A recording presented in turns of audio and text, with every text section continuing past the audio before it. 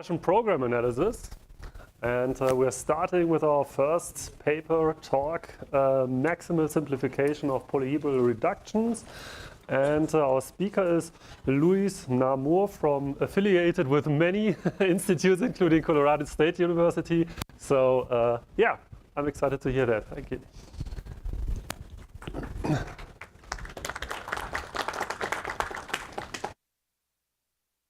Great. Everybody can hear me all right?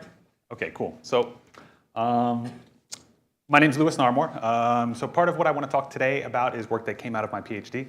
So I did a joint degree between CSU here in Colorado and University of Rennes in France. So I spent 2 years in France as part of doing this. So let's just dive right in. Okay, so I want to start with a simple example, and this is probably going to be something that a lot of you have seen. But just bear with me because it illustrates all the things that I want to talk about. So I mentioned we're talking about this program transformation called simplification, and the prefix sum is the simplest example of simplification. So imagine I give you some loops like this, some doubly nested loops, and we want to produce this output array y from this input array x, where the ith element of the output is the sum of the first I elements of the input. So if we just think about what this is doing, you can imagine we have some space, some iteration space of the values that the iterators can take I and j.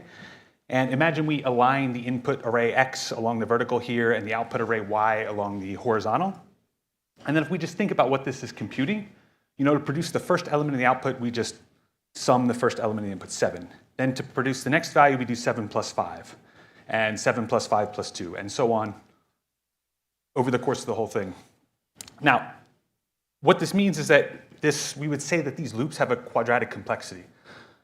But if you look at this for any more than a few minutes, you'll say, okay, well, you're kind of redoing a lot of work. So once we produce one answer, there's no reason to resum a lot of the same elements. In other words, once we have the answer in the fifth place here, once we have 18, there's no need to resum 7 plus 5 plus 2 plus 3 plus 1 plus 8. We have everything we need in order to produce the value from 26 by just taking the previously computed value and incorporating the only new, not yet seen answer. So what this lets you do is it lets you re-express the same computation in a more efficient way. So we can compute the same thing in now a linear time algorithm. So if you forget everything else that I say, this in a nutshell is the simplification transformation. So we want to go from some specification, like what you're looking at on the left, whether it's loops or equations or something like this, and identify when there's this redundancy, when there's this reuse that can be exploited, and automatically rewrite the program representation in a cheaper, more efficient form. So there, I had three words. I had simplification of polyhedral reduction. So just to kind of set the stage for the context of what we're talking about, reductions, we're talking about computations that combine collections of inputs, often with an associative or commutative operator, to produce one or more results. And so these things, think accumulations. These are ubiquitous. They appear all over the place. We see them in RNA structure prediction in bioinformatics. We see them in tensor contraction networks using quantum chemistry. Deep learning these days is all the rage. The backpropagation layers, these matrix multiplication, these matrix products are themselves reductions.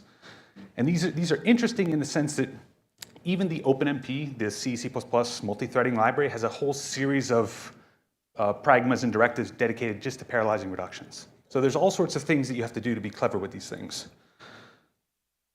So what I'm talking about here, we're going to do some of this analysis based on polyhedral compilation techniques. And when I use the word polyhedral program, really what I'm talking about are these iterative computations that typically have static affine control and data access. So what I mean is, you think about these loops. This is the same prefix sum example that I showed you at the beginning. We have this iteration space that's defined over this triangular domain, and we think of each point inside this domain as having some computation. And we can write this set of points, I and j, that comprise this domain in a nice closed form as a set of finitely many inequalities. So we have this domain that describes the iteration space. Similarly, we have a data space for each of the variables. So for the input variable x and the output variable y, In this example, they're both 1D, and I'm showing x, to be along the j-axis and y to be along the y-axis. And then you think of variable axes as affine functions from the iteration space to the data space. So what I mean is, inside the body of this loop body, we have an array on the variable x that accesses, at each point ij, we read the point j. So we can describe the access on x as the function from ij to j. And these are relations, so we can describe them as arrows. So at each point inside this triangle, we read some value from x along the vertical, and we accumulate it into the location on the floor. So polyhedral programs iterative computations with static affine control. And a polyhedral reduction is everything I just said, plus we think about all the rights as being accumulations. So we have plus equals, or max equals, or op xyz equals. Now, the problem that this paper that did this work solves is, given some polyhedral reduction as input, can you rewrite it with a lower and ideally optimal asymptotic complexity? So I give you some loops like this, some loops with 4 levels deep, and can you rewrite for me an equivalent version that is cubic, quadratic, or linear? And you can. And so the answer, there's this simplification came around, or was introduced in 2006, and they addressed this problem. So being able to take an input specification like the 4 loops on the left here, and automatically spit out the equivalent quadratic representation without having to use your clever human to say, oh, I recognize that we're reusing things like this. And the nice thing about this is that it's systematic and automatic, meaning it doesn't take some clever human to look at it, and it's optimal in the sense that I can guarantee that there's a quadratic specification that computes this program, and simplification can find it. So part of this work is about addressing some of the limitations, because while it's a powerful technique, it has some limitations. So the prior work on this was largely theoretical, and it sometimes fails. So if you take these loops as simple as this 4-nested loop body, and you change it so that now we're using an operator like max or min, this example is hilariously difficult. So if you want to appreciate why or the difficulty here, take these loops and write it in Python or C or something, and try to express the same computation with quadratic complexity. It's laughably difficult. We spent weeks just trying to show that you could do it. But everything that I'm talking about today sort of gets us there in a systematic and automatic way. So now, to be a little bit more formal, or to talk about what this redundancy, this reuse that's baked, how do we remove the redundancy?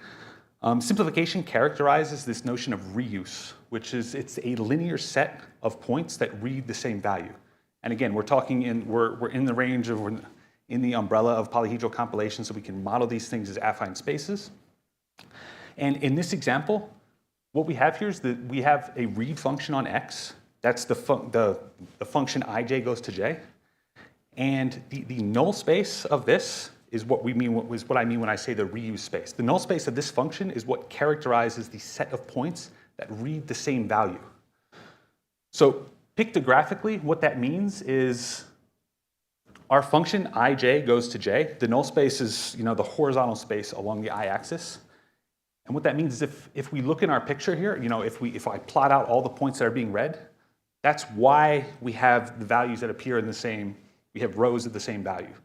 So a way to think about this is at any point inside the iteration space, if you walk along the reuse space, we're reading the same value. So the whole point is that we have a nice, precise way to characterize this. Now, since we're talking about the polyhedral model, this leads to a nice, pretty geometric picture that I can draw and illustrate. So when the reuse space is non-empty, in other words, when we have some loop body where we read and accumulate expressions inside the body with a function that has a non-empty null space, we say that simplification can take place along some choice of reuse in this space. And pictographically, what that means is, again, let's let D be our iteration space, so the triangular region here. And I'm going to say, okay, pick some reuse vector in our reuse space. So again, we have the y-axis as our space, so we have two choices. We can either go from right to left or from left to right. And here I'm just going to pick arbitrary from left to right. And the way you can visualize this is imagine we take our domain and we shift it along row to yield some new domain. And now throw out everything in the intersection. So all the points where the two triangles overlap, that sort of encodes the redundancy. And now we think about the computation as only being defined over these residual, the places where they don't intersect. So over some of the facets, some of the edges of this. And again, not all of these contribute because remember that our output is along the horizontal and everything gets projected onto the output. So not all the points, some of the points under the projection land in spaces that aren't defined. So the whole point is we have a residual computation defined over some of the facets. And then once we have that, we have a way to rewrite the same computation. So all that I'm trying to illustrate here is that now we just think of this new computation, these loops, as being defined over the points that are just along this top red bar. And we say that you can think about this as having a linear complexity because the number of points inside the edges are linear, and the number of points inside the triangle is quadratic. So think about the computation as being moved over the body of the triangle, i.e. quadratic, with quadratic complexity, to just some of the edges, linear. So this choice it's not at all unique. There's multiple ways to do this. So I just showed you going from left to right. And imagine we sort of think about the same thing where we go from right to left. And all that I mean is we're using the value in the answer produced from either the left or right to produce the next one. So pictographically, imagine we do the same thing. Now we shift our red triangle from right to left, throw out the intersection, evaluate just the residual computation over some of the facets, project out the ones that don't have an answer in the output, and now we have a different, yet another linear time program representation that computes the same thing. And the way to think about this is instead of starting from the left and incrementally adding one thing, first we do an initial summation of all the points on the very right. We produce the very rightmost answer. We produce that 29. And then we take 29 minus the previously thing, the values that were used to produce the last element in the output. And we subtract, so you can't see it here, but you see it was 3 on the top. So we go, to get 26, we go 29 minus 3 gives us 26. So the whole point, there's the choice in which we decide to exploit reuse is, there's multiple choices. So at this point, in general, there's many choices. In this example, there's 2. So for the rest of what I want to talk about, I'm not going to show any code or any points or anything like this. I just want to I want to describe, think about these computations, these programs as these pictures. So we have some domain, D, and a reduction defined over it, accumulated by this big O plus operator. And we say it has a non-empty reuse, and simplification exploits one choice of reuse and pushes the computation onto some of the facets. So we have a residual computation that looks like what you're looking at on the left, where we have points over just the top oblique, accumulated by the operator itself, big O plus, or the inverse, where we exploit reuse from right to left, what you're looking at on the right-hand side.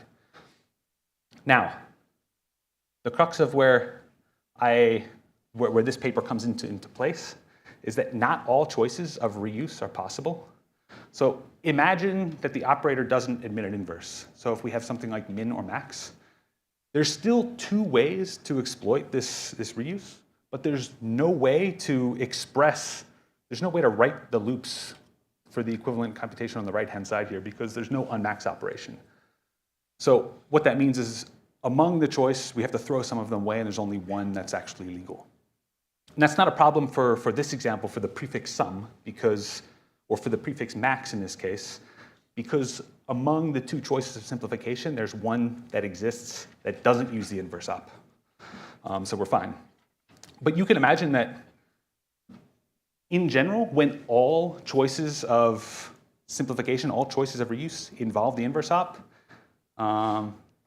simplification as it was produced from 2006 fails. So imagine we have some computation that looks like this this parallelogram here, where we have, we're accumulating points along this sliding window going up. And the question is, can we still develop a lower complexity linear time algorithm here? And of course we can. That's why I'm here. So the key observation is that we can split this into two pieces and simplify each piece independently, because these operations are commutative.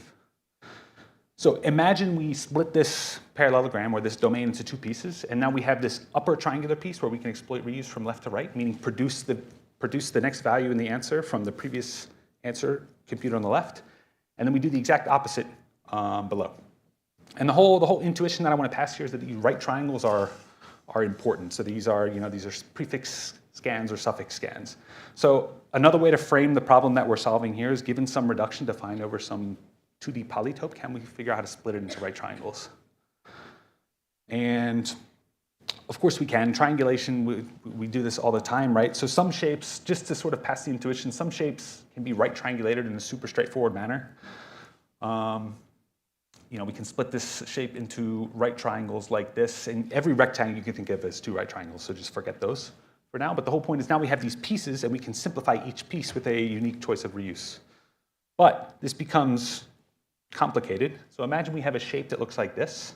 Can you fill up this domain with right triangles? And you can, but the challenge is that there's an unbounded number of splits, because n is parametric. So how can you use this to transform the program in a way that doesn't require us to repeatedly split here, split. And the thing is that after two splits, so when we're working with triangles, we have everything we need in order to guarantee that a repeating pattern always occurs. And what this leads to a simple, quote unquote, recursive code generation strategy where we have this reduction defined over this triangle. Two splits, we make one choice of reuse from left to right on this top right triangle, and then we do the opposite on the bottom right triangle, and then we recurse into the blue region. And then this leads to a code generation strategy that has linear time complexity. So an interesting observation that came out of this work is that surprisingly the 2D case is hard, but the higher dimensional case is easy. And this is usually the opposite of what we see. Normally we add another dimension and we encounter some combinatorial explosion of the search space, and we have to encounter all these things. But the higher dimensional analog of sort of decomposing a polytope into quote unquote right simplices is easier. And again, I don't have time to talk about all this now, but a lot of the paper is dedicated to proving that we can do this always in a finite number of splits. So I'm talking about what's a hypertriangle is a simplex, so think of it as a tetrahedron, and you can think about it as the convex combination of d plus 1 vertices. So a pyramid is 4 vertices, and the notion for what I want to call a right simplex is it has an edge that is parallel to one of the axes. And again, I'm being very hand wavy here because I'm just trying to pass the intuition that what we're trying to do is, given some input domain like this, can we figure out how to cut it up into sort of right simplices such that each piece is easier to simplify? And sort of what we do is we have a bunch of, it's not really a heuristic, but we have a way to guarantee that by splitting these things through their edges, so splitting a D simplex through its D-2 face gives us a way to produce two smaller, easier to simplify pieces in such a way that we can guarantee that this process terminates. So a lot of the paper is dedicated to the math and giving constructive proofs to show that this always works. And what's interesting about this whole thing is the 4D example that I showed on the first slide where I said this example is hilariously difficult.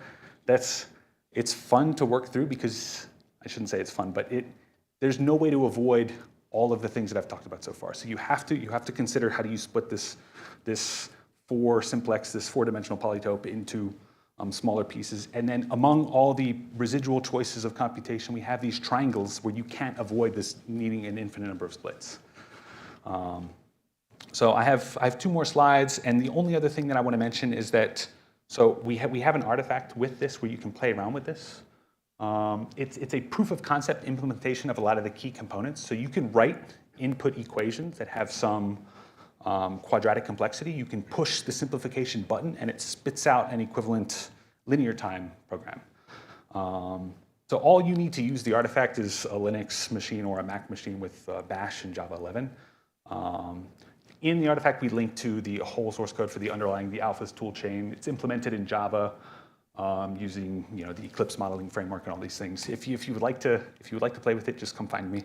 I'm more than happy to chat about it. But this is free for you to play around with and break it and try to see what you can do.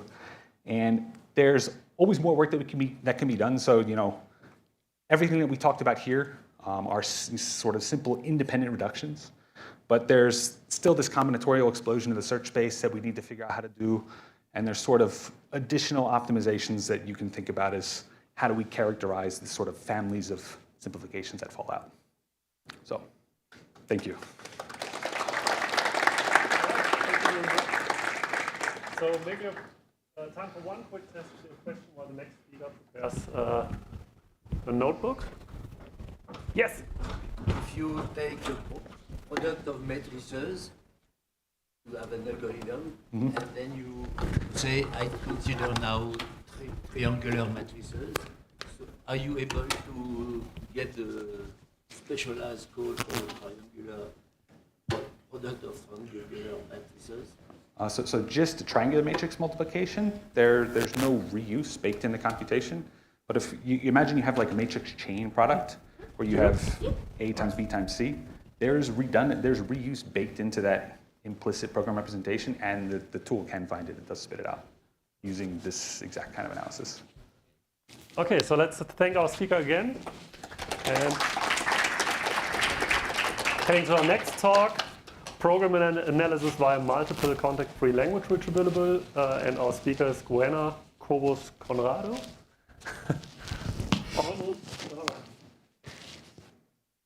Okay, nice. You guys can hear me. Hey everyone.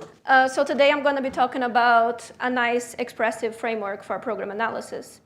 And I'm going to start, I'll start talking about just language reachability more generally as a framework for static analysis and how do we use it.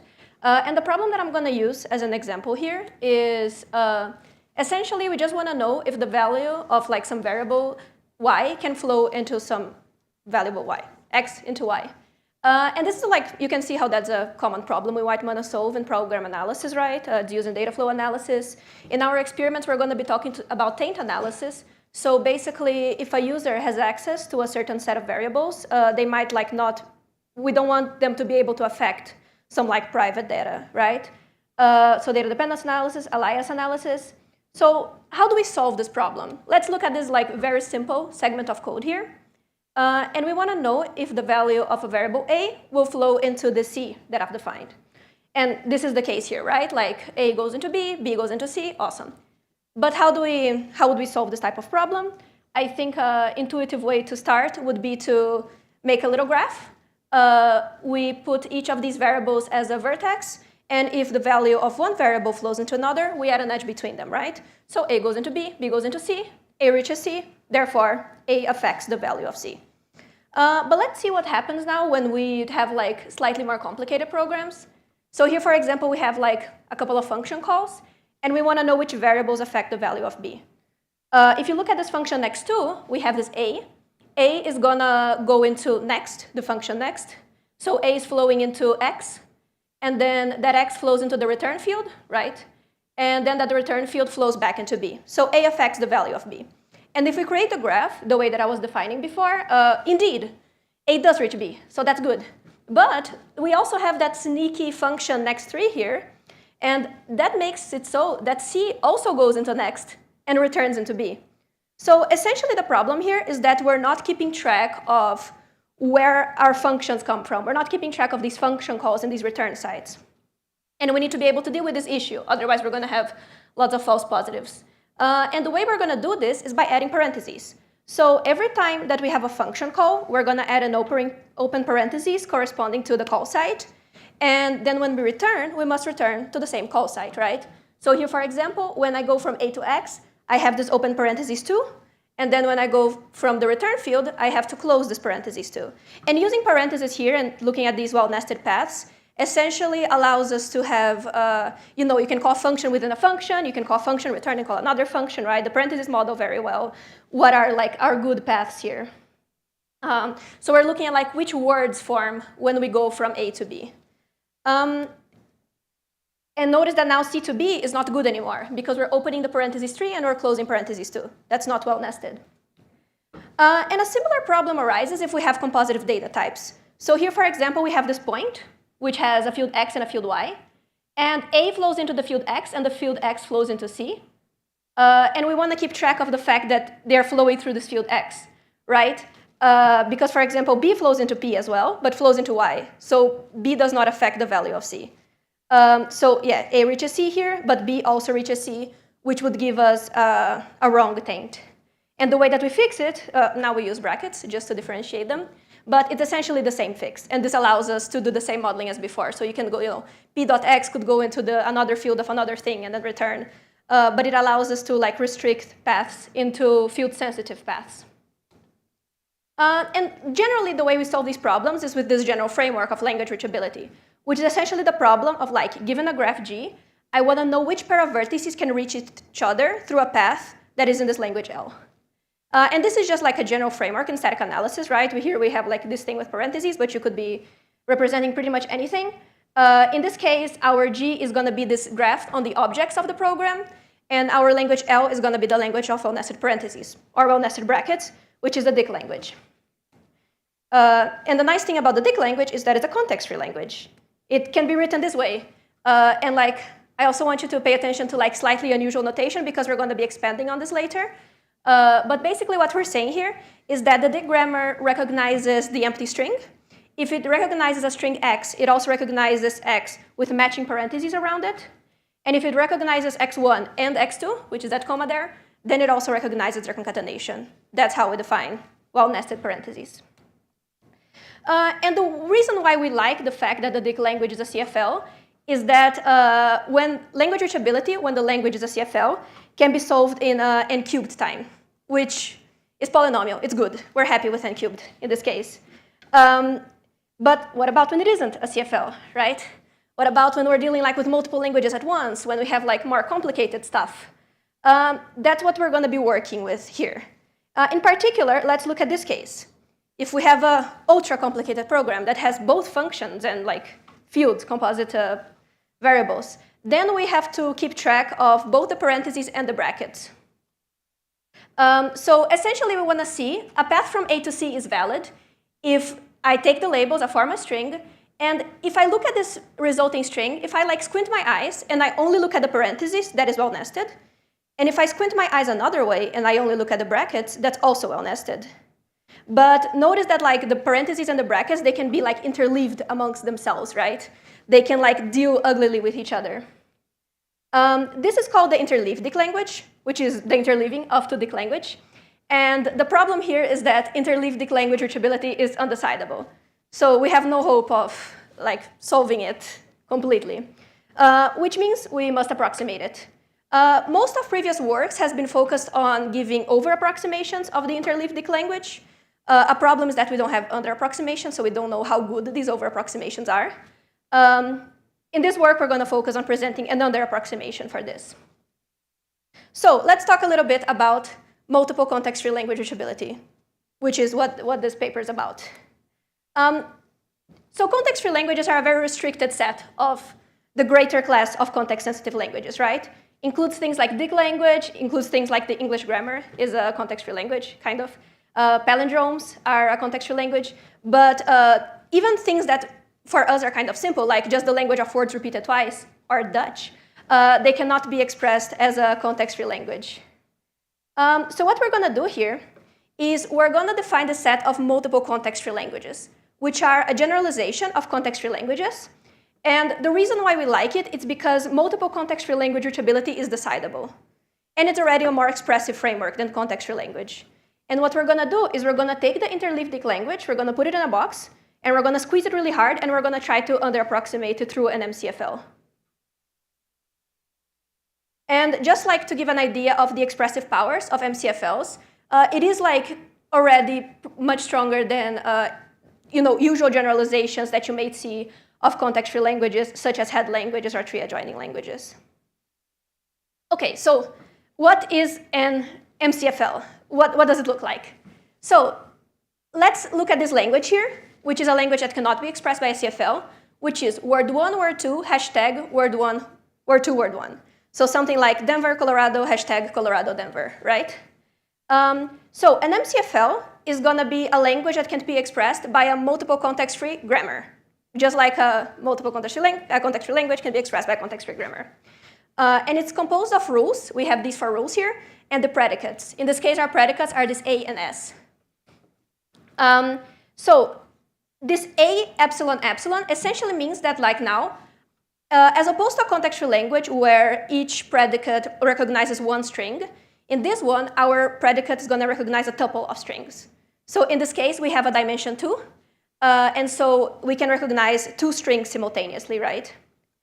And then in this production rules here, we have that like if A recognizes the tuple x1, x2, then it recognizes x1 with a 0 in front and x2 with a 0 in front.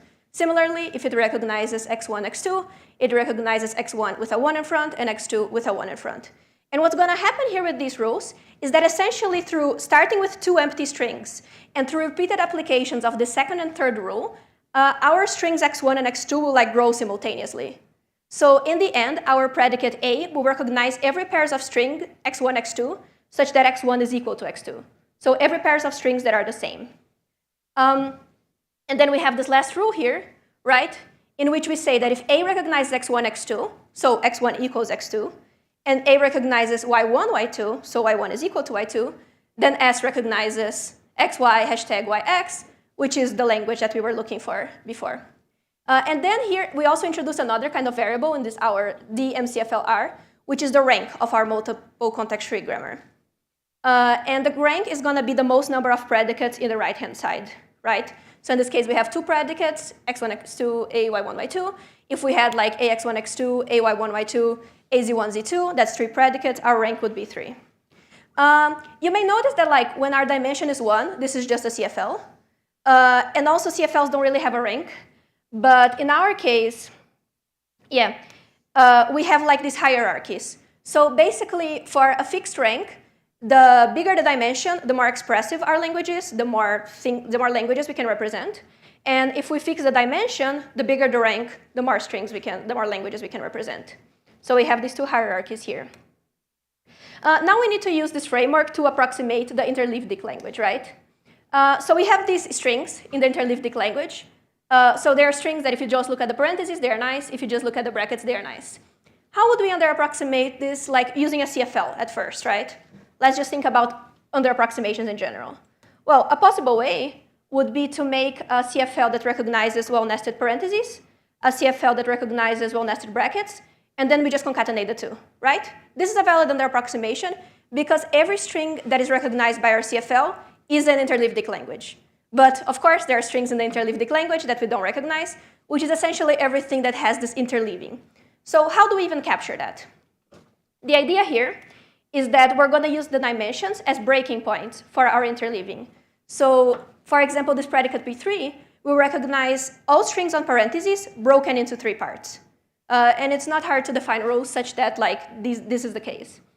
Now that we have like this predicate that recognizes parentheses broken into pieces and bracket strings broken into pieces, we can define a rule to interleave them, right?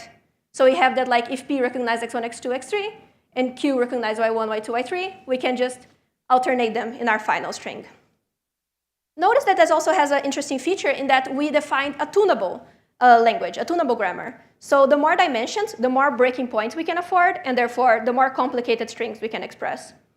And this grammar that I just described is kind of similar to bounded context switchings in terms of like recognizing these interleaved languages.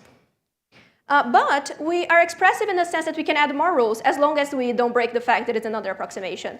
For example, if S is in the interleaved language, we can just insert it arbitrarily into anywhere, and we're still going to have a sound under approximation. And now, like with these rules, our generalization is much stronger than bounded context switching. So even for like 2 dimensions, we can recognize strings that have an unbounded number of context switching. So for example, this Larry Ugly string, we can recognize it with 2 dimensions by adding some of these rules. OK, so now we need to solve MCFL reachability. And how do we solve it? It's in the paper. But we basically generalized the algorithm for context-free language reachability. And we did so by defining a normal form for these multiple context-free grammars in a similar way that you have the Chomsky normal form for context-free grammars, right? And we also generalized the standard CFL reachability algorithm to work with multidimensional predicates. This algorithm that we designed, it runs in O of n to the d times rank plus 1. So of course, like the more dimensions you have, the more time you're going to take. And we have proved lower bounds for rank 1 of n to the 2d. So that basically means that, like, indeed, as we increase the dimensions, we do need like an n square factor. We cannot like get rid of it. And how does this perform in practice, right? So we worked with this tent analysis benchmark, the benchmark for scalable and precise tent analysis for Android. And this gives us a graph on the objects, right, on these variables. And we must report the number of pairs UV such that U affects the value of B, right? So basically such that there is a path from U to V that is in the interleavedic language. And what we're going to do is we're going to offer our under approximation, and we're going to compare it to the best available over approximation. So these are benchmark. These are basically simplified versions of like Android programs. But you can see that they already have like a decent number of nodes and edges, right? They're not tiny, tiny graphs. And these over approximation columns show how many things, how many pairs of variables were reported by the best available over approximation. And in our results, these are the number of paths that we reported for running our approximation in 1 dimension and running it in 2 dimensions. And these ones that are grayed out, the ones that are in bold, they are the benchmarks for which our number coincides with the over approximation. This means that for all these bolded benchmarks, we have found the optimal answer for this undecidable problem, which shows that even for dimension 2, we offer like a really good under approximation, right? So it's optimal for 8 of the 11 benchmarks. And even for the benchmarks that is not optimal, we find the great majority of reachable paths.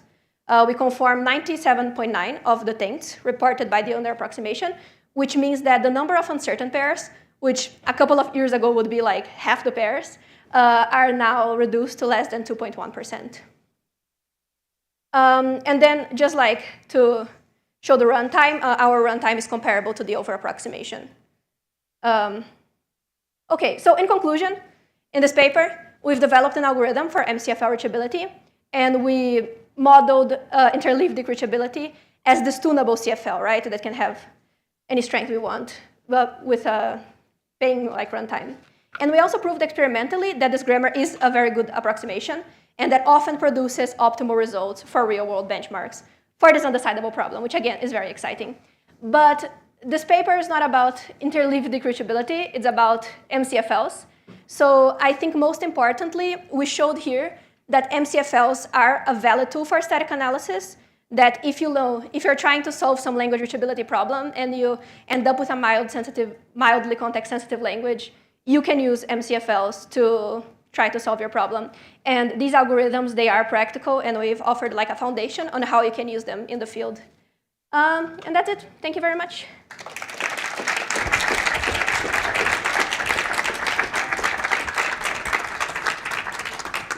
All right, so we have time for one or maybe 2 quick questions while the next speaker can already prepare the laptop. Any questions? Oh, yeah.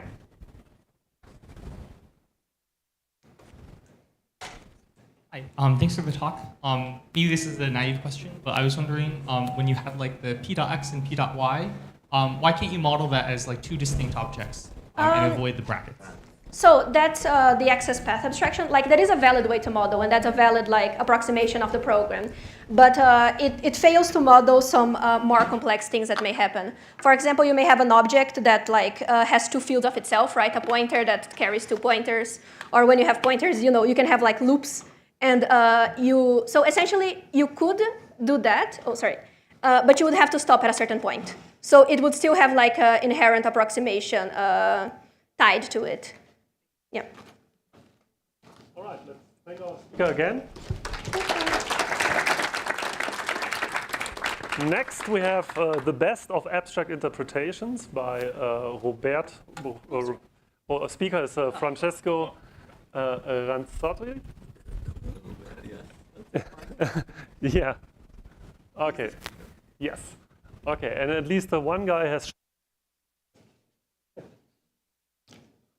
Okay, so we are speaking about abstract interpretation, of course. What is the setting? The setting is that we have an abstract domain. Yes, it works. Abstract domain means that we have an abstraction, we have a concretization, we have an operation. It can be thought about its transfer function and the corresponding abstract transfer function, as depicted by this diagram. So we need soundness, so we need transfer functions which are correct approximation, and that means that this inequality must always hold.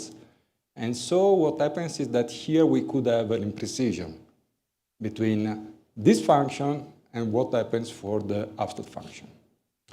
When this imprecision shrinks to 0, what we have is an abstract function which is the best Cauchy approximation.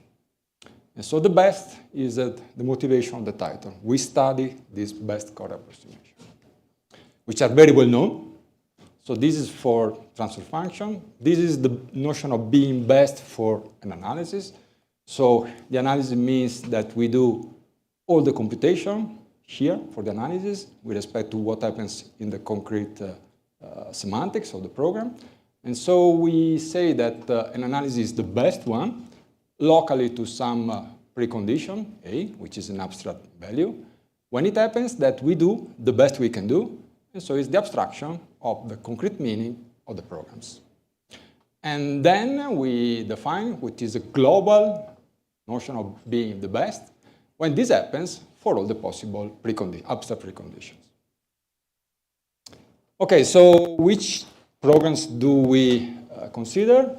Standard programs. So the syntax of our program is given by the usual clean syntax, let's say. So we have basic commands, typically assignments and Boolean guards, but it could be anything. Compositions of programs, sequential composition, choice, and iteration as given by the clean star. Semantics is standard. So let me just point out composition is composition of functions. Choice is the union, disjunction, and the clean star is iteration for any k.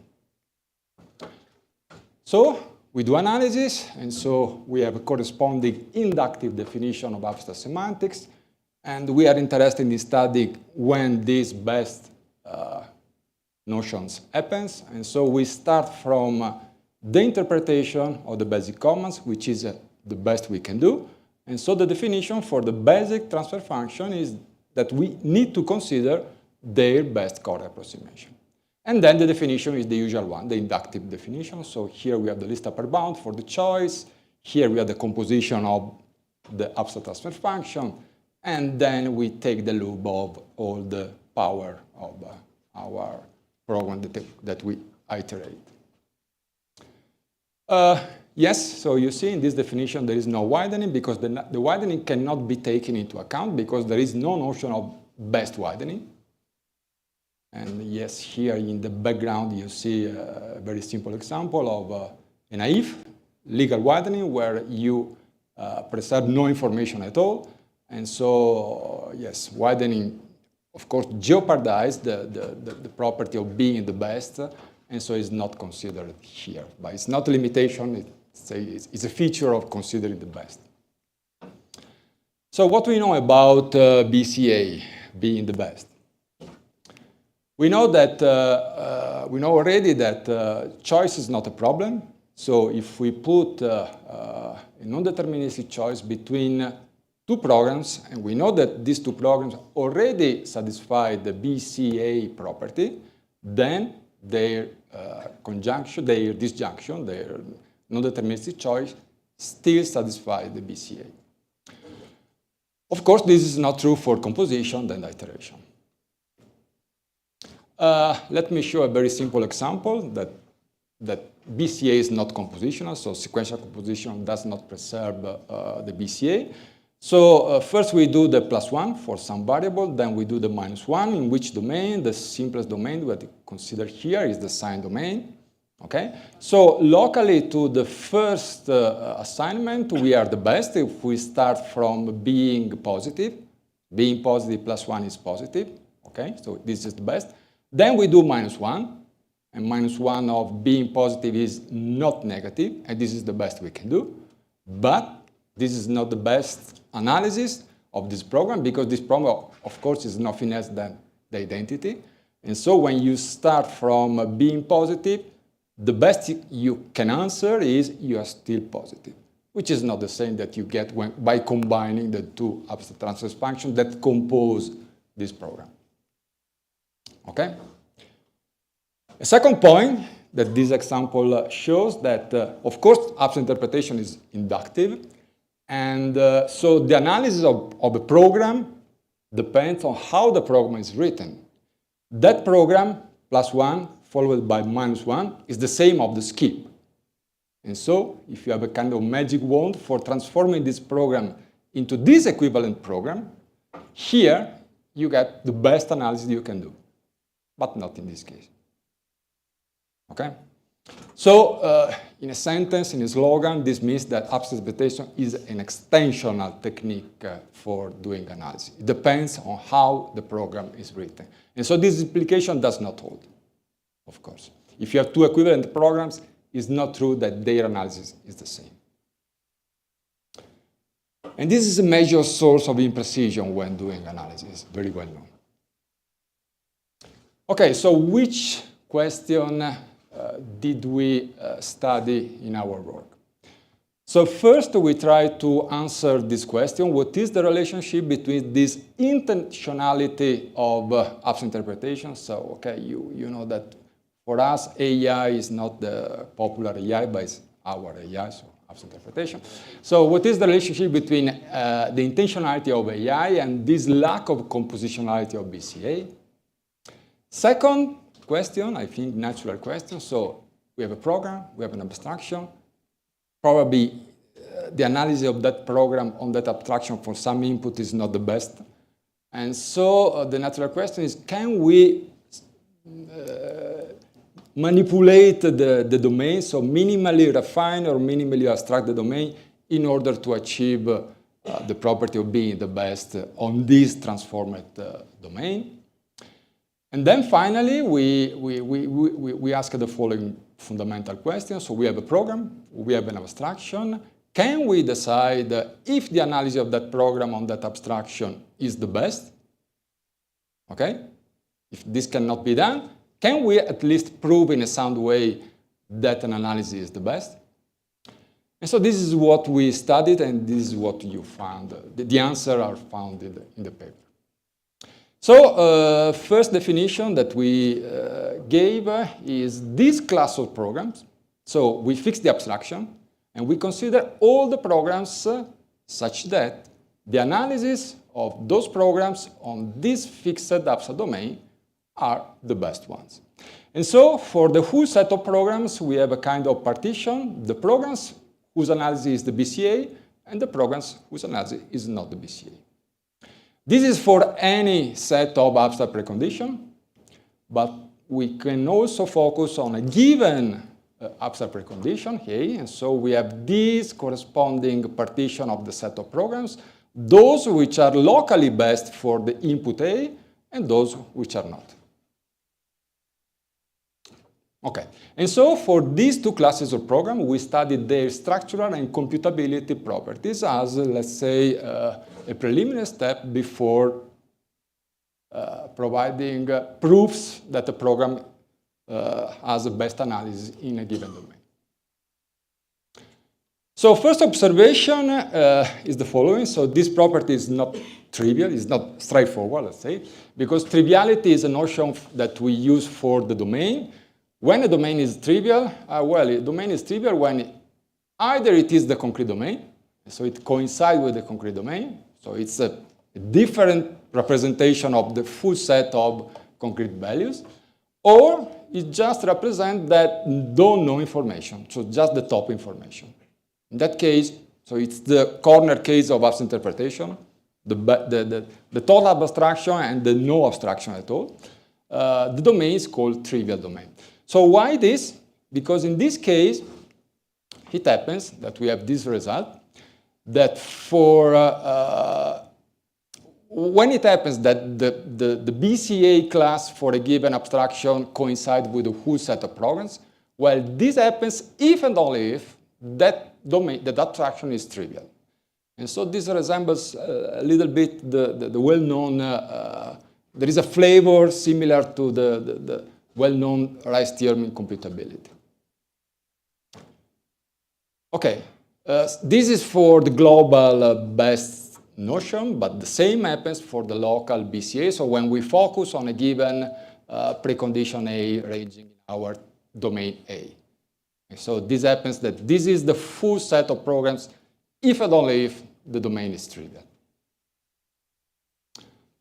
Then the second question that we faced is, okay, so can we transform a program, let's say syntactically and in an effective way to achieve this property of having the best analysis? And the answer is no. And what is precisely what we want to do with this transformation? So we fix the abstraction, we fix the after precondition A, and then what we show that there is no transformation, so no effective, computable, terminating transformation of programs, such that you preserve, of course, the behavior of the program. So in that input, for that specific A, and what you get is a transformer program that satisfies the BCA for that input. Well, this cannot be done. This cannot be done. So the answer is negative. Third point, okay, so we do analysis, and then we have a corresponding notion of equivalence driven by that analysis on that domain. So two programs are equivalent when they have the same analysis, and what we define to be an extensional abstract equivalence when this preserves the concrete behavior of programs. So we say that this abstract equivalence is extensional when for two programs which have the same semantics, the analysis is the same. Well, what it happens is that this happens, this extensionality property, if and only if the best analysis, the programs having the best analysis is the full set of programs, and this happens if and only if the absolute domain is trivial. Actually, it's just the concrete domain because the don't know domain is excluded in this result. Fourth result, negative result, impossibility result, the BCA is not a recursive property. So if we consider a non-trivial abstraction, what happens is that both the global and the local version of the BCA set of programs is not recursive. And so what does it mean? It means that for these two checks, for these two decision question, is P has a best analysis on a given domain A, or locally for a given abstract input, these two questions cannot be decided. There is no algorithm for them. Okay, second question that I mentioned before. Can we transform the abstraction? And the answer is no. So transform the abstraction means that can we minimally transform the domain either by refinement or by simplification? So more precisely, the question is, does there exist the least domain refinement of a given domain A such that we can achieve the best analysis on that domain for the given program P, either globally or locally? And on the other way, so can we simplify in a minimal way so there is the greatest domain abstraction for achieving the BCA? And the answer is simply no. The details are not given here in this talk. Okay, so far just negative answers. So what can be done in positive for this BCA property? So what we defined is a notion of BCA triple. So we have a program. So the abstraction is fixed. We have a program. We have an abstract precondition. We have an abstract postcondition. And the meaning of these triples, so the notion of validity, is the following. So the analysis of P from the precondition A is B. Okay, quite expected. But this analysis is the best you can do. Okay, so what we want to do is to prove these triples, to have a system for proving the validity of this triple. Let me give you an example. So it's the usual +1, -1. So for this triple, you see the precondition is being positive and the postcondition is being positive. This is not a valid triple. Why? Because this is not an analysis. Okay, because if you analyze this program, starting from the positive information, then you get here positive and then not negative. So this is not an analysis. On the other hand, here you have a precondition which is positive. The postcondition is non-negative. This is not the case. This is not a valid triple because this is not the best you can do. On the other hand, if you start instead from the precondition which is non-negative, non-negative, then this is a valid triple when you put as postcondition non-negative. Because, yes, this is the analysis and this is the best you can do. Okay, so what we have a system for proving this triple. So I provide an example for explaining at least a little bit the rules of our system. And okay, so what we want to prove is that for this loop, where the guard is x is greater than 0, and then we do -1, starting from the abstract precondition. Okay, so we are always speaking about the sign domain. Starting with the abstract precondition, which is being positive, the invariant is non-negative. Okay.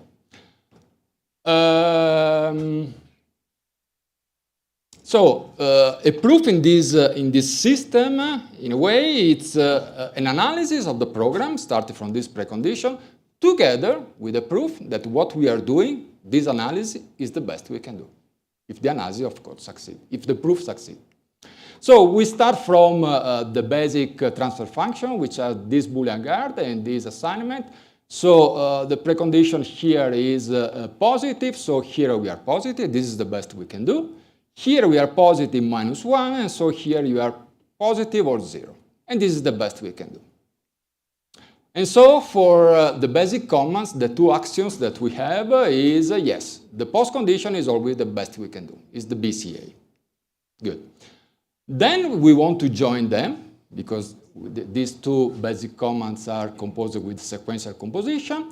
And we can do that because for the first, what holds is the gamma completeness of that test. Gamma completeness means that you take a guy which is in the domain and you have as postcondition a guy in the domain. And here this happens because if you filter x is greater than 0 with x is greater than 0, you get x is greater than 0. And so this is a sufficient condition for composing the two triples. And so here gamma completeness holds, and so you can join this with this, you can compose, and you get this. And this is a valid triple. Okay, let's go on. Let me skip the general rule. So now we want to take into account iteration, the loop. So the rule for iteration is the following. Basically, is the rule for having an abstract invariant, which is the best abstract invariant. So as long as you find as postcondition a B, which is the best for one iteration, and this is an invariant, so B implies A, then A is the abstract invariant. Okay, so for what we have now, this cannot be done. This cannot be done because you see this Z being positive or equal to 0 does not imply being positive. So this is not an abstract invariant. So what can we do? Let's first weaken the precondition. How to weaken the precondition? So we have a weakening rule for the precondition, and this is the rule. The idea is that we can weaken a precondition A prime as long as the post-condition is still implied for the analysis. And so this is the case because if we analyze this body of the loop starting from greater than 0, okay, we can imply, starting from greater than 0, greater than or equal to 0, we still imply this. And so we can weaken this greater than 0 to greater than or equal to 0 using the rule of abstract invariant, okay? But this is not what we want because in our goal, we want to prove that the abstract precondition is greater than 0. And so now we have a second rule, which is a recursive rule for the invariant, because you see here we have the cleaning star here as a precondition. And the idea of this rule is that we can put here a different precondition A as long as you can reach the C after a finite number of application of the body. So if we start from A and we can reach C by preserving the best property, then this C can be weakened to A. Okay, so this is the case for our example, just with one iteration of the loop. And so, yes, this is the hypothesis that we satisfy. So in one iteration from greater than 0, we get greater than or equal to 0. And so we conclude here greater than 0. And so in the end, we did the proof.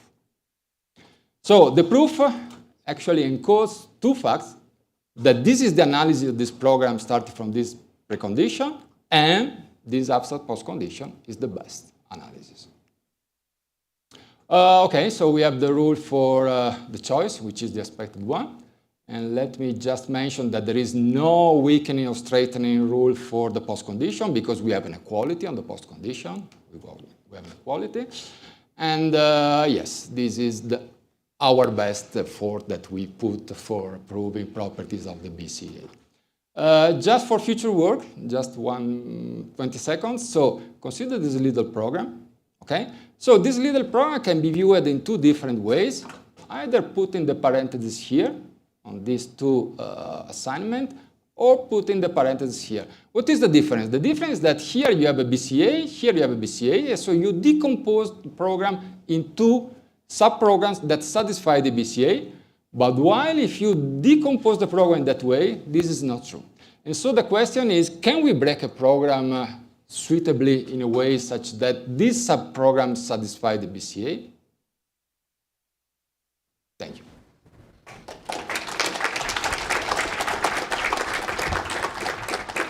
All right, thank you very much. We have maybe one quick question while the next speaker can prepare their laptop. Yes. Yeah. So who's the next speaker? This is maybe not a particularly bright question, but in our previous work we defined the notion of local completeness with respect to concrete points. Here you are considering local completeness with respect to abstract point. No. So here, part of this system is proving that we are doing an analysis, and that's why the precondition. Yes. But can it be recovered in this work? No. No. You still need to knock. The microphone is here.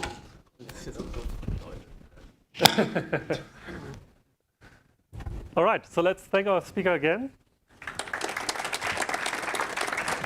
Now for our last talk, an incremental algorithm for algebraic program analysis by Chenyu Zhu, all right, from University of Southern California.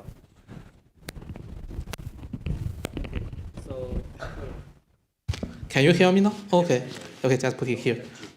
Don't touch it. Oh, yes, thank you. So thank you for introduction. I'm Chen Yuzhou, a second-year PhD student from University of Southern California. And this is a joint work with Yuzhou, Jinbo, and Chao. Jinbo is from Purdue University, and the rest of us are from University of Southern California. In this presentation, I will propose a method for efficiently compute the incremental result of algebraic program analysis. I will start from introducing the background of APA and the incremental analysis, and also why this task is important. The APA will involve a clean algebra system into the program analysis. The APA does not replace abstract interpretation, but finds another way to compute that. Many useful algebraic properties from the clean algebra system could be helpful in our analysis, and it will be easier for us to handle the large scale, parallel, incomplete, and also the incremental analysis. Also, the algebraic system will enable a long-iterative way to compute the result of algebraic program of abstract interpretation, which will also be useful in some quantitative tasks. So in our work, we will mainly focus on incremental analysis. The incremental means that if you already have a program P, just like a program on the left, and also we made a small modification to make the program on the right as P prime. The problem is, can we efficiently compute the analysis result without recomputing all the things from scratch? To figure out this solution, we need to start from a general workflow of APA. So the APA is different from the iterative-based analysis, especially in data flow analysis. It will first compute a past expression row, and then involve the data flow facts into the analysis. So the first step will only explore the structure of a program. Notice that the past expression is as a regular expression, so there are many space for us to do some rewrite or do some transformation based on the analysis task we want. And also, after that, we can define our abstract domain based on the analysis task, and then interpret the past expression into the abstract domain. After the interpretation is finished, we can see the final program facts of row, which is the analysis result as we want. So here, let me give us a very simple example. Let's assume we are required to perform an uninitialized variable analysis. I think everyone here knows how to do it, right? So now let's take a look at how to solve it in APA. First, we need to define a clean algebra system, which contains a symbol set A, 3 operators, the plus, the multiply, and the star, and also two special units, two elements, 0 element and unit element. Then we define the abstract domain as two sets, the possibly uninitial sets PU and the definitely initial set DI. Also, we need to define a semantic function D to map in the program into the abstract domain to store data flow facts. After that, we will define interpretations of the 3 operators, indicating that if we miss them in the past expression, what we will do for them. So let's see how the APA will compute the analysis result for a program. Here, the red one is a possibly uninitialized set, and the blue one is a definitely initialized set. So let's look at line 2 and 3. In line 2, we got this result, and line 3, we got this. So when we use the multiply operator to combine them together, we'll get this result according to our rule. Similarly, when we have a line 6, 7, and 8, we'll get this initial information. And also we use the plus operator to combine them together to get this. Then we multiply with 9, 9 to get this one. After this one, we'll make a loop. So whenever we make a loop, we'll use the star rule to get an analysis result. So that's actually how the APA will perform program analysis based on this kind of program. When it turns to incremental analysis, the situation is a little bit different. So comparing to the previous program P, here we add a new line of code E2 into the P to make that P prime. So since we already modified the program P, well, the past expression row will also be changed as row prime. It has a new letter on that because we add a new line of code here. So because the past expression also changed, the interpretation result will also be changed. So this is how the incremental changes could affect the APA process. But the key idea of APA is that we have separation over these 3 parts. The computing that past expression and the computing depth of facts, they're all separate. They do not know each other. This idea enables many optimizations and design tricks on different kinds of analysis. But in our incremental task, this feature becomes an obstacle in our path, as recomputing both of them fail to make use of the previous information. So the challenge is, so how can we efficiently organize this result and reuse this information to mostly reduce the recomputing? Oh, sorry. Okay. To solve that, we can also make one step deeper into the problem. So actually, the past expression is maintaining the program structure of the CFG. If you do some modification on the program structure, actually you are dynamically maintaining a CFG. We all know that dynamic graph problem is not easy. So it's impossible for us to just find some textbook and find some graph algorithm to directly solve that. So therefore, to tackle this problem, we need to start from the program itself and to see if the algebra and the semantic could help us to do so. Our method tries to use the previous analysis result and reduce the recomputing. So the main goal is that we want to make the most use of previous information as much as possible. To solve this, we must figure out how can we better organize the information on the graph, and also how can we involve previous information inside our analysis. This problem drives us to explore the properties of clean algebra system, and finally we find that the associativity rule of clean algebra system could help us develop our algorithm. But how to make use of that? So let's come to the second part of our talk, motivation. So here, if I just give you a past expression rule and the interpretation, actually, we already redefined the plus, the multiplier, and the iteration. And also we redefine every element. Actually, we're redefining arithmetic. So the most straightforward idea is that we use a computer direction, define two stacks, from operand stacks and operator stacks. We scan the past expression. And after the scan, we can compute the result of this past expression. Actually, everyone is familiar with that in a real number system. But however, though this idea is very straightforward and elegant, but it fails to be incremental. Let's say if the past expression becomes a row prime and the interpretation also changes, we cannot retrieve the stack within this situation, so it cannot be incremental. So how could it be incremental? So here, let's build the expression another way. Let's see if we already get the interpretation result of E1. So let's say we're adding an E2 to a row prime, and very luckily, we already get the result of E1 and the rest of our parts, and we store there somewhere in our computer. So if we want to insert E2 between them, actually we only need to do 2 computations. Then we'll get the result. It's very fast, right? But actually we are not always that lucky. We are not always lucky enough to precisely split the expression and where the future incremental will happen. We are not fortune teller, right? So we cannot do that. So if very unluckily we split the program in a wrong way, it will not help us do incremental. So we need to find a better split of expression so that we can automatize the computation to make it faster. And then we also find that the changing the computation order will reduce recomputing. That's why we can scale better split of expression. This brings us to our third part, our method.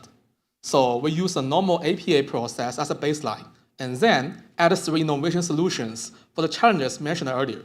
So for challenge 1, we use a data structure to update and pass expression along with the interpretation together. For challenge 2, we design a tree structure to efficiently maintain the program facts. For challenge 3, we categorize the incremental changes into 3 basic operations, and design methods to handle them. These 3 new components are our main contribution. I was going to introduce it one by one. So the first one, let's look at how we can update the program facts and the past expression together. So we can find that the interpretation is bundled with the past expression. And very luckily, we can find that every interpretation we maintain with APA also satisfies the rules and invariants in the clean algebra system. So with this property, let's see how can we do this for the program. We designed an APA tree to maintain such past expression. So every leaf node here is the actual CFG node or actual letter in the past expression. And every branch node is an operator, like multiply, the plus, or the star. The number of its branches is decided by the operands it has. For example, the multiplier has 2 branches, and the star only have 1. Besides that, we want the tree structures to be as balanced as possible. And also we can find that this tree is a valid expression tree of the initial past expression. But we all know that the expression tree could not be the only one, right? So we want to be as balanced as possible. By recognizing the program into this structure, we will find that we will remain most of the parts to be unchanged when some incremental changes. Now the problem is, the tree looks very beautiful, right? But how can we build such a tree? Let's start from a simplest version of the program. So here let's consider the program is straightforward without branches and loops. So it's very easy to build a complete binary tree to replace this program. It's very balanced. So when the program becomes a little bit complex, it has branches. To build a valid tree, we must first handle the 2 branches, then put a plus operator on top of them. Also, in the same way, we can handle the loops. For the loops, we first need to tackle the loop body, then put a star in front of them. So by doing so, actually, we are figuring out a way to linearize a control flow graph into such a tree structure. To summarize the previous process, we were identifying these two basic structures iteratively from the program, the loop structure and the branch structure. We scan the whole program to see if we can find them. Once we find them, we'll shrink them into one line, into this one edge. Notice that when we made multiple nodes gradually connect together, like if we already shrink a node, we also need to shrink them into one node. By iteratively doing so, finally the program will have only one edge. Then the tree building will process. Whenever we do a shrink, we will build a subtree into our initial API tree. Finally, we will connect all the forests together to get a one valid API tree. So let's come to the third part of our talk. After we build such a tree from the original program, how can we handle incremental changes? To solve this, we need to first identify these changes. We categorize them into three basic categories. In baseball level, we can view that as edit a basic block, delete a base block, and update a base block. We notice that the add and delete, they are structural changes. Means that by doing so, the control flow graph structure will be changed. And also the update one will only influence semantic, will not influence the program's control flow graph. So that's from the easiest one, the semantic changes. Let's see how we can handle the update queries. Since there's no influence on structure of the program, the tree structure always remains the same. So first, we'll locate the expression. Let's say if you want to modify the E4, previously it may be the E equal to 5. Now we want to make it equal to 5 plus 1. So we first locate the E4, and then traverse until the root, and then update every information on the path we meet. So by doing so, we can find that besides this path, the most part of the program on the other black nodes, they will not be changed. And the time complexity will be OH, edge of the tree head. Then let's see how we will handle the add operation. When we want to add a new node to CFG, actually we are inserting a new leaf to our API tree. So first is locating. Let's say if we want to insert the E5 after E4, how we will do. First, we will locate the E4.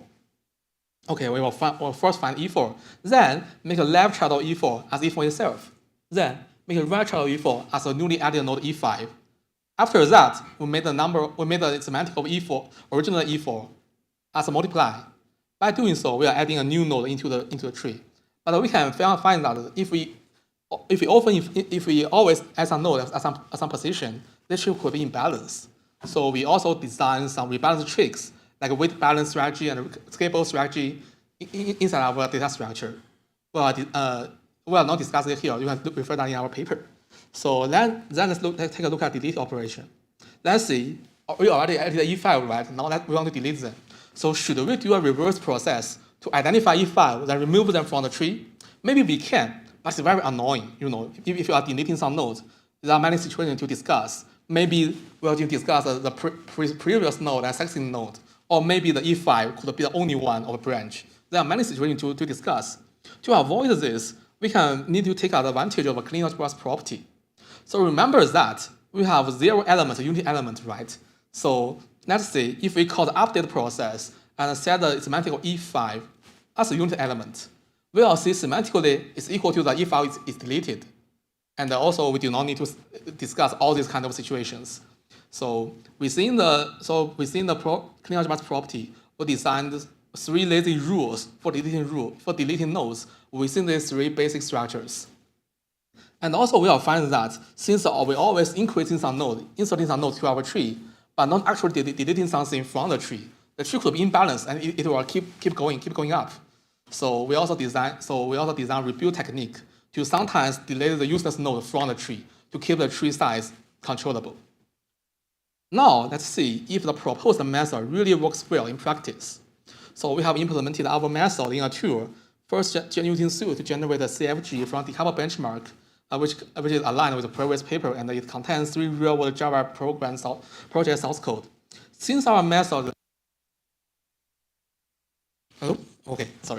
Since our method is the first incremental API algorithm, thus our baseline are all non-incremental versions. One of them is a vanilla touchiness algorithm raised in the 1990s from the past problem. The second one is from OOPS 2023 paper, which used a graph tree decomposition and deployed a divide and conquer algorithm on each trees to compute the final result. So our experiments are designed to answer the following research questions. The first one is the most important one. Is our algorithm really that efficient, more efficient than the baseline? So the second one is that between our two technical innovations on the interpretation and on the path expression, which one contributes more to our incremental? The third one, how does the size of incremental changes influence our performance? So here is a result of RQ1, which shows that overall our algorithm is significantly speed up compared with these three non-incremental baselines. Because this baseline have some pre-process, and we do not need to do any process after we do the incremental. So every time if we call the pre-process to compute all things from scratch, it could be very time consuming. And also we test our algorithm on three analysis tasks: the uninitialized variable, the rich definition, and the constant time execution. In all the three tasks, our methods has more than 100 times speed up comparing to the baseline. Okay, so that's answer RQ2. In all the three tasks, both our two parts are speed up comparing with brutally recomputing it. Here we can see as the tasks become more complex from the rich definition to the constant time execution. The more complex means that we are defining more complex abstract domain and more complex operators. Our method significantly saves more time, especially on the interpretation part. And the third, we also quantify the impact of a program changes to our algorithms. Previously in our traditional setting of incremental analysis, when the program changes effect goes up, it could be very slow. But as we can see, we incrementally increase our program changes from 2% to 20%, and the curve is nearly linear. This shows that the tree hit is relatively remain the same, and the time consuming is highly related to a tree hit. This shows that our method can generally keep the tree hit, and our rebuilding process is very useful. Okay, so for conclusion, we propose a new method for efficiently maintain and update incremental program analysis. Our methods have three new contributions on top of new non-incremental APIs, and our experiment shows that it really runs well. So, and that's all. Thank you for listening. I'm happy to take any questions. Thank you. Thank you so much. So we have time for one or two more questions until we're heading over to lunch. Hi. You talk a lot about control flow graphs. My question is if your method only works interprocedurally, or if it also handles interprocedural queries with like function calls like the other previous methods. Okay, thank you for your question. It's a very good question. So in our experiment, as we are only raising a new algorithm, so we only do our experiment in intra-procedure. But actually, API can efficiently compute a summary of a function, like if all the function will be an interpretation of a path expression. So it's easy for us to extend into an interprocedural setting. Thank you. One more question? Do you have a normal form for representing your expressions? Sorry? Do you have a normal form for representing the expressions? I'm not sure, sorry. Okay, I will explain. Do you have a normal form Normal form. for your expressions? Actually, we can do that. I think there's a previous paper by Tom Raps. He did something to transfer it in a normal form. But actually, here for expression, we just drive it from the program itself. So we do not do any optimization. Thank you. Okay, I think that's it for the session, and we're all hungry. We can head over to lunch. Let's thank our speaker again. Okay, thank you. Thank you.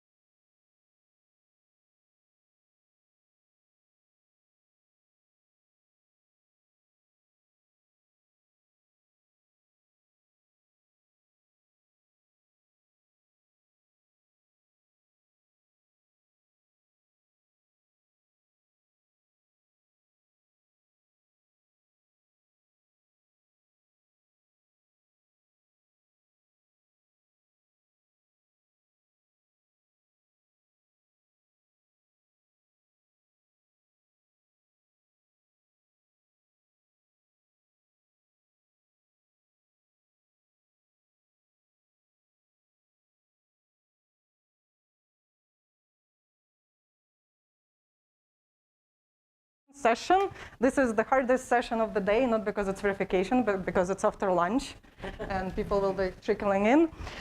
So we have 3 talks today. The first one, Neta will talk about eliminating spurious states with induction axioms. So we have 20 minutes, 17 minutes for the talk, 3 minutes of questions, and we have too many questions. We'll have to cut it a bit short. When you're asking a question, feel free to introduce yourself if you want to. And yeah, I forgot to say, I'm Julia Belakova. I work at Purdue University now. Take it away, please. Thanks. Thank you, Julia, for the introduction. And hi, everyone. Thank you for coming to my talk. I'll try to make it not too technical, because as Julia said, we're after lunch, and everyone a bit tired. So today I'm going to talk about using first-order logic as an abstract modeling language, the spurious states that might arise from this abstraction, and how to deal with them. So let me set the stage. We have a system that we want to verify, and first we need some specification that models the system. And for this specification, we need some specification language that is, on the one hand, amenable to automation, so we can automatically check some properties of the specification of the system. And on the other hand, we want this language to be rich enough to actually capture the true behavior of the system, the true semantics of the system, as precisely as possible.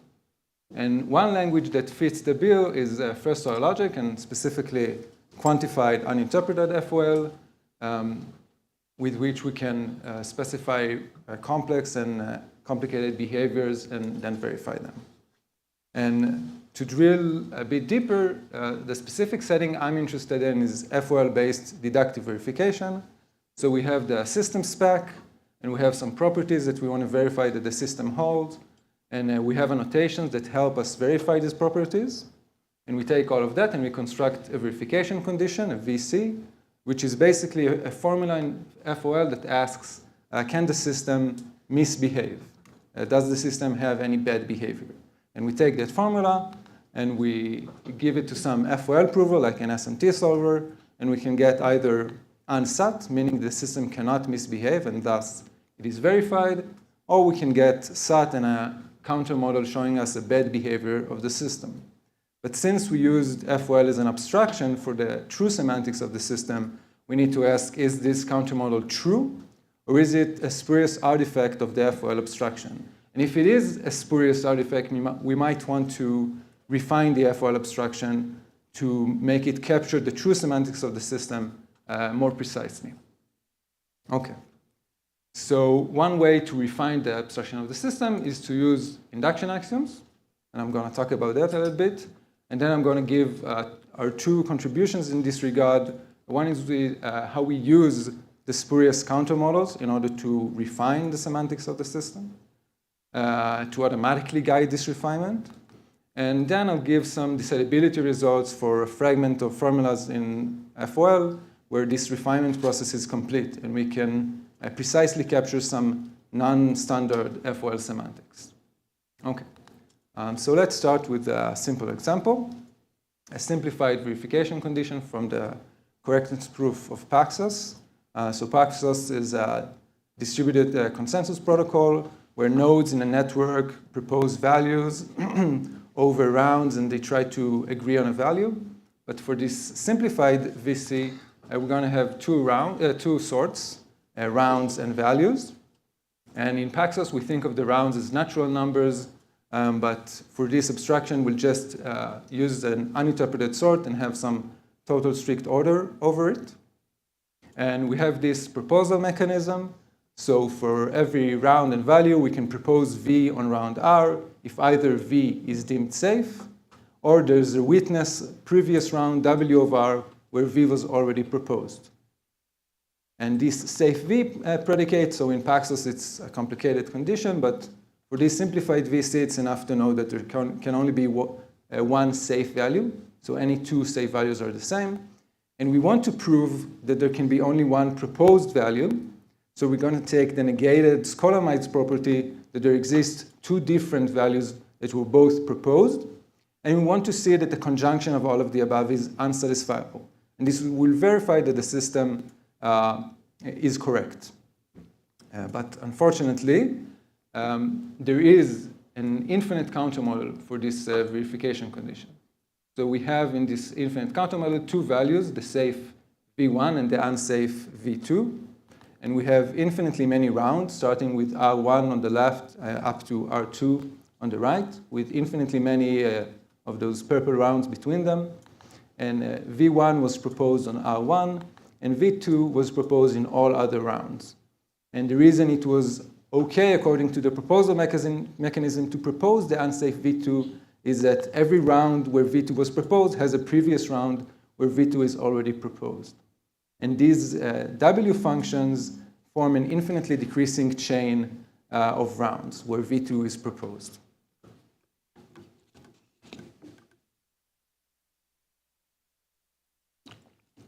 So I gave you a little second to look at this infinite model, and you might say, well, we didn't want this model, right? We wanted the rounds to be the natural numbers, and the natural numbers do not exhibit this behavior, right? There's no infinitely decreasing chains of natural numbers. So what happened? Well, the FOL abstraction didn't capture a key component of natural numbers, which is that they are well-founded, meaning every subset of the natural numbers has a minimum. And this notion of well-foundedness is also related to finiteness when we consider a total order, since in a total order, finiteness is the same as bidirectionally well-foundedness, which means every subset has a minimum and a maximum. Okay. So we have this problem. We have the standard semantics of FOL, but in these standard semantics, we can't define well-foundedness, and we can't distinguish in general finite and infinite models. So what can we do? Well, the common wisdom is to add induction axioms to capture or to refine the semantics of FOL towards our intended semantics. So we can use induction axioms to refine the abstraction. So we have this axiom schema that says for any formula psi with a free variable x, if there exists some x where psi holds, there's a minimum x where psi holds. And this is valid in all well-founded and finite structures. So it's sound to add this axiom. And for finite structures, we also have this axiom saying that if there exists an x where psi holds, there is a maximum x where psi holds. And in fact, we can generalize a little bit and allow psi to have additional free variables and then universally quantify over them. So if psi has, in addition to x, y free variables, we can just say for all y, if there exists an x such that psi xy, there exists a minimum x such that psi xy. Okay. So we have our standard semantics of FOL and we have our intended semantics. And using these induction axioms, we can kind of bridge the gap between them. We can refine the FOL abstraction towards our intended semantics. And that's great. We can just start adding axioms. But the search space for adding axioms is huge. We need to find some formula psi with which we could instantiate our induction axiom schema, and we want some psi that will actually help us prove to verify our system. So what can we do? And this leads us to the first contribution that we have here, which is using the spurious counter models to automatically guide this refinement. So we saw this infinite counter model, and we might want to examine it in order to know which kind of properties to use with our induction axioms. But first, we need a way to hold this infinite structure in our hands. And in our previous paper from POPL'25, we introduced the notion of symbolic structures, which allow us to finitely represent this infinite model. So here, instead of the infinitely many purple rounds between R1 and R2, we have this one summary node that summarizes the infinitely many rounds between them. And whenever a symbolic structure violates some semantics, so in this case, well-foundedness, we'll have at least one summary node where we can pinpoint this semantic violation. And we can examine the properties of this summary node in order to instantiate our induction schema. our induction axiom schema. So where can we start? We take this symbolic structure, and we can see that the summary node satisfies this unary property that propose x and v2, and we can generalize this to the unary property propose any v, where v is free, and we get this induction axiom that says for every v, if there exists a round where v is proposed, there's a minimum round where v is proposed. And when we take this induction axiom in conjunction to the VC we saw before, it becomes unsat, and we can verify the system. And this can be done automatically. So given a verification condition, we can automatically construct a symbolic model for it, a symbolic counter model, I would say. And we can examine the summary nodes within this symbolic model, see what kind of unary properties they satisfy. We can generalize these properties, replacing round terms with free variables, and we can use these generalized unary properties in order to instantiate our induction axiom schema. Okay. So that was the practical side. What about the theory? So an immediate question might be, can this be complete? Can this process of refining the FOL abstraction be complete and allow us to precisely capture our intended semantics with these induction axioms? And I think the obvious but unfortunate answer is no. We know there's no complete proof system for first-order logic for finite models. This is a known result from Trachtenbord. And also, there's no complete proof system for well-founded models. And I think I don't have a citation for that, but this seems harder than the finite question. So obviously, this is also not possible.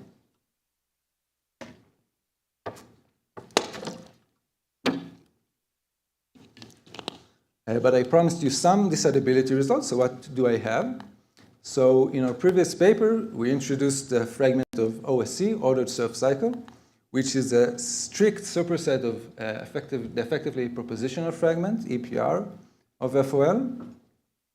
And it relaxes some of the quantifier alternation restrictions that EPR makes.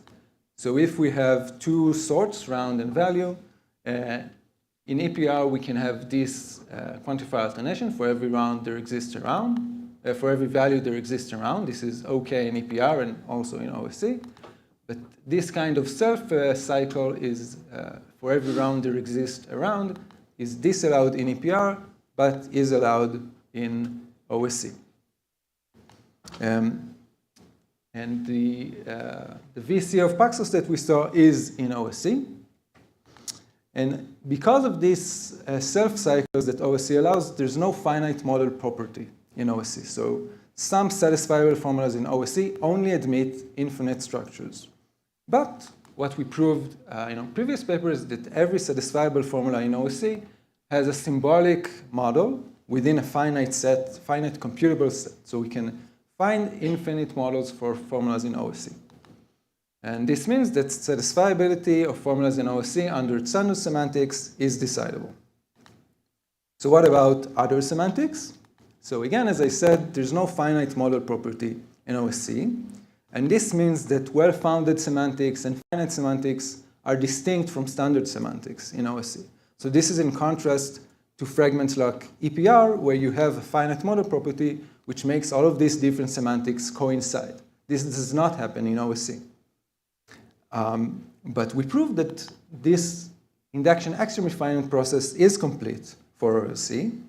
And the set of axioms needed in order to refine the standard FOL semantics towards finite or well-founded semantics is finite and in OSC. So we can take the formula, add all of the needed axioms, and we get all of the needed axioms by characterizations of summary nodes in the candidate symbolic models. And we get a new formula which is still in OSC, and we can check it. And because OSC satisfiability is decidable, this makes also well-founded and finite satisfiability of formulas in OSC also decidable. And we also get a bound for model size under finite semantics. So this is interesting. In OSC, you don't have a bound for the size of any satisfying model. But if you're only interested in finite structures, you do have a bound for the size of a satisfying finite structure. Okay. On to evaluation. So we developed a prototype tool and that uses this construction of symbolic models and then finding induction axioms from them, and ran it on a bunch of examples with well-founded and finite semantics. We had 3 examples from distributed protocols that used well-founded semantics, 6 examples from reachability and linked lists that use finite semantics, and 6 other examples of node topologies in a network that used finite model semantics. All of these examples have an infinite countermodel under standard semantics, but we were able to find induction axioms in under 1 minute for all of those examples and then verify them under their intended semantics.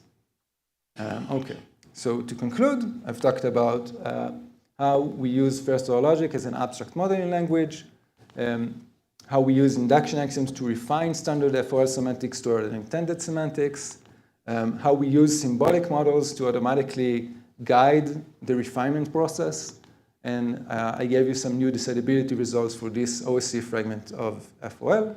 We have an artifact that is available through this QR code, and thank you. I'm happy to take questions.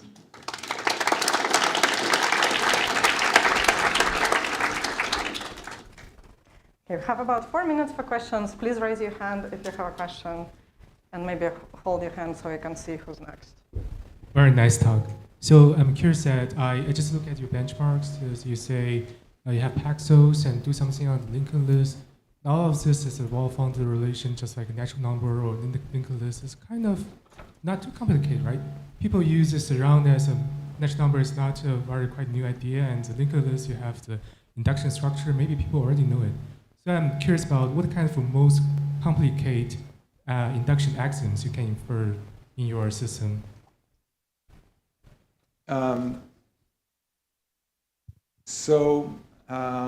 I think the axioms themselves that we use, and I mean the general structure of the induction axiom was used before, like this. There exists a minimum value such and such hold. That's not new, but the process that we get by looking at a summary node, seeing what unary properties it holds, and then constructing an axiom, you get sometimes pretty complicated axioms because we might say, well, I want all of these unary properties of the summary node and take the conjunction of all of them.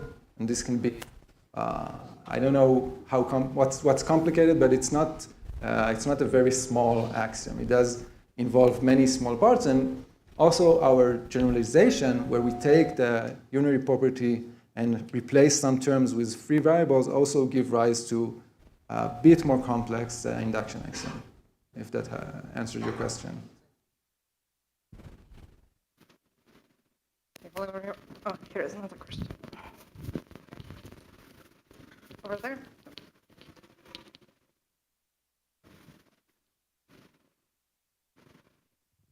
Hi, I'm interested in your experimental results. The induction axioms that you got, did you find them interpretable? What, like someone who do it by hand would end up with? Yeah, so I think so. I mean, for example, the Paxos example, I think a human would also say, yeah, obviously the problem is that we need a minimal round where we vote, and this is the same thing that we get from our automatic process. In the linked list also, if there's like a problem where an infinite linked list violates some property, it would also say what you expect, that there's some maximum place in the list where this violation happens, and then it gets what you need. So I think it pretty much matches up what a human would do, I would say.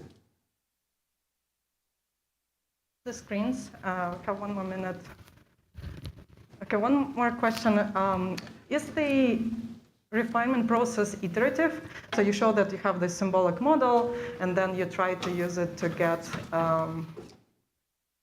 derive those axioms. So is it just one model that you're using to derive all the axioms, or do you get another symbolic model which is still infinite, and then you're using that one to get more precision? Yeah, so great question. Currently, for our prototype, we only do like 1 round, 1 symbolic model. And I think our generalizations somehow help us to like get stuff that we would have gotten from other models, but it is totally possible to do this iteratively. But you said the process is complete, so is it one symbolic model is enough to get the complete set of axioms? No, it's not complete. No. Oh, it was some for decidability. Okay. Yeah, just for our benchmarks, we saw that it was enough to find the necessary induction axioms with just one model and this generalization of the unary properties. Okay, cool. Thanks. So I need to switch the mic.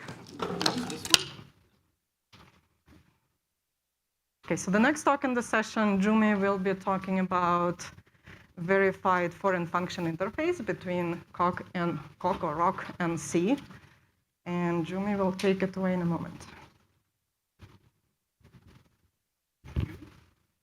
Hi. Okay. All right. I probably should have added Rock to the title, but we're a little too late for that. Hi, I'm Jumi. I'm a researcher at Bloomberg. Today I'm going to talk about a verified foreign function interface between Coq and C.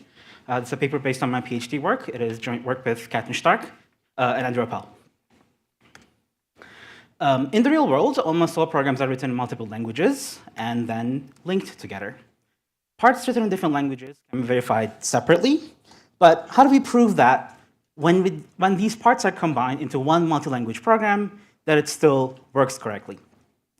Many have studied this problem, and recently the common approach has looked vaguely something like this. We have code in two different languages that we want to link. We define a combination of these two languages, and then we treat these programs as programs in the combined language. This is an idea from Matthews and Findler, and it's often referred to as the multi-language semantics approach. This is brilliant and necessary for the general case, but it's also a clunky way to reason about multi-language programs. It requires extra indirection, duplicated proof efforts, etc. But what if we didn't have to cover the general case? Can we avoid this formula then? We think we can, because languages we choose have a particular overlap. And that overlap goes like this.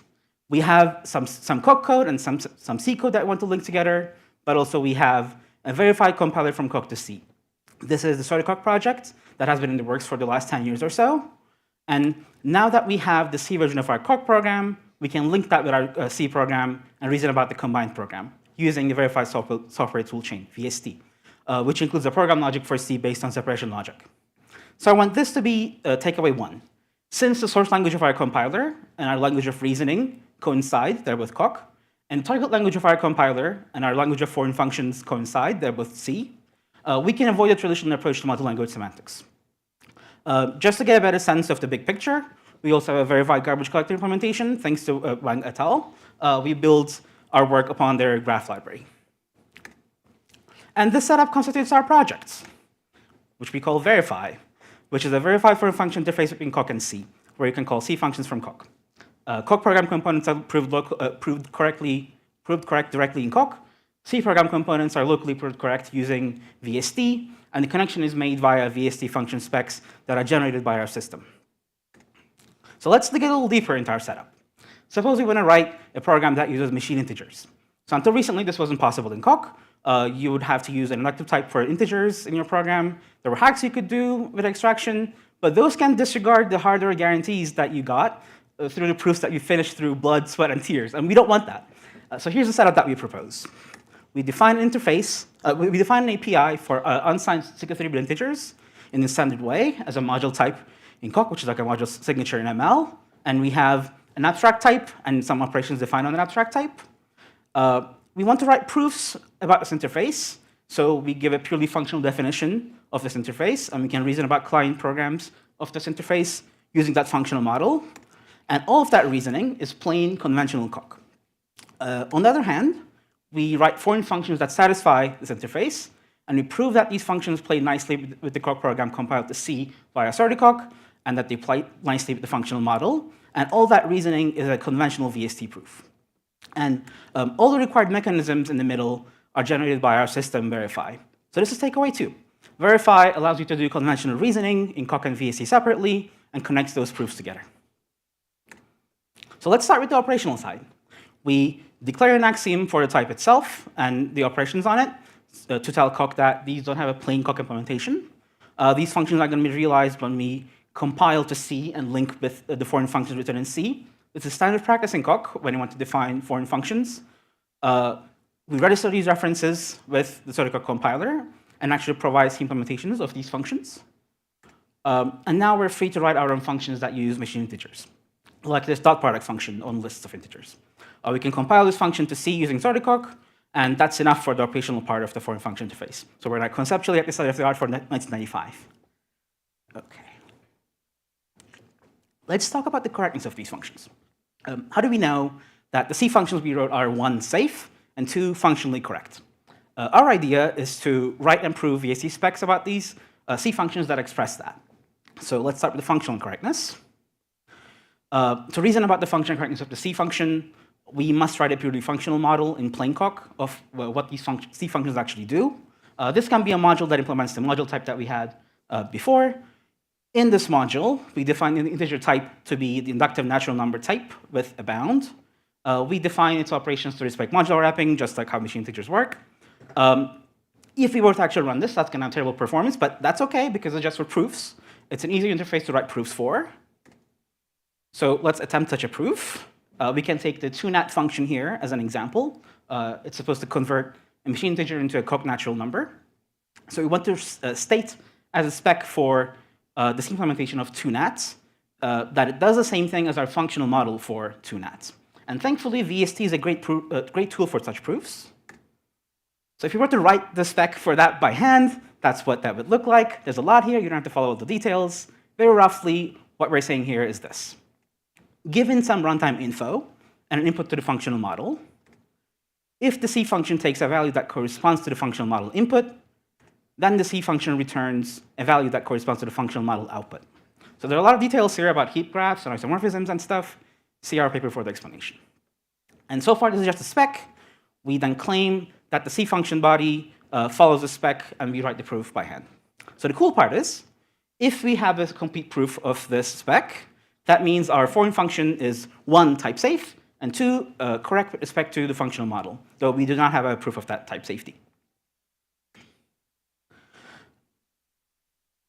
Oh, yeah, so I know this is overwhelming, and thankfully only certain parts of the spec vary from function to function. So maybe we can find a way to account for these variations. So one idea is to keep them in a record. And here's what that looks like.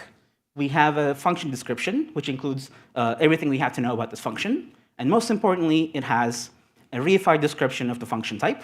And thanks to this description, we can ensure that the foreign function and the model function in this record actually abide by that type.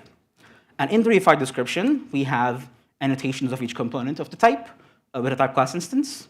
So in the function description, we use these instances to hold info about type-specific memory representations.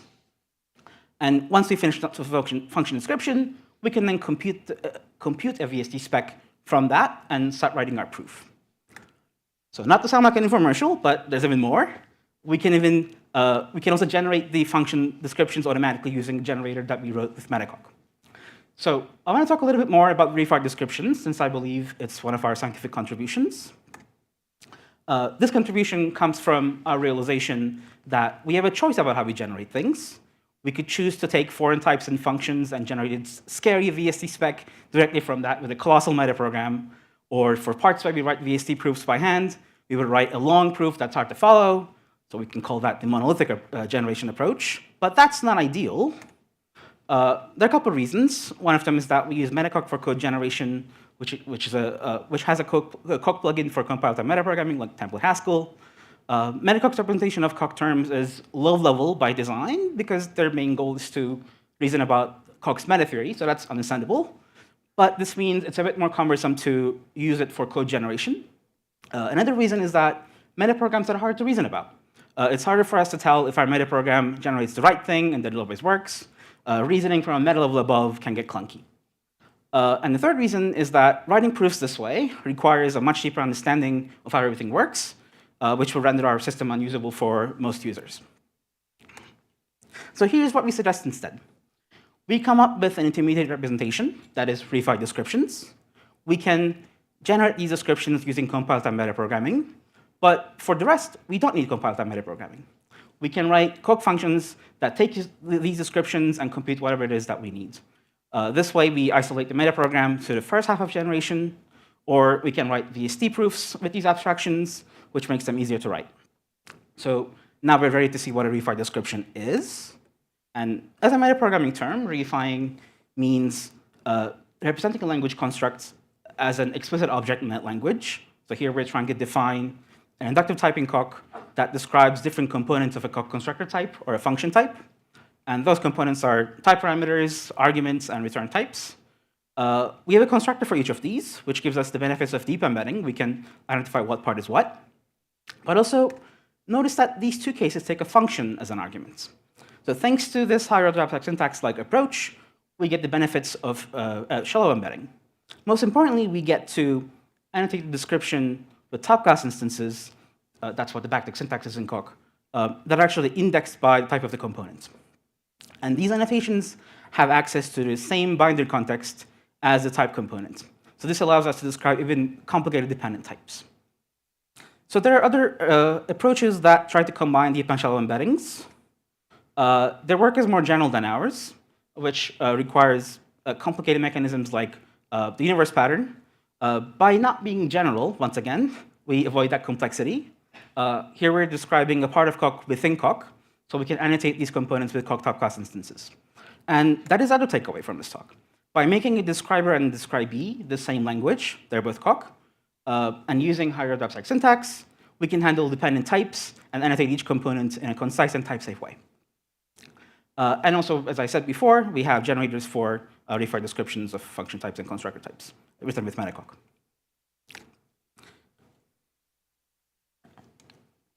Well, why did we go through all this trouble? What do reify descriptions actually buy us?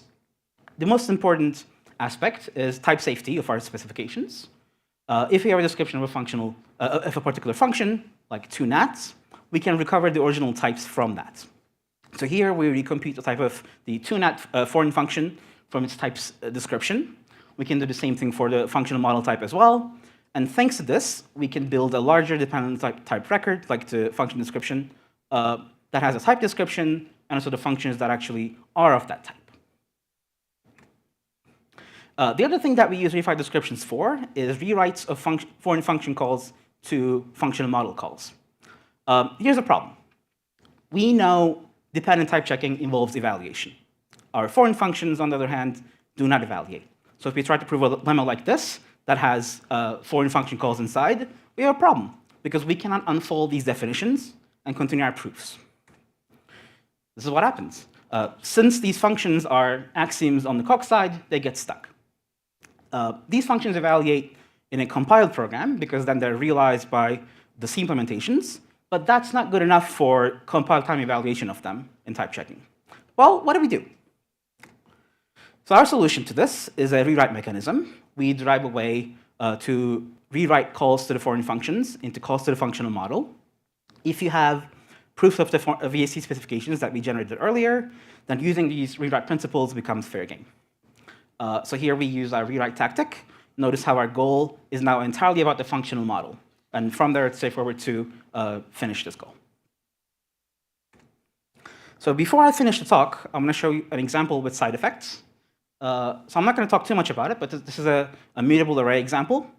We define the operational side with a free monad, and we write an interpreter for that free monad in C, though we haven't verified this interpreter in VST. And similarly, we can also prove properties about client programs of mutable arrays using the rewrite principles. So quickly to repeat the main takeaways from the talk. One, we have carefully chosen a pair of languages that helps us avoid the combined language approach to multi-language semantics. And two, verify allows the user to reason conventionally in Coq and VST separately and connects these proofs together. And three, once again, since we're reasoning about Coq values within Coq, when we describe Coq values, the describer and describee are the same, which allows concise and type-safe annotations. So that's all I have time for today. For details about the specifications, our paper is the best source. For details about metaprogramming, my dissertation is the best source. More details about mutation, programs and mutations and side effects are also discussed in both. So there's some more future work that we want to do. Most importantly, we want to complete the end-to-end compiler correctness proof of Surdycock for open programs, and instead have that connects to VST. We have an incomplete but mostly finished compiler correctness proof for Surdycock for closed programs, but that's now out of date. We discuss in the paper how this work can help us stake the theorem for open programs. And the other future work that we want to do is to finish the VST proofs for programs with side effects and mutations. So I want to leave you with this final slide of comparisons with similar projects that I have a hunch that most of the questions will be about. Thank you very much.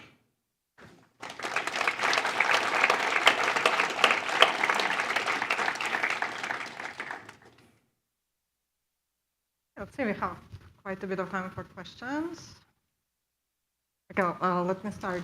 So the proofs, you mentioned that if you're trying to make a proof sort of in terms of the function, there is a rewrite into user. So is that rewrite part automatic, or is it the principle that the Coq user should be using to go about their proofs?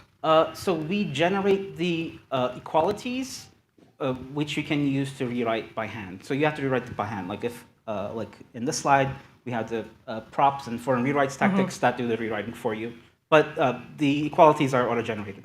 Okay, cool. I have a question about looking at the UN63. Is there a way to possibly abstract between different types of integers? Because it would be great if we were reasoning, for example, about 32-bit integers. Is there a way to do that within this framework? Or does that have to do with the reified types you were talking about earlier?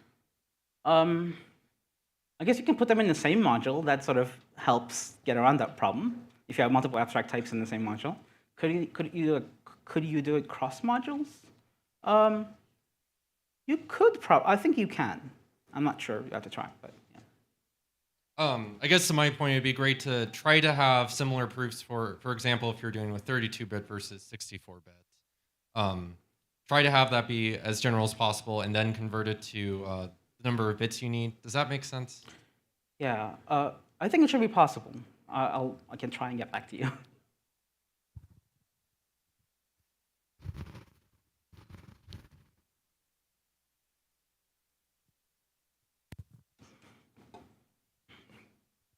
I was wondering how usable is this setup if you want to make proof about a seek function without providing an equivalent Coq function, but just axiomatizing abstract property about it? So you don't have to, for the operation, so one, I guess I should differentiate two things. If you just want the operational side, you don't have to write the proof. You probably could also axiomatize the VST proof and just assume that it exists and do the rewrites and stuff. Should be possible.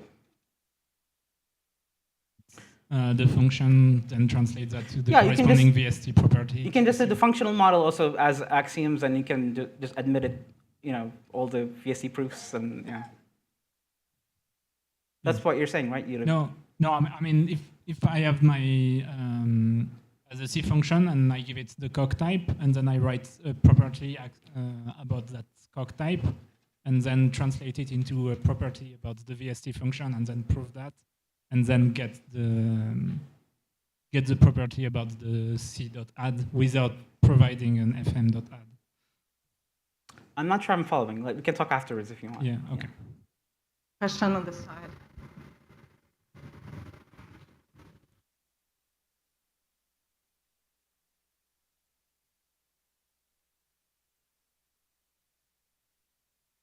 Hi, Max, University of Michigan. So I had a couple of questions. First of all, are you proving total correctness of the C programs? They're all terminating? No, VST doesn't prove termination. Okay, so they're all partial programs. Yes. Okay, so that addresses that. The other one was about this usage of HOAS, and where in your pipeline with the metaprogramming is that HOAS used? Is it used before the metaprograms are expanded? No, it's used in our intermediate representation. So here. So the programmer's not directly writing these? No, these are all generated. Okay. This is just a technique that we developed that we think is interesting enough to present here. Normally you have to... So the programmer's not writing the... The programmers are not writing this, but... Not writing it in HOAS is what I mean. Or they're just writing normal Coq types. they're just invoking meta programs, and those programs use this. But I guess they can use this when they're writing proofs. Okay, thank you. Yeah. Okay.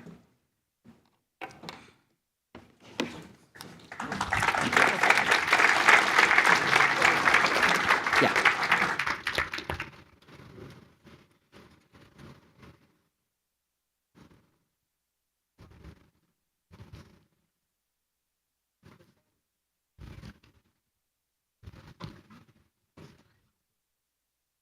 So the last speaker in this session will be Jay, talking about verifying tensor rewrites. And this is a distinguished paper. And let's take it away.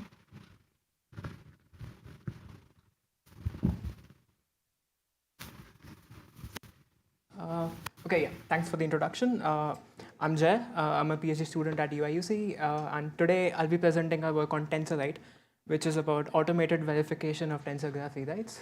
This work was done in collaboration with my advisor, Charit Mendes, and other researchers from University of Illinois, University of Washington, Google, and UC Santa Cruz.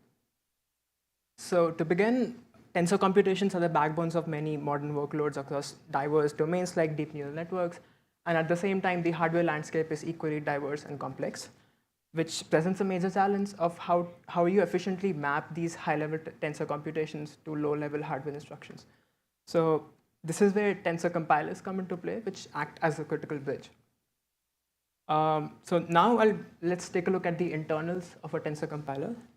So users typically write their workloads in front-end frameworks like TensorFlow, PyTorch, or JAX.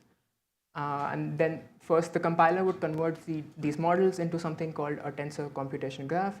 And so it's an intermediate representation, and XLA HLO is one of those.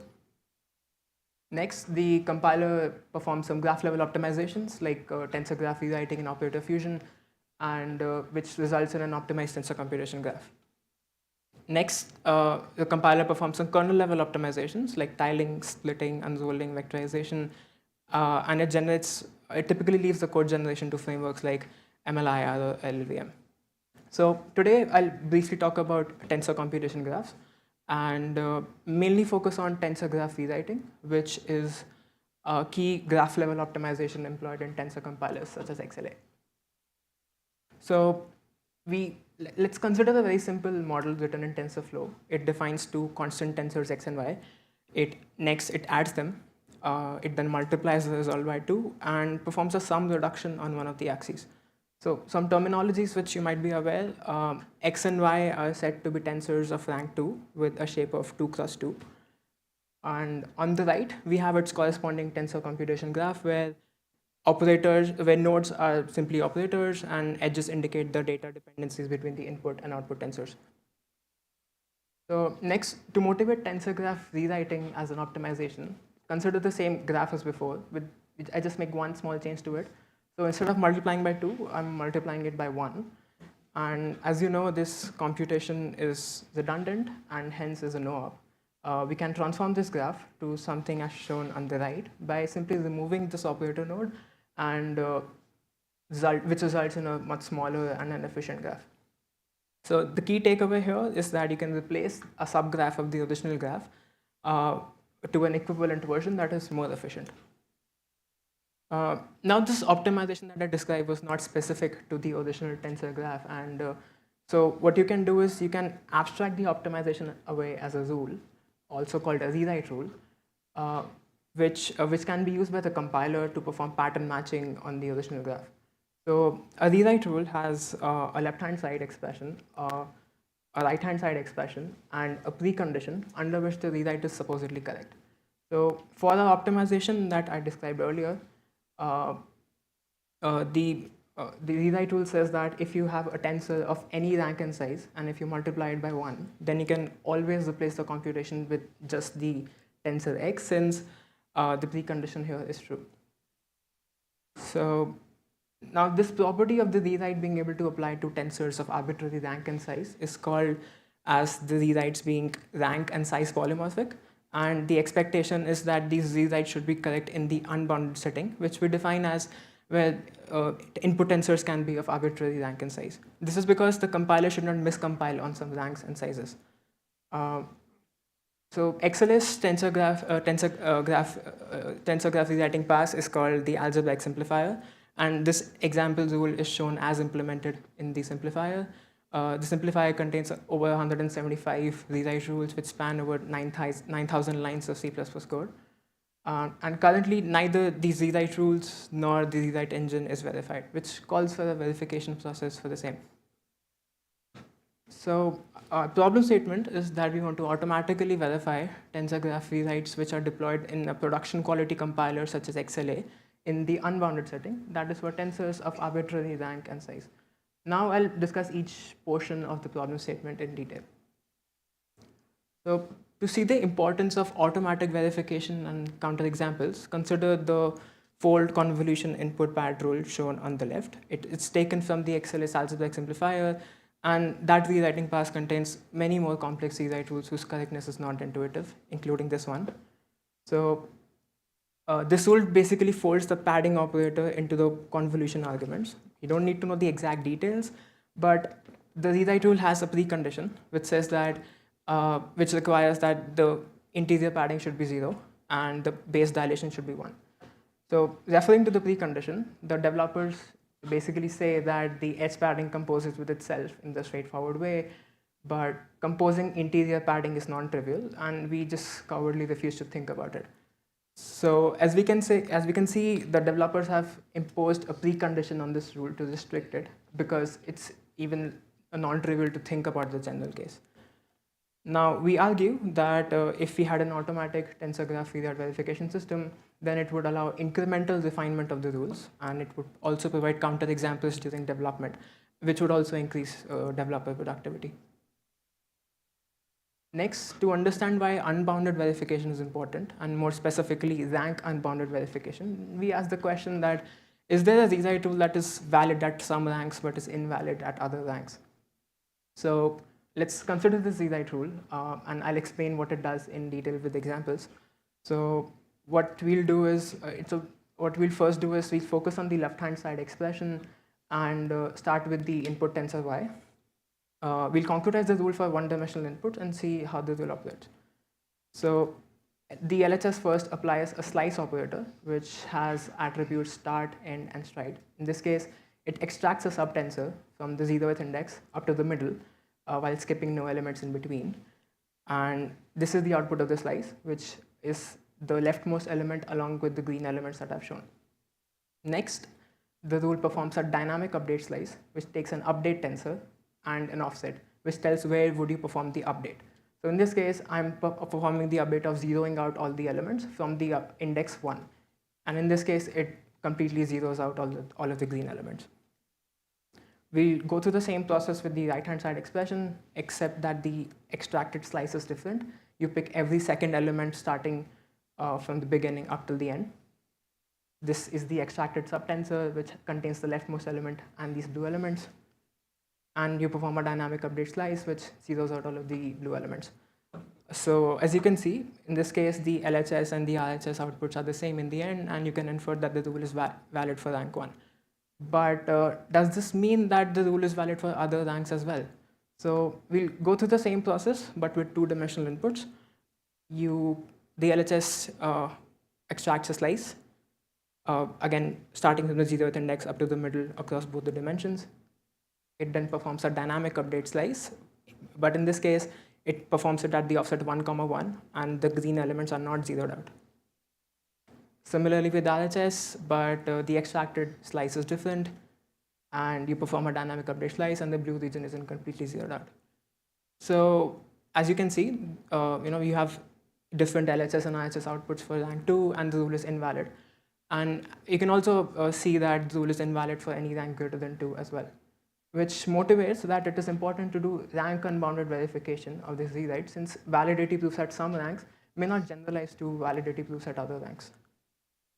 So looking at the landscape of prior works in tensor rewrite verification, those works are either not automatic, or do not support unbounded verification, or do not have support for complex XLA HLA operators and precondition.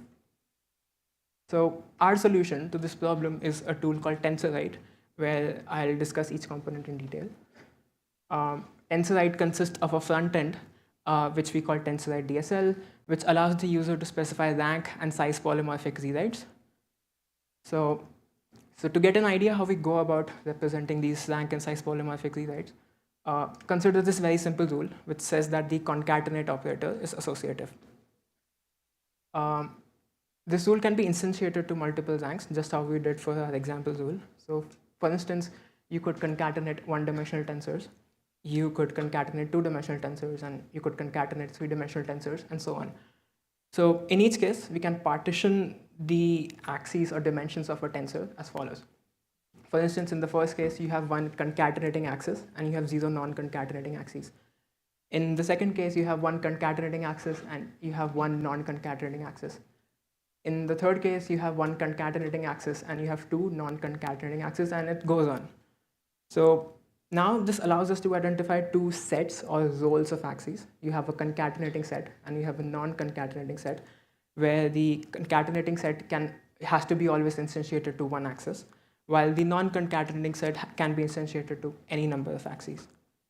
So in general, for any Z-I tool that we can express in our DSL, the Z-I tool will have a finite number of these roles or sets of axes, which we call aggregated axes. And these are abstract sets which can be instantiated to any number of ranks, and this allows you to compactly represent tensors of arbitrary rank. The user will basically use these Z-rights as abstract or uninterpreted sets while defining the Z-right rule. Next, we provide denotational semantics of a core subset of 17 XLSL operators, and which would basically serve as foundation for verifying these Z-rights. These semantics work on the aggregated representation that I described earlier. So just to give an example, this is how the semantics look like for a simple operator called pad low, which pads the input tensor along the low edges of each dimension. I'll not go into the semantics, but I can explain them in the end if there's interest. Next, we discuss our approach for unbounded verification. So let's come back to our example rule. And one way to verify this Z-right would be to verify different instantiations of the rule, as we saw. So each instantiation would have concrete ranks, but arbitrary sizes. So what you could do is you could check the rule's validity for one-dimensional inputs. You could do the same for two-dimensional inputs, and you could do the same for three-dimensional and four-dimensional inputs, and so on. You could do it, but you would basically keep going because you have an infinite number of instantiations because there are an infinite number of such ranks. So how do we tackle this problem? So we make an observation that there exists a sufficient rank such that if the rule is valid for that rank, then the rule is valid for any higher rank. So for our example rule, we make the observation that validity in 2D implies validity in 3D.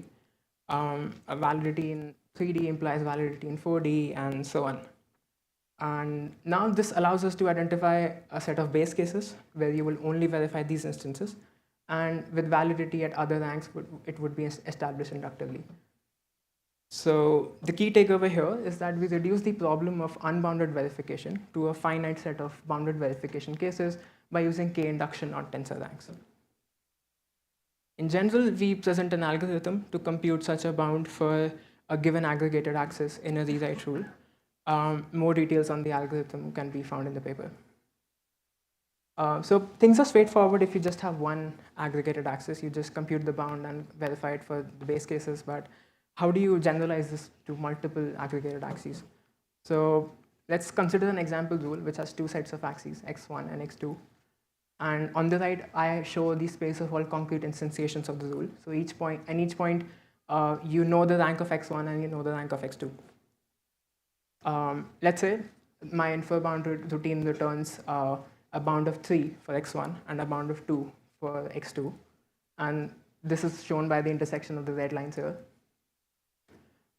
Next, we have a lemma which says that, which when applied to the aggregated axis x1, says that for any rank I of x1 above the bound, if the rule is valid at rank I, then the rule is valid at rank I plus 1. And these implications are shown in these blue horizontal lines on the right. So for instance, if you verify the rule for the instance 3, 1, then it's valid for 4, 1, consequently for 5, 1, and so on. Similarly, you can apply the lemma to the aggregated axis x2, and those implications are shown in these green vertical lines. Next, we have a final theorem which uses the previous lemma as the induction hypothesis and identifies a set of base cases. In this case, it's the 6 cases highlighted in red, and it's simply the number of cases is simply the product of the individual bounds. So now we have converted the unbounded verification proof obligation to a finite set of bounded verification instances, where in each instance you know the ranks, but the sizes are unknown. So verifying each concrete instance is relatively easier. We just simply use the derived big step semantics from our denotational semantics to execute the concrete rewrites, and we just discharge the proof obligation to an off-the-shelf SMT solver. If all the instances are verified, then the rule is valid in the unbounded setting. Otherwise, if you get a counterexample, then the rule is invalid for some rank or some size. So we evaluated Tensorite on its expressibility and verification capabilities as compared to other frameworks. So we compared the expressiveness of Tensorite with 2 other automatic tensor graph rewrite verification systems, TASO and PET. And we categorized all of the 175 rules into 5 classes and assessed whether these systems can represent those rules in the first place. And as we can see, Tensorite can represent 121 rules out of 175. And it can verify 115 in the unbounded setting. And when it comes to verification times, here's the CDF. We were able to verify 108 rules under 1 second in the full generality, and the maximum verification time was 23 seconds. When it comes to the number of bounded verification instances that you required, as we can see, it was 1 for 110 rules, the majority of the rules, while the maximum number of instances that we required was 4. And also to demonstrate Tensorite's usability, this is the same rule that we saw earlier, the fold convolution input path rule, which has a restrictive precondition. So what we did was we relaxed the precondition and implemented a more general version of the rule where the differences are shown in the boxes. The new computed parameters are very complex to think about, but Tensorite was able to verify the general version of the rule. So to conclude, we presented DSL to specify rank and size polymorphic rewrites. We provide the first formalization of a sizable subset of operators present in a production quality compiler such as XLA. We provide the first automatic verification strategy that can verify tensor graph rewrites in the unbounded setting. And we've successfully verified 115 rules taken from the XLS algebraic simplifier. So that's it from my side. Our tool is publicly available as GitHub. Please feel free to give it a try. Thank you.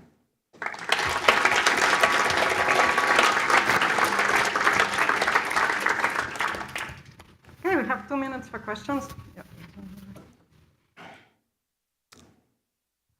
Hi. Very cool work. I guess, have you thought about or have you encountered rewrite rules that are useful for performance, but they are not true for any rank, or maybe not even true for any size? And do you have some thoughts on extending to this? No, because for now, what we did was we just took these rules in the compiler and they were implemented with the intention that they should be valid for all ranks and sizes. And that's what we verified, but we didn't find any rules that that would, as you said, maybe works for some ranks and sizes. I guess that was not the intention for the compiler developers. Thank you. And I guess I have some nitpicking about the comparison to Tensor, but we can take that offline. Absolutely.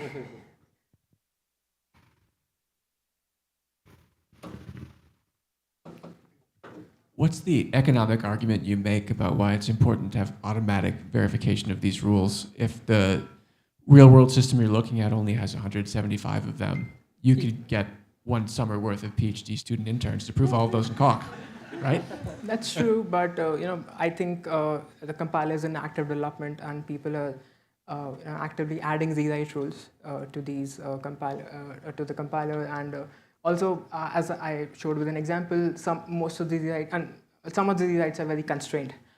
because it's just very non-trivial to think about the correctness of these z-sides because you have these very complex operators like convolution and you don't know what happens in higher ranks. So even if you go about with the proof, you should have something in mind on why it's correct. In this case, you probably don't have to do that. If it's incorrect, you'll just get very fast feedback. You're conjecturing, even for experts, it's quite a lot of work to prove each of these, at least for the more advanced examples. Yeah, that's the comment that I showed. That was a comment by the compiler developers themselves. Thanks. Time, unfortunately, at this point, but feel free to reach out after the talk. That concludes our session today. Thank you very much.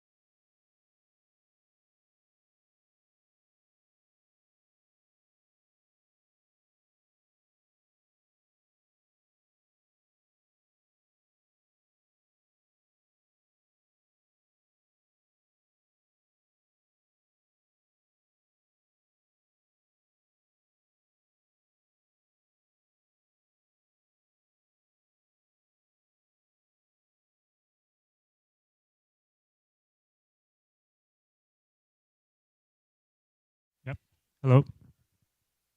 Hello. Welcome to the semantics session at POPL. We have 4 very exciting talks on semantics of all kinds of type theories and programming languages. The first talk is by Yiyun Liu from the University of Pennsylvania about a dependent calculus of indistinguishable. Hello, everyone. My name is Yiyun, and today I'll be presenting my paper, A Consistent Dependent Calculus of Indistinguishability. It's a collaborative work with my colleague Jonathan Chen at Penn and my advisor Stephanie Wyrick. So last year at POPL, I presented Decoy, the dependent calculus of indistinguishability, which is a program language that combines pure type systems and dependency tracking. So instead of using beta equivalence to check the equality for types, we use this new notion of equivalence called indistinguishability for type. This design has several benefits. First of all, it allows us to use the same unified mechanism to support both runtime erasure and proof irrelevance. It also allows us to reason about indistinguishability internally within the type theory. So last year, we managed to show that the decoy program language is indeed type sound. So well-typed terms don't get stuck. We used the syntactic methods to show that the language satisfies preservation, progress, and non-interference. And it's all been mechanized in the ROG theorem prover. So type sound is perfect for justifying the use of a decoy as a program language.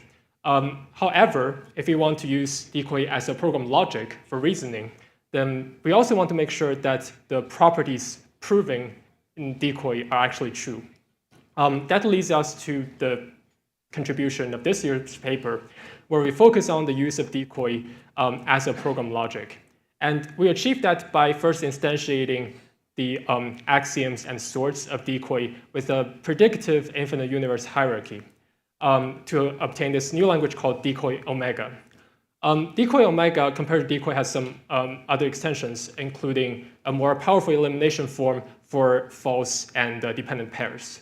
And we also extended it with infinite inductive type, the natural number type, with the induction principle. And most importantly, we managed to show that decoy omega is indeed logically consistent and also satisfies normalization. And all these have been mechanized in the ROG theorem prover through a logical predicate. So before we dive into the specifics of the decoy omega language, I'll quickly go over the background information about dependency tracking, just to make sure we are all on the same page. So dependency tracking can be thought of as a program analysis that determines how a program is allowed to use its inputs. It has various applications, including security, runtime erasure, and proof irrelevance, and also stage computing.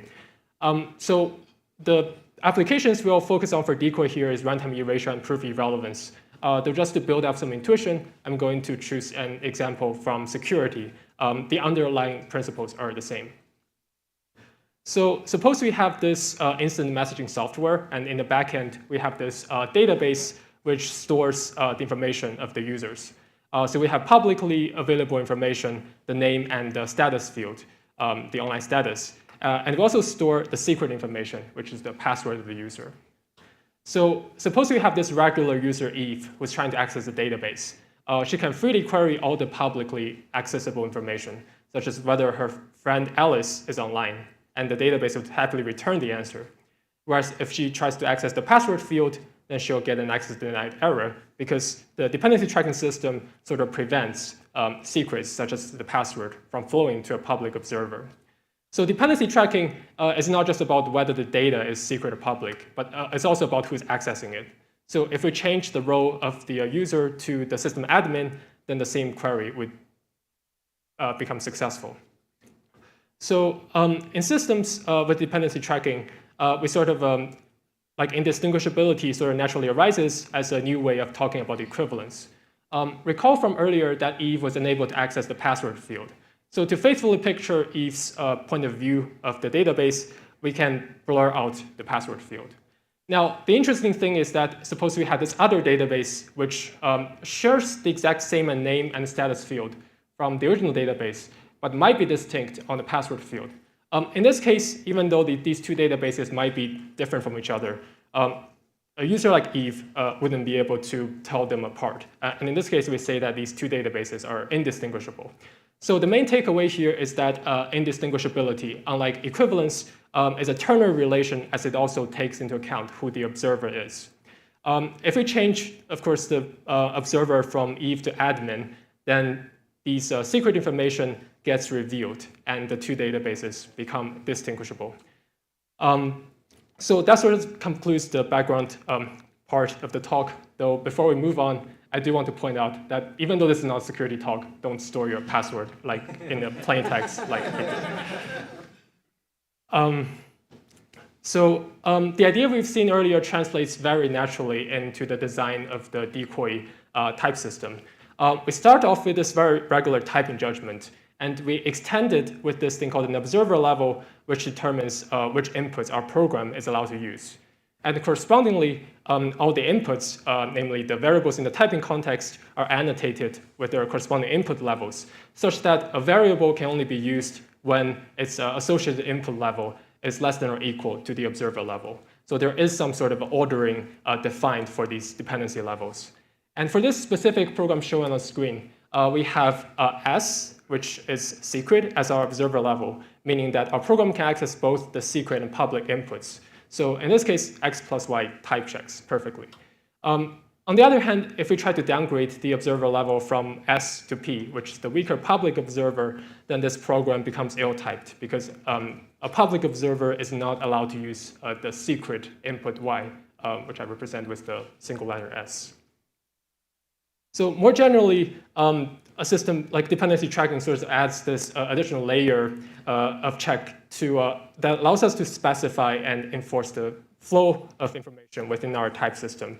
Of course, we can draw these dependency levels from this general lattice structure, though for the rest of the talk, I'm going to be focusing on this very simple two-point lattice that has the public and secret observers. So as we've been seeing earlier, indistinguishability also makes sense in the context of a type system.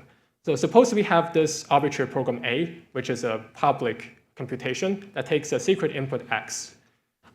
So from the dependency annotations alone, we can sort of tell that A is not allowed to use X in a relevant way. So if we start off with these two distinct inputs, 3 and 2, and we plug them into this expression A, then the resulting expressions should remain indistinguishable from each other from a public observer's perspective. So this type of reasoning principle associated with indistinguishability is immediately useful for implementing proof irrelevance in our dependently typed system. So suppose we have this index function which takes a length index vector and retrieves the element with the mth index from it. So to make sure that this index function is well defined on all inputs, we impose this constraint that m must be strictly less than n, which is the size of the vector, so we avoid the excess out-of-bound error.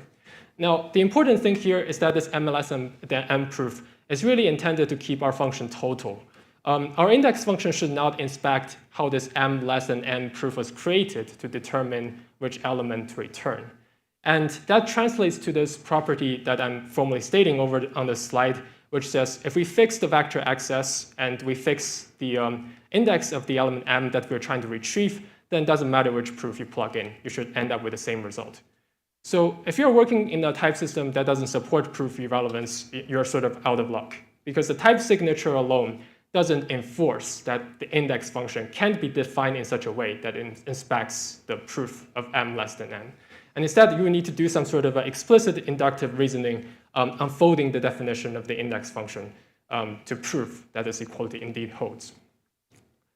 Dependency tracking in decoy allows us to express our intent that this m less than n proof is not meant to be computationally relevant.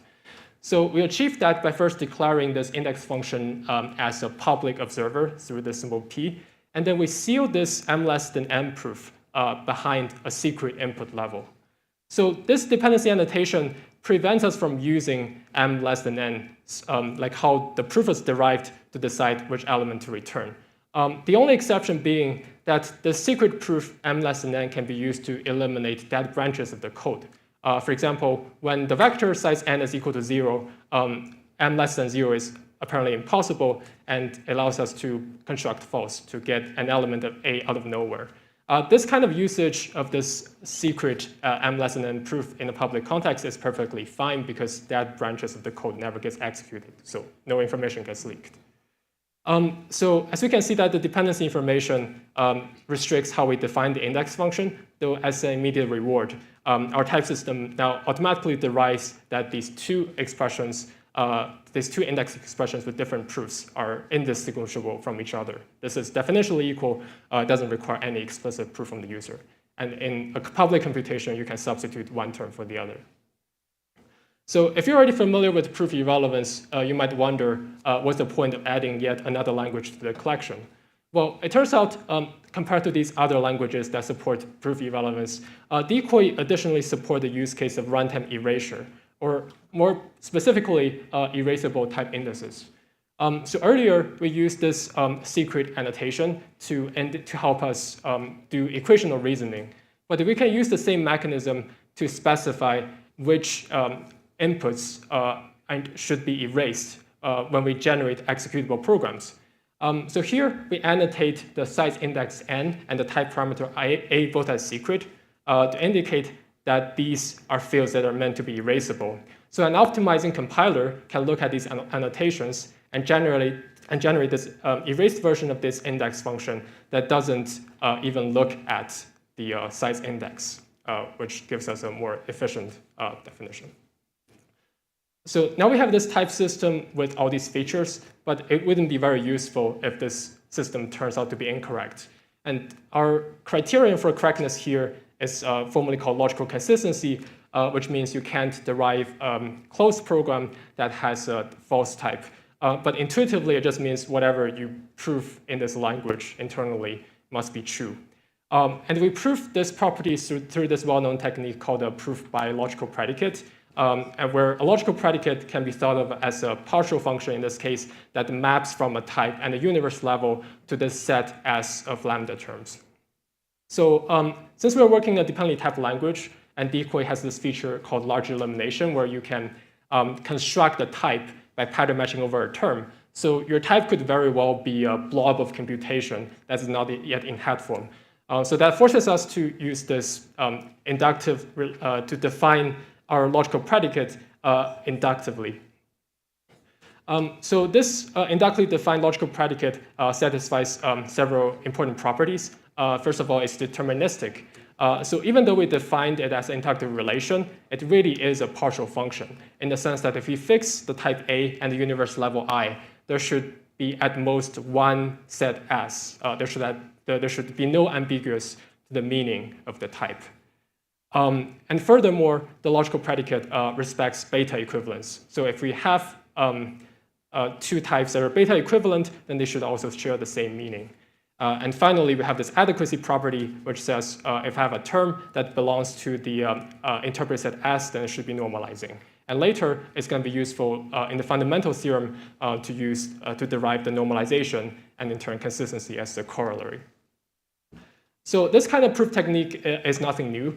It's already been presented in the past in Martin Loeff's notes and also by Kokant through his inductive encoding. Though we did try to streamline this proof a little bit by constructing this baseline proof for dependent type theory in general and build the decoy specifics on top of it. So what complexity does decoy bring to this proof? Well, in decoy, there are types that are not beta equivalent, but are nonetheless convertible through indistinguishability. So one example is the one I'm showing on the screen, where we have this variable f, which is a type constructor that takes a secret input. And as a result, since f can't use its secret, f true and f false are convertible to each other. So as a result, our semantics must account for that, meaning that indistinguishable types must share the same meaning. So without getting into the details, to sort of achieve this, we need to bake some more dependency-related information into our semantics. And we do that by adding this context that maps from variables to their dependency levels. We don't need the full typing information, but we need some information about dependencies. And furthermore, the set S becomes indexed by dependency levels. Once you have the definition of the logical predicate, you can define what it means for a closed term to be semantically well-typed.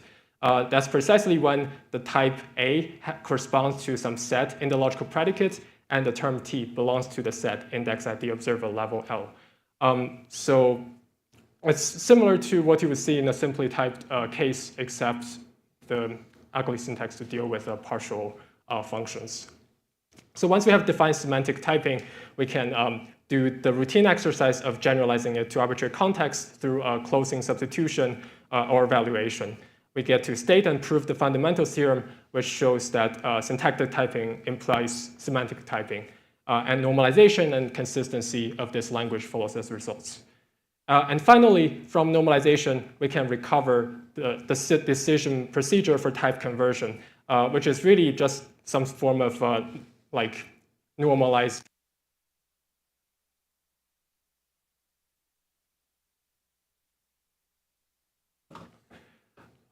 So after you normalize these two types, you can do some kind of syntactic comparison while ignoring the parts that are not observable based on the dependency context.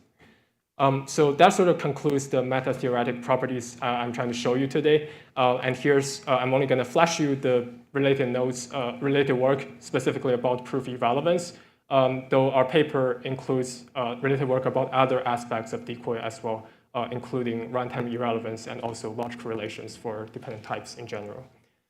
That's it for the talk. I'm happy to take questions.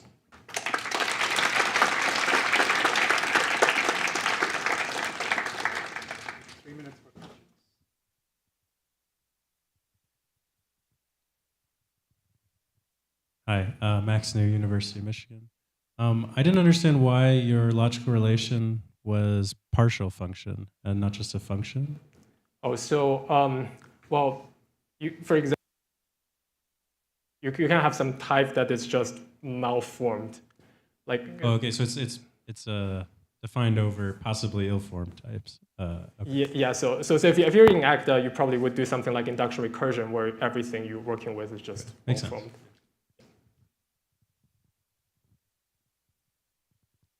Julia Brakova, Purdue University. So small question, in your running example with the index, you had this annotation, privacy annotation on m less than n, but it didn't include an existential. Is there some sort of limitation on what kind of thing can be hidden, or could you also possibly make the whole existential piece hidden? Oh yeah, so actually I sort of simplified the example a little. So in practice, in the language, every time you introduce a binder, there's a dependency level associated with it. So I just ignore the dependency level because it's like, in that case, it's like, it wasn't important. But yeah, you can like seal any information behind any level. Okay, thanks. Yeah.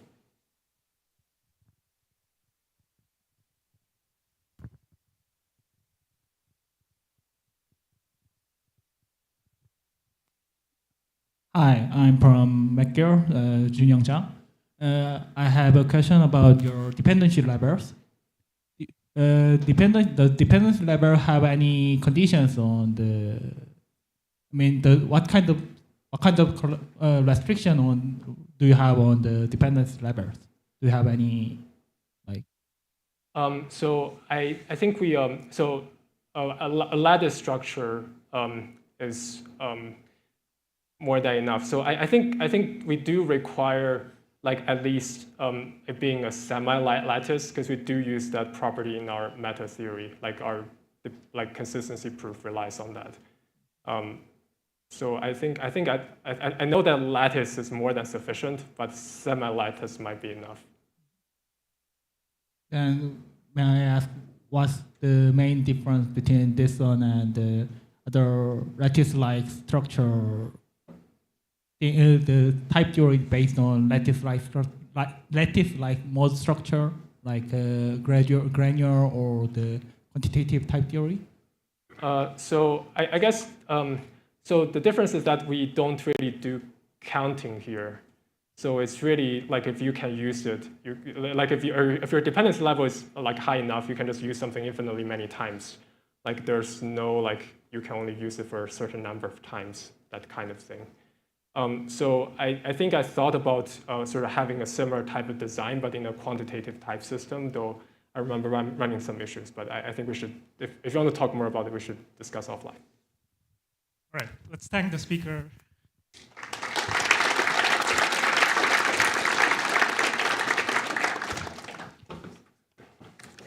Thank you.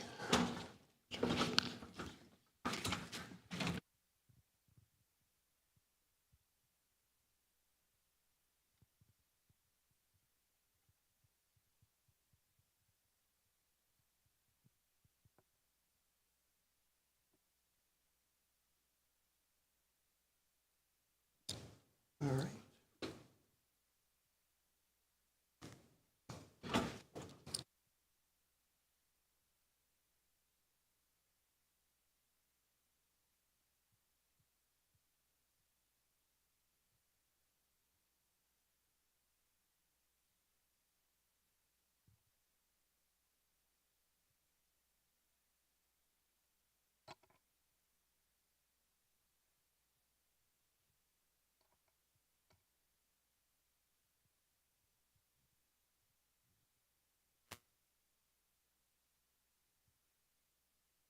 All right. Right.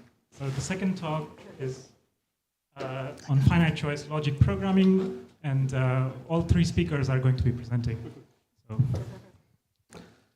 So, hi, I'm Datalog. I like representing things in logic. Hi, I'm Boolean satisfiability. I also like representing things in logic. I bet you can help me with a problem that I've been having. So I'm making a little adventure game that takes place on a tile grid, and I want to use logic to describe and then generate grids for the game. So each tile has one of three types, and there's also a constraint that I don't want oceans to be right next to mountains.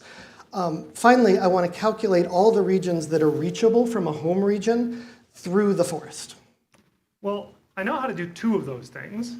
So for representing the possibility space, I can say every region is either a mountain or a forest or an ocean, and isn't at least two of those things. So that means there's exactly one terrain type per region. And as for the constraint, I can say that if a region is next to an ocean, then it's either a forest or an ocean, so it can't be a mountain. But I don't know how to calculate reachability. No problem. I've actually got that part. So I can describe reachability in Datalog with just two rules. The first rule forces the home region to be marked as reachable, and the second rule forces me to mark each transitively reachable region. Once I can't derive any more facts, I conclude that every other region is not reachable.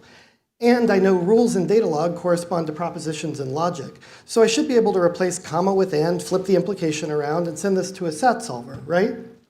You certainly can send it to a SAT solver, and your intended solution does satisfy that proposition. Unfortunately, so do many other things. This if-then forces some reachability facts to be true, but it doesn't force any of them to be false. So as a SAT solver, I can freely choose to make any or all of them reachable. You might think you could fix this by turning the if-then into an if and only if. This is called the Clark completion of the program. Unfortunately, this still doesn't work. It forces every reachable region to be next to a reachable forest. But if you look at this example on the right, you'll see there's two forests, which we don't want to be reachable, which are next to one another. Now, if one of them is reachable, all of our if and only if conditions for the other one are satisfied. So we can assign both of them to be reachable, and this still satisfies our proposition. And this is a kind of general problem with SAT. It's not really equipped to define inductive properties like reachability or transitive closure. So this is a bummer. Like, I can represent half my problem in logic according to a SAT solver, and I can represent half of my problem in logic according to Datalog, but I can't represent the whole problem with logic all at once. If only there was some hero who could help us. Oh, hi. Hi, Datalog. Hi, Boolean satisfiability. I'm finite choice logic programming. And I think I might actually be able to resolve your tensions. So Datalog, something I've always liked about you is that you have a very high standard of evidence. So you'll only accept that something is true if there's some kind of justification for it, right? But on the other hand, something I've always admired about you, Boolean satisfiability, is that you've got a very open mind. You'll accept many possible explanations for the evidence that you see, whereas Datalog really only accepts sort of one canonical version of the events. So I'm going to see what we can do about this, right? So I want to start kind of with a fresh slate, and we'll move away from this black and white Boolean mindset. And instead of having a predicate like forest of home that can have the value true or false, we're going to introduce something called an attribute, terrain of home, which can have the value mountain, forest, or ocean. And we'll write this as the terrain of region is forest, where the is here is just syntax. But critically, what we want is that each attribute, so in this example, the terrain of each region, can only ever have one value at a time. So that's actually totally reasonable from a Datalog perspective. What you're saying is that terrain is a two-place relation with a functional dependency from the first argument, the region, to the second argument, the terrain type. That's actually pretty common in Datalogs to have functional dependencies. Cool. So if we make this change, we can return to our original spec and start writing this program. So for the reachability constraint, we can basically use the old Datalog program. We just need to tweak the syntax as we described before. But for the next step, prepare yourself to enter the unknown. So in finite choice logic programming, we can represent the second constraint with a rule that looks like this third line of code here. So for any region R, there's a free choice between the region having mountains, forests, or oceans as their terrain. This rule forces each region to have some terrain type, and it requires that it's one of the three that we expect. So then finally, for the constraint that oceans aren't next to mountains, well, let's think about how we did it in SAT. We said that a region next to the ocean must be either forest or ocean. And we'll do something similar in our finite choice logic program, where we can say, well, like every rule in a Datalog-like language, it forces the conclusion to apply if the premises apply. So this will make it the case that ocean-adjacent regions can't have mountains. Okay, I haven't seen functional dependencies used that way before. Right. So nonetheless, these four rules represent this possibility space we wanted of tile grids where oceans aren't next to mountains, and it correctly represents reachability from the starting location without the unjustified inferences.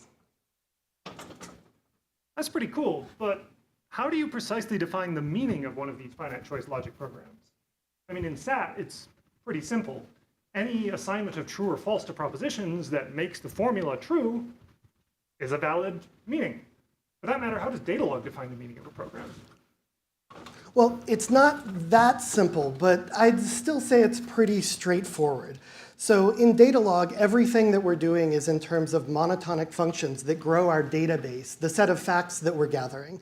So every rule is a function that can grow the database. If the premises are satisfied, then we can add the conclusion. For example, the transitive reachability rule is a function taking a database with a couple of facts. Two regions are next to each other, one's forest, the other is reachable, and outputting a database that also contains the fact that the other one is reachable. Informally, the meaning of a Datalog program is just run the rules until you can't run the rules anymore. But formally, there's a pretty well understood recipe. Once you explain what one rule does, you join the result of all of the rules together. This is a function from databases to databases called immediate consequence. Then you need to show that the immediate consequence function is monotonic under set inclusion. Because sets ordered in this way are a complete lattice, the Kanaster-Tarski theorem gives us a least fixed point. And that least fixed point is the meaning of the Datalog program. But in this case, a rule with choices seems like it creates a whole set of possible successor databases. So I don't know what it means to iterate this to a fixed point. The domain and the codomain aren't even the same thing. Right. Yeah, so this is where things get fun. So you're on the right track with observing that applying a rule can be thought of as a function from one database to a set of databases. And in fact, there are actually sets of mutually incompatible databases, which means that any two databases will always disagree on at least one of their attributes. And this structure is something important for our definition in our semantics. We call it a choice set. And with this, equipped with this mathematical definition, we can actually follow more or less the same recipe that Datalog uses. We'll just need one extra step. Okay, so adapting this recipe, first we're going to interpret each rule in a finite choice logic program as a function from a database to a set of databases, a choice set. Then we'll join the output of all rules using an appropriate definition of join. And that will produce our immediate consequence operator from a database to a choice set. And then the one extra step we need is just to lift that immediate consequence operator to be a function on choice sets so that we have the domain and codomain as the same. And once we do that, we need to show that this immediate consequence operator is monotonic. Observe we have a complete lattice. And the least fixed point of this immediate consequence function is the meaning of a finite choice logic program. Okay, so I recognize the pattern here, but I have questions. That's understandable. So all of the gory details, of course, are in the paper. But maybe just to give you a flavor of it, I'll explain a key piece here, the ordering that makes choice sets into a complete lattice. Okay, so in Datalog, we gain information and we grow our database by adding new facts. How are you going to gain information and grow a choice set? Great question. So there's three ways. So there's the Datalog way, in which it's possible for a database to have more information than another database by virtue of being a superset. And if we embed those databases in otherwise similar choice sets, then we can say we're also adding information to the choice set. So another way to think of this is that we replace one database in the smaller choice set with a single successor database in the larger. The second way we can learn information is by splitting into multiple possibilities. So when we freely choose a terrain type for a region, we are adding information by replacing a single database with multiple mutually incompatible successors. And then finally, we can actually gain information by removing a database. So if it violates a constraint, say by putting mountains next to oceans, then you can learn more information by removing that database. In other words, you can replace the database with 0 successors.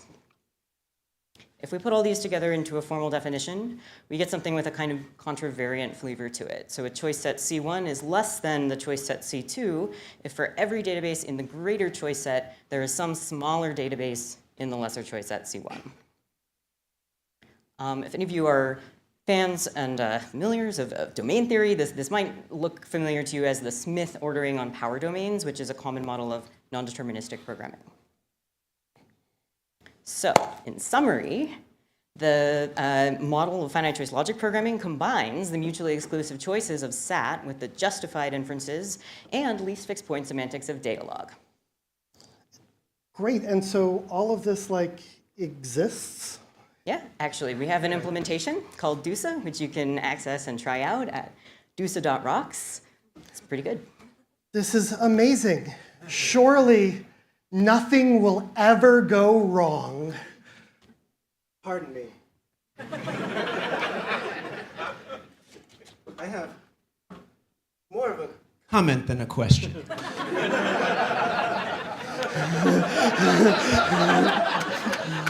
Yes? You see, answer set programming handles this combination of forced deduction and free choice that you've been describing. What's the connection? So this is a great observation. Everyone, I'd like to introduce you to answer set programming, an old friend of mine who I've actually learned a lot from. And in fact, one of my original motivations was understanding ASP better. So let me give you at least a kind of a first answer here. So we have another kind of rule in the paper that we haven't talked about that permits a kind of default reasoning. And with that addition, we can actually translate all answer set programs into finite logic programs. No offense. But why not just translate your finite choice logic programs into answer set programming? Are you giving us anything new? Okay, fair question. So actually, yes. One of the big limitations of the standard stable model semantics for answer set programming is that it only gives meaning to ground programs, those without any logic variables in them.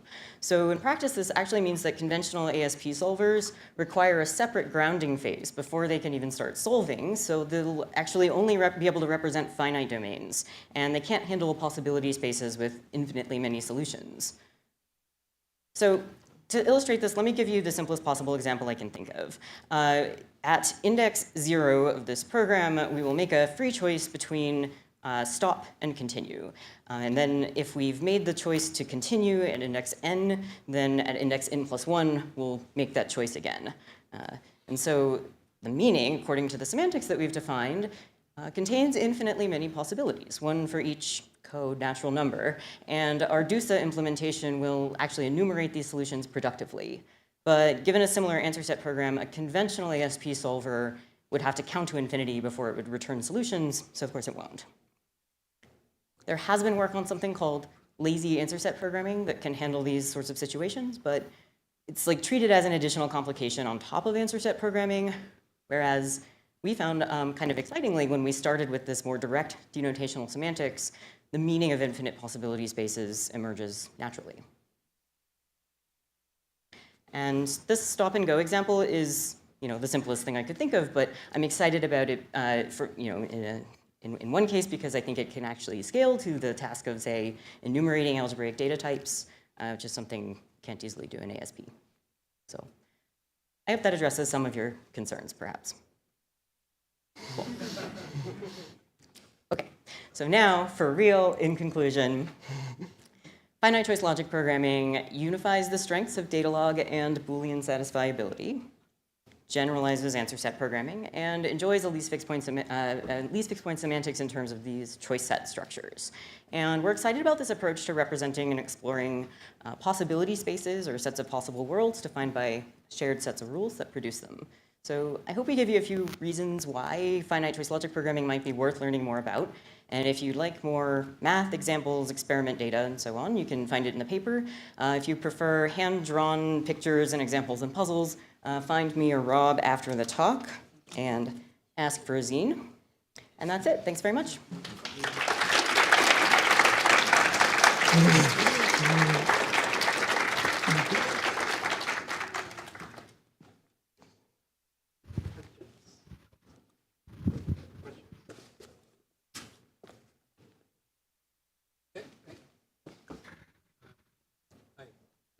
Thank you for having talk.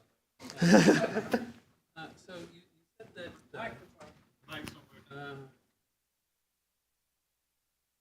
is it working now? Is it working now? Yes.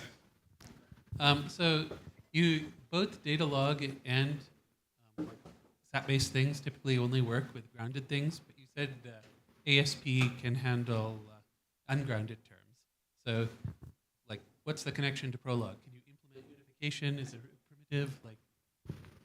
So when you say can handle ungrounded, so ASP usually can't, SAT usually can't, Datalog usually can in the sense that unless you wanted to add something to this, I maybe databases in Datalog only contain ground facts, but Right. Datalog is interpreted in terms of open rules. Right. So yeah, we don't have databases with unification as you might expect from something like a formalization of Prolog. Yes.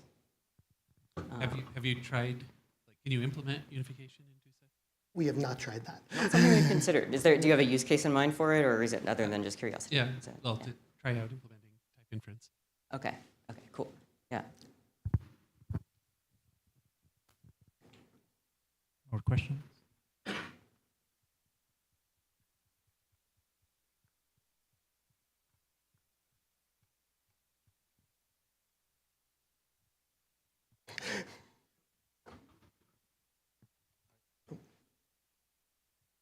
What's up? We good? Good. We have time for questions if anyone wants comments or questions. There's no more questions. We can be done early. If you have one. Okay. No pressure. How big is the implementation of this language? That's a question for Rob. Yeah, it's a Gosh, I don't know. I don't have a lines of code. The implementation, hilariously, is in JavaScript, and we do performance comparison against Klingo, which is in C, and sometimes we win. I've got graphs, but I'm not going to bother showing them. Yeah, so that's why the web implementation is directly running the thing. But it's a, it's a medium-sized web application, but remember I've worked in like web industry, so I may have a skewed view.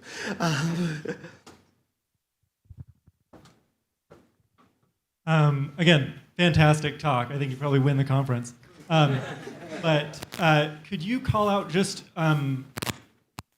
different problem spaces where you would love to see this applied? Like if you're working in map generation, you should pay attention, et cetera.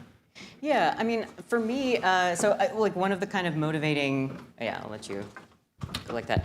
Like one of the motivating applications for me was procedural generation in games. That's sort of the like application area of origin for me. But but I'm also excited about basically any kind of domain where people are not looking for just a single satisfying solution, but many possibilities, and maybe not even where you care about a precise metric along which you're trying to find the best answer, but where there truly are like many good answers that are different along reasonable axes of like comparison. And these things come up all the time in like program synthesis or property-based testing or other areas I've talked to people about. But yeah, thanks.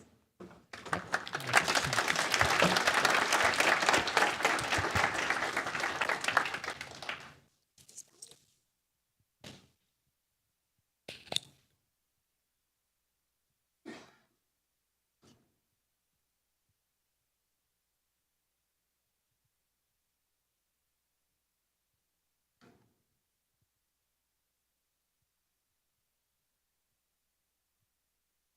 Right, so the third talk is by Eric Giovannini from Michigan. He's going to tell us what gradual typing really means. So thank you, everyone, and I think it's going to be a little hard to follow up that last talk, but I'll do my best. And so this is joint work with Ting Ting Ding and my advisor, Max, who's in the audience here. So basically, our work here is about constructing a relational semantics for gradual typing using guarded type theory.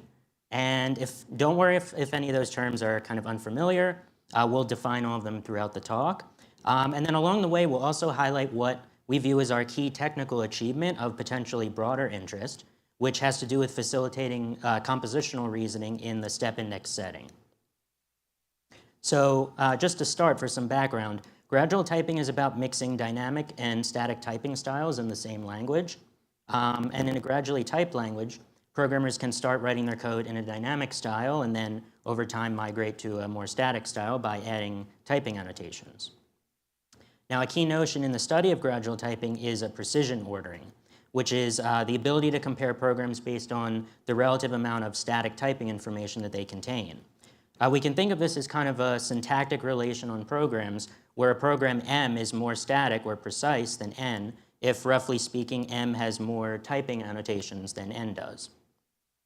And so there are two important meta-theoretic properties that we're interested in with gradually typed languages. The first is the ability to use type-based reasoning principles. In other words, the statically typed portions of the code base should validate beta-eta equalities. And the second and perhaps less familiar property, though, is called graduality, which says that when we migrate a program by adding typing annotations, the more precise program should behave the same as the original, except to possibly err where the original program did not, if the types are not compatible with the annotations at runtime. So here, M is more precise than N, and so we expect that M should behave the same as N up to M possibly erring where N doesn't. And so establishing these two properties for gradually typed languages has been the subject of a great deal of work.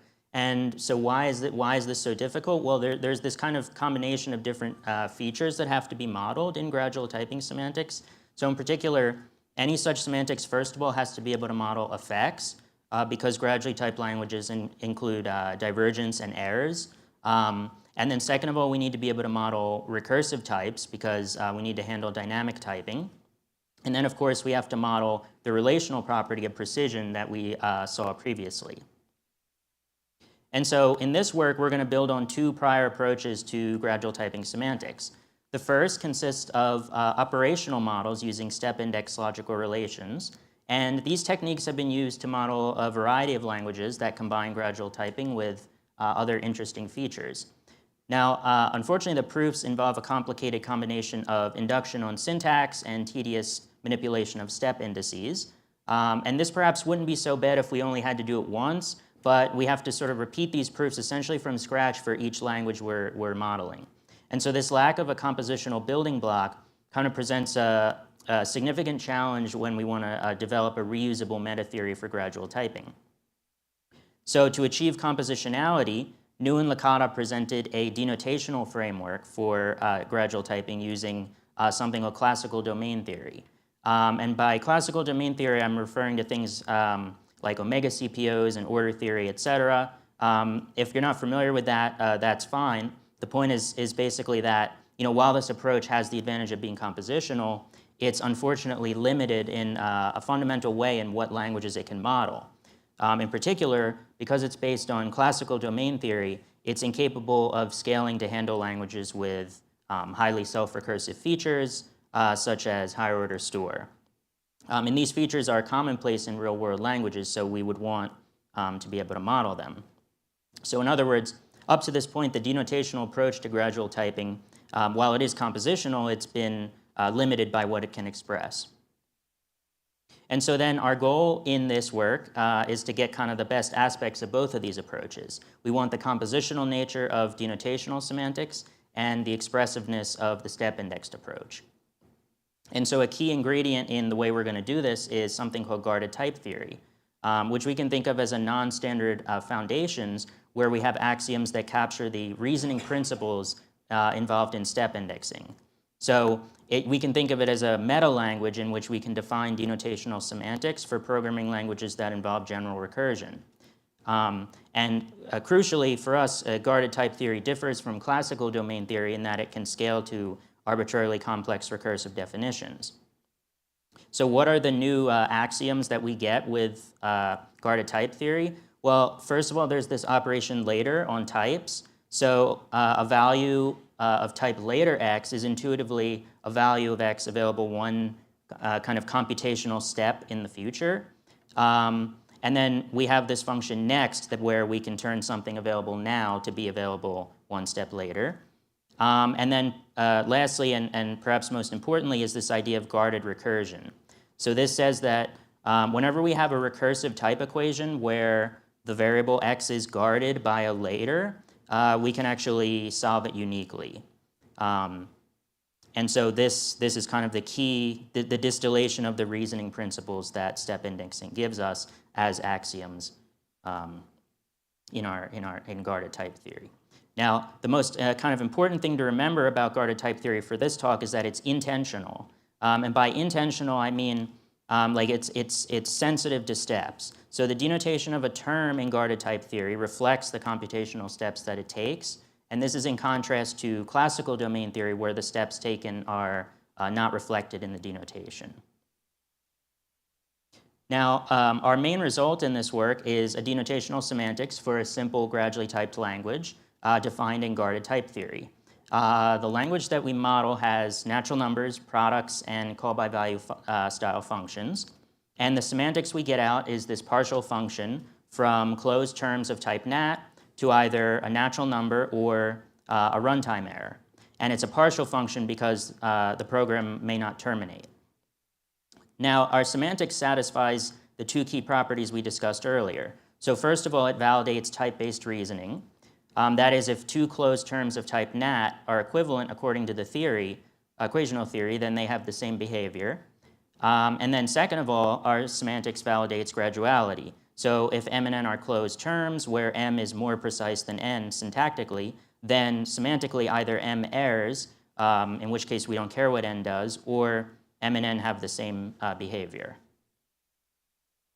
So now let's dive into more detail about how we actually define the semantics, and keeping in mind the places where guarded type theory makes things easier and where it kind of introduces challenges. So the first question we should ask is, how are we going to model effectful programs? So the language we're modeling involves errors and computational steps. So the free error domain construction takes a set A and returns a new type, which we write as shown here on the left of the slide. And we define the free error domain on A via guarded recursion, which was that reasoning principle we introduced earlier. And it's the solution to, the unique solution to this equation shown here. And so an element of the free error domain is then either a returned value of type A, an error, or an element defined later. And this element defined later can be thought of as kind of a thinking or computing element, so that after one time step has passed, we'll be able to access that element. And just kind of for notation, we'll use these three constructors to represent those injections into the sum. Okay, so now let's talk about how we can model dynamic typing. So formally, gradually typed languages have this special type called dyne, written as a question mark, and it represents a statically unknown type. So the language we're modeling, recall, has natural numbers, products, and functions. And so to model dynamic typing, we seek this object D satisfying the equation shown on the slide. Now, we note that D occurs on the left of the arrow in the function case, which means that this equation does not have actually inductive or co-inductive solutions. It has solutions using classical domain theory, but as I said, in this work, we're using guarded type theory rather than classical domain theory. And so if we guard the negative occurrence by placing a later outside of the function case, we can now solve the equation using a combination of least fixed point and guarded recursion. And you can see the paper for more details on how we solve this.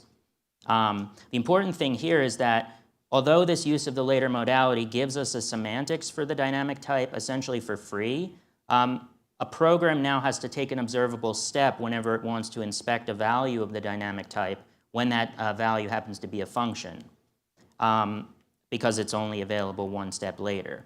And so this fact has actually major implications for defining the relational semantics, as we'll see next. And so I guess before we get to the relational semantics, we need to introduce a little bit more about gradual typing. So we've already seen term precision, which models when the types in a program are more precise than another. But of course, there's also an ordering on the types themselves as to when one type is more precise or less or more dynamic than another. And so we call this type precision. And the dynamic type is sort of the top element in this ordering because it is the least precise or most dynamic type. Now, given two types in this relation, we also have casts. So if A is more precise than A prime, we can upcast a term of A to be of the less precise type, and similarly, we can downcast to be the more precise type. For us, the important thing to remember is that casts can take steps in our semantics. This is a result of the intentional nature of our model, because as we saw with dyne, we used guarded recursion, and there was the later case for function. So when we downcast from dynamic to a function type, we actually need to wait a step. Now, prior work has shown that the graduality property essentially boils down to the behavior of cast terms. So in particular, there are these 4 key axioms that capture the intended behavior of casts, 2 for upcasts and 2 for downcasts. Now the details aren't really important, but the basic idea is that upcasting should make terms less precise in the ordering and downcasting should make them more precise. Now importantly, the axioms shown here are actually simplified from the original formulation as used in prior work. And it's a concrete benefit of compositional reasoning, a concrete benefit of compositional reasoning allows us to derive the more complicated rules, the original rules, from the ones shown here, rather than needing to prove the complicated ones from scratch in the model, as was done in prior operational approaches. So now let's look at how we might attempt to model type and term precision in our semantics. We'll base the semantics on the prior denotational model of New and Licata, but adapt it to the guarded setting as follows. So first, we'll model our types as sets with a partial ordering relation, representing term precision on values. Terms will then denote monotone functions into the free error domain. And then a type precision relationship between types A and A prime will be modeled as a representable relation between the denoted posets.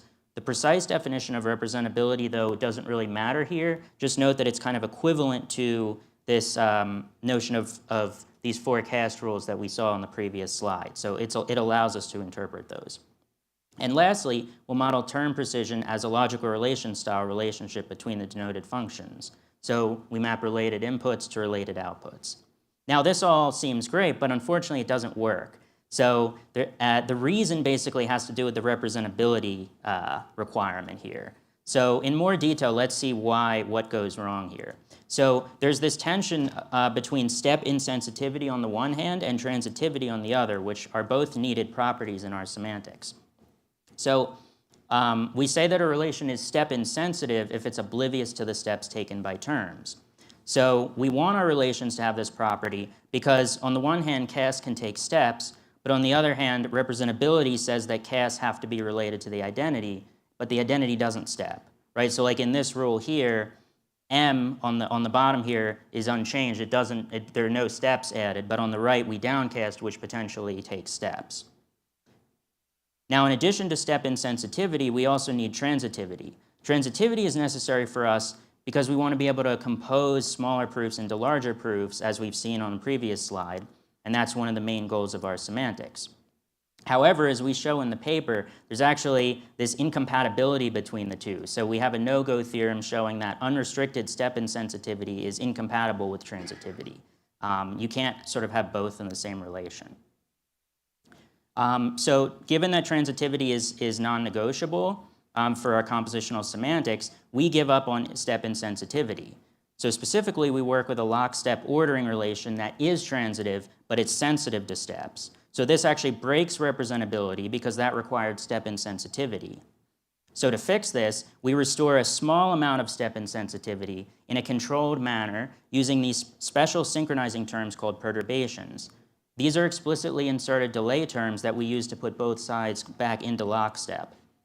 So the idea is that the perturbations mimic the stepping behavior of casts, but they're weakly bisimilar to the identity function. That is equivalent to the identity up to or when you ignore steps. And then lastly, we just relax the definition of representability to allow for casts to be in lockstep to perturbations rather than to the identity. And so we can see here the updated rules. And on the side opposite the cast, we allow for there to be a perturbation rather than requiring it to be the identity. And this allows both sides to remain synchronized. So here's how the model looks after making these additions with the new aspects shown in blue. The important takeaway here is just that we've separated term precision into a combination of weak bisimilarity and lockstep reasoning, using the syntactic perturbations as a means to synchronize the terms where needed, which allows for compositional reasoning while still accommodating steps taken by casts. So there's, of course, much more to say in the paper, including details on the guarded type theory, the equation for the dynamic type, and a discussion of the adequacy of our model with respect to graduality. And then in parallel, we formalize most of the construction of our semantics in a variant of Agda called guarded cubical Agda, which extends the type checker with support for primitives of guarded type theory. And some of the highlights are shown here, and we just note that there's a few remaining obligations, including facts about these quasi-representable relations and the syntax to semantics translation. So our next step is to extend this to accommodate languages with more advanced features, such as high-order store or dynamic type tag generation, and prove graduality for alternative cast semantics. And also, it would be interesting to utilize the intentional nature of our model as a kind of cost semantics for the efficiency, to analyze efficiency of different casts semantics. And so just to recap, we've defined a model for simple gradually typed language using guarded type theory. This combines the compositionality of denotational semantics with expressiveness of step indexing. And we formalize most of this work in guarded cubical Agda. And our key technical achievement here is facilitating compositional reasoning in an intentional setting using a combination of lockstep ordering and explicit synchronizations. So thank you, and happy to take questions.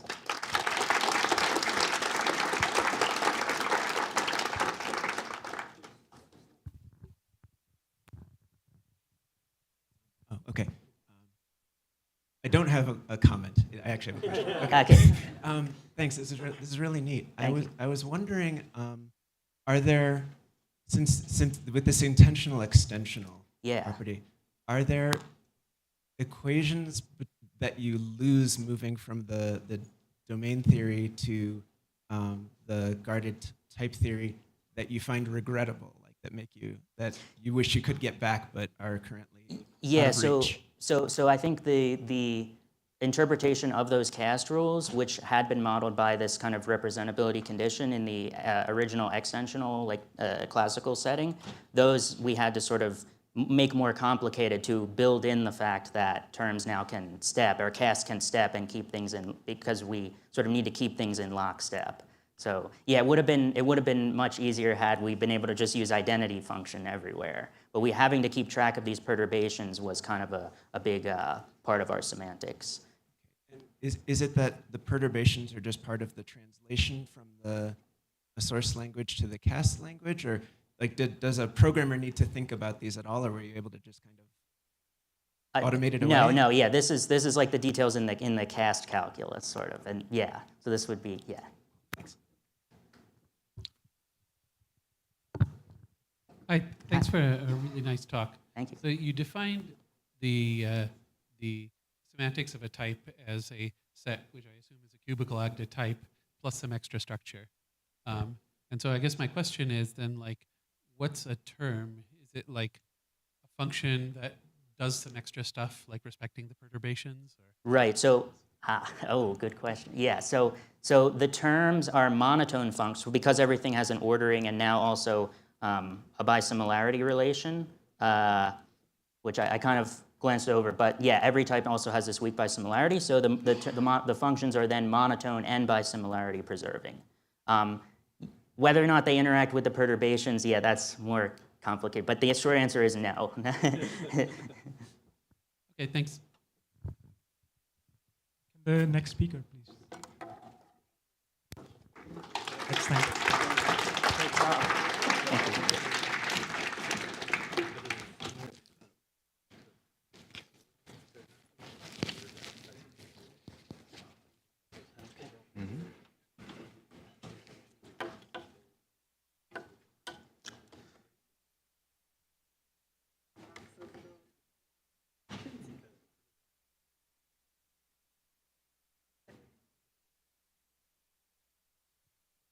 All right, so the last talk of this session is by Henning Urbach on operational semantics for callback push value. Right, thank you. Can you hear me? Good.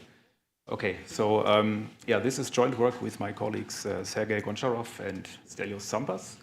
And this is about abstract operational methods for callback push value languages. So I should better start with explaining what I mean by abstract operational methods. So this is a recently developed kind of high-level approach to reasoning about equivalence of programs in a higher order setting that is based on category theory. And so the kind of equivalence that we discuss here in this context is contextual equivalence of programs, which is kind of the most general operational form of program equivalence. So in this notion, two programs are equivalent if they behave the same in every context. And behaving the same just means if you put them into any context and one of them terminates, then the other one must terminate. So if you think of termination as the observable behavior, this means there's no observation that can distinguish the two programs. So this is a very well-known and widely used notion of program equivalence, but it has the disadvantage of being a bit difficult to use directly, because ultimately in this definition you have to reason about termination behavior of infinitely many programs at the same time, which of course is prohibitively difficult in general. And so in order to make this usable, we need efficient proof techniques. And these have been developed to a large extent in the last 50, 60 years even. And the two most popular ones are applicative bisimulations and logical relations that we also heard about in the last talk, which appear in many different shapes and forms. And so let me quickly walk you through how this works in principle. And in this talk, I'm mainly going to focus on applicative bisimulations, But everything I tell you today applies in the same way to logical relations also. So let me illustrate this in the case of the simplest kind of language we can imagine, the untyped call by name lambda calculus. So so how does this work? First, we have to specify our language, of course. So we give the syntax and semantics. And of course, for the untyped lambda calculus, you all know it and love it. Well, know it at least. We specify our syntax and semantics. Then we invent our suitable notion of bisimilarity, which in the lambda calculus is quite simple. It just says if two terms are bisimilar and one of them reduces to a lambda abstraction, then the other one also reduces to a lambda abstraction. And if I apply these two functions to the same input, then I get the same output or bisimilar outputs. Yeah? And for logical relations, it's instead you relate related inputs to related outputs.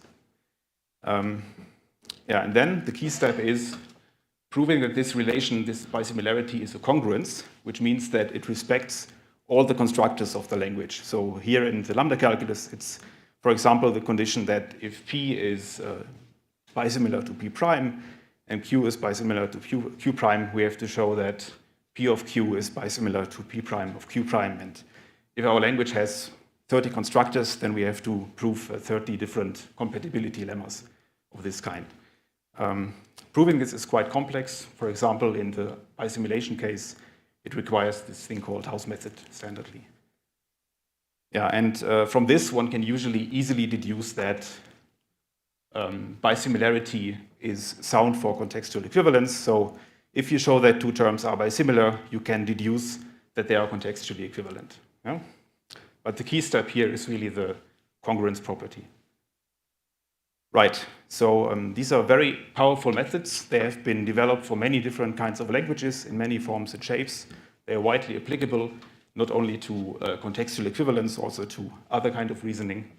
But they have the great disadvantage, as already alluded to in the last talk, of being pretty much ad hoc. Yeah? So for every language, for every kind of system, you have to come up with your own tailor-made notions and come up with your own version of soundness proof. So it's quite a lot of work to do for every specific language. And now the question is, can there be maybe an abstract language-independent approach that works universally? And well, of course, the prerequisite for this is that we need to understand all these big words here abstractly. So what is syntax, semantics, applicative bisimilarity? We understand what this means for specific systems, but what does it mean in general? And luckily, category theory gives us the answers in this direction. So there is this framework called higher order mathematical operational semantics that me and my co-authors developed in a series of papers, starting with this POPL'25 paper 2 years ago, which gives us an abstract language-independent approach to contextual equivalence and these reasoning methods based on the theory of algebras, coalgebras, and relation liftings for functors in categories. So it's a very high level of abstraction. And it is a high-level, higher-order extension of this very well-known framework by Turi and Plotkin, which applies to first-order systems. So let me quickly walk you through how this works in a nutshell. So again, example of the call-by-name untyped lambda calculus. So we have our syntax and our operational semantics. So the two blue rules are the standard ones. And for the purpose of this setting, I would also like to add this green rule that is usually left implicit, that essentially says if I have a lambda abstraction, then I consider this as having a label transition where the label is a lambda term, and I go to the term P with Q substituted for X. Yeah? So the advantage of this is that I can regard the lambda calculus as a kind of transition system that has lambda terms as states, and just for every term says either I beta reduce to another lambda term, which corresponds to the left coproduct component, or I behave like a function that maps lambda terms to lambda terms, yeah? Right? So these are the two cases. And so this is the kind of thing we have to abstract here from. And so how does this work? Well, luckily, in the case of syntax, Fiore, Plotkin, and Turi have done all this for us a long time ago. They observed that one can model syntax of languages with binders, alpha equivalents, and so on very nicely as initial algebras for endofunctors on suitable presheaf categories. And so our bold step is we just take any endofunctor on any category as our model of syntax and regard its initial algebra as the object of program terms, right? So we regard the initial algebra of a functor as an abstract object of programs. Then how do we model this operational model abstractly? Well, observe that the right-hand side, this lambda plus lambda to the lambda, can be written like this, b of lambda lambda for this bifunctor y plus y to the x. And so the pretty obvious generalization is what we call a higher order coalgebra, which is just a morphism of this type, where the b is now an abstract bifunctor of mixed variant, so covariant in one and contravariant in the other component, like this y plus y to the x on the left-hand side. But the most interesting step, of course, is how do we model operational rules? And this can be done by a concept called higher order GSOS laws, which is a higher order extension of this Curie-Plotkin idea. So a higher order GSOS law is a dinatural transformation of this type here, where the idea is that this transformation encodes the rules of the language into functions. So what this roughly says is, you give me an operator of my language, like the binary application operator of the lambda calculus. Then you tell me how each of the operands behaves. So for example, you tell me that p beta reduces to p prime. And then I tell you what the output, what the next step should be. So in this case, go from p of q to p prime of q. So the sigma star here is the free monad. And so we can reduce into complex terms possibly. Yeah? So that's the idea. And so we have understood all these things, syntax, semantics, operational model, abstractly. And what is quite neat now is that at this level of generality, we can develop and have developed notions of applicative bisimulation and, in fact, step-indexed logical relations. And so let me roughly explain how this works. So the rough idea is that, I mean, what is a bisimulation or a logical relation? It's a relation between programs, right? So abstractly, it's just a sub-object between the product of this object of program terms.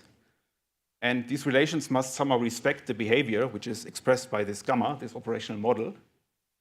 And the way how they respect the behavior is expressed by a relation lifting. So a lifting that promotes a relation R to a relation R on programs to a relation on behaviors.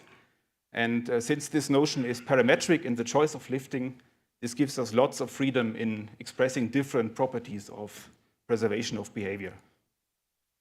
And again, at this generality, we have an abstract congruence result, or soundness result if you want, that says under some natural conditions on the law that encodes our operational rules, we can deduce that applicative bisimilarity is a congruence and the logical relation is a congruence. And what these conditions express roughly is that the rules are suitably polymorphic and they interact well with the weak transitions of the operational model. And this can be said abstractly. Maybe the key point I should make here is that these conditions are easy to check. They usually boil down to quickly looking at the rules of the language. And they're much easier to check than proving the congruence result from scratch.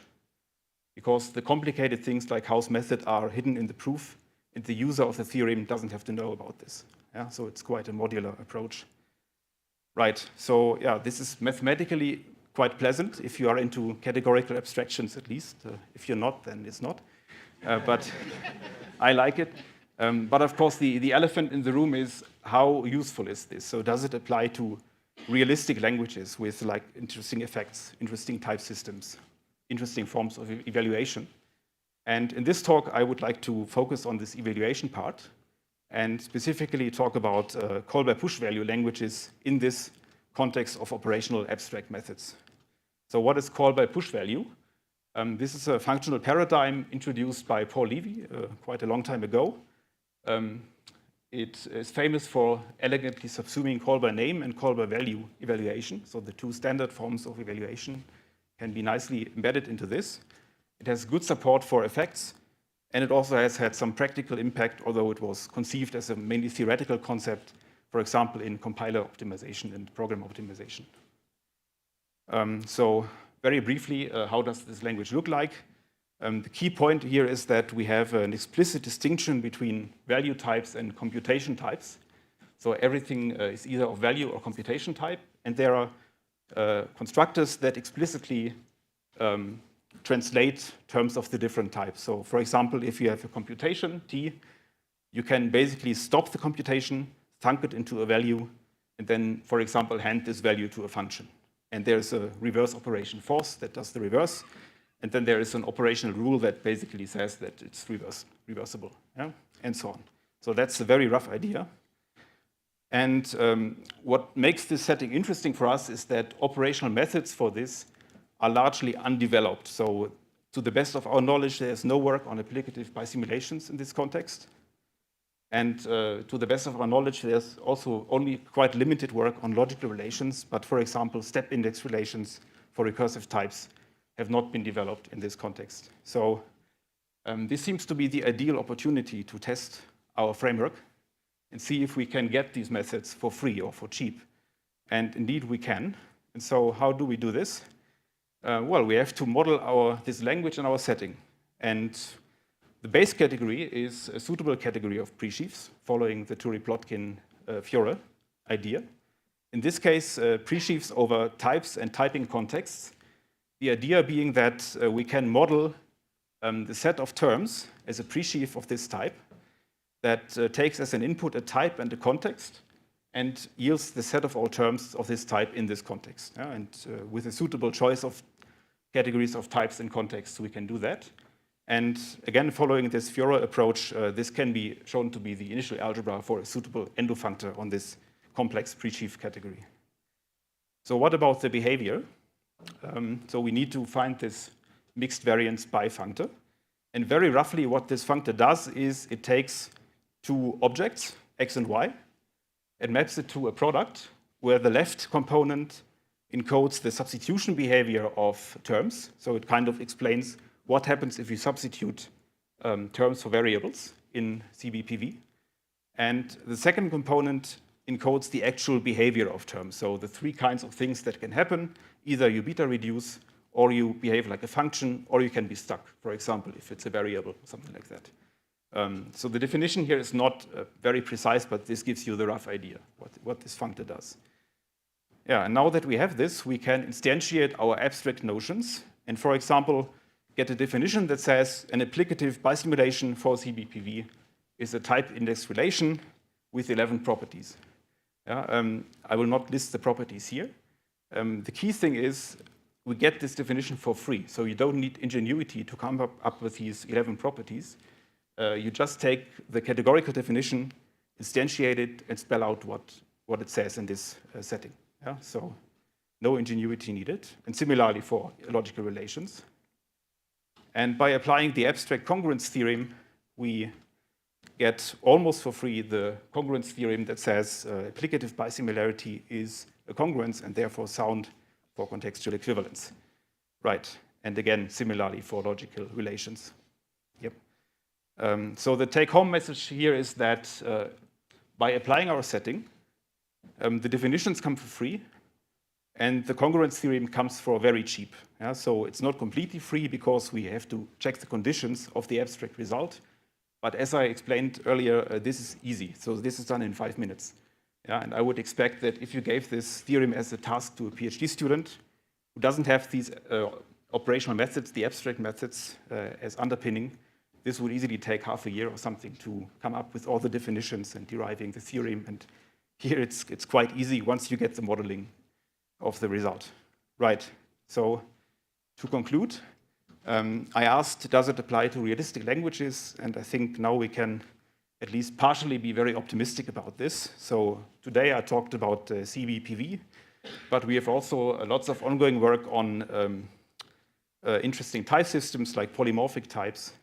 And we are also actively working on languages with state and references and quantitative languages with probabilities where you could, for example, talk about notions of distances of programs and nice congruence properties of them. Right, that's it. Thank you.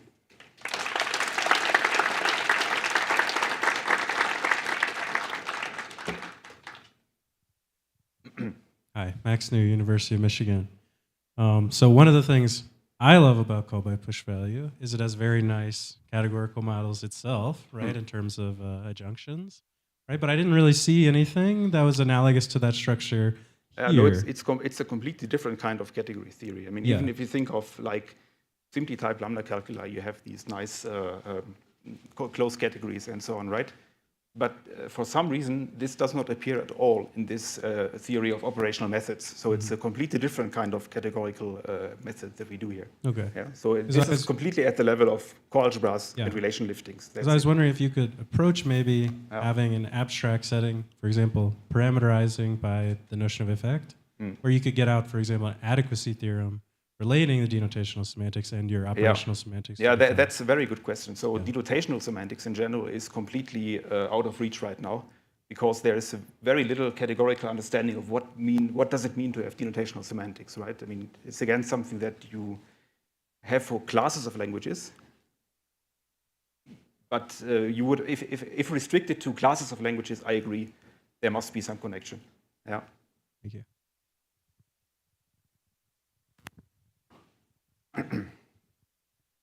This seems very nice. Yeah, Sam Lindley, University of Edinburgh. So you've shown that you can synthesize a logical relation in a setting that hasn't been studied before. If you apply this into systems that have been studied before, do you arrive at exactly the same logical relation that you see in the literature? Or? Yes. So yes and no. So in previous work, where we synthesized these abstract definitions, we really mainly applied it to standard, for example, type lambda calculi with recursive types, so very simple settings. And there we recovered the usual notion, or at least an equivalent one. When it comes to more complex settings, like how about polymorphic types and so on. What about the last talk? Well, I wondered myself, but I can't answer that right now. It's not obvious. Yeah, it's not obvious. So I mean, right now our steps are ordinals. So I mean, I think as far as I'm aware, sometimes the steps are more clever. It's probably not always exactly equivalent. Yeah, but it might be a relation that still is usable for the same purpose, even if it's not equivalent. Yeah.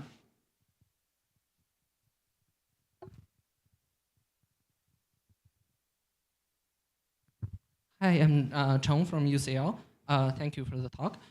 So I was wondering, in the sigma functor, can you encode algebraic structure in there, like in the sense of equational theory? And if so, does your work have any implication on the connection between coalgebra and algebra, like algebraic completeness theorem and stuff? So currently not. So basically what you're asking is, can we replace the free monad by any monad, basically, right? It's an interesting question, but right now for the operational theory, we really need the freeness of the monad, because we have to, essentially we need to define this operational model on program terms by induction, right? And so, well, we had to. Now there's ongoing work where we don't have to, where we can just postulate that we have it, and this, I think, might work in the context of equational theories, but there's no definite answer yet.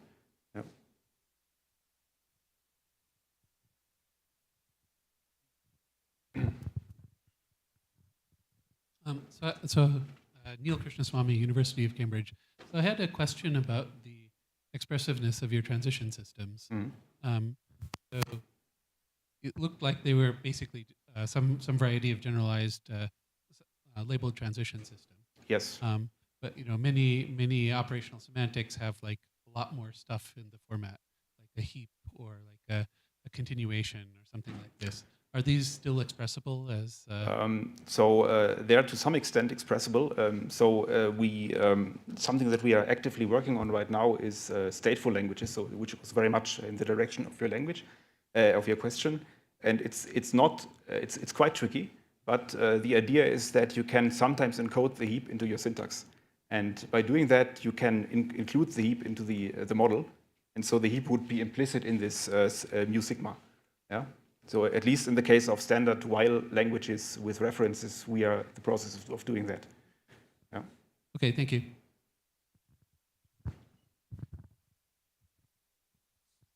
Arthur from Yale University.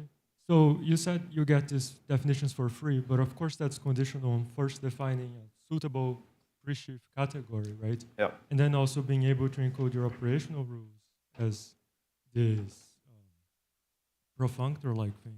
Yeah, this dinatural transformation here, this one. Yeah.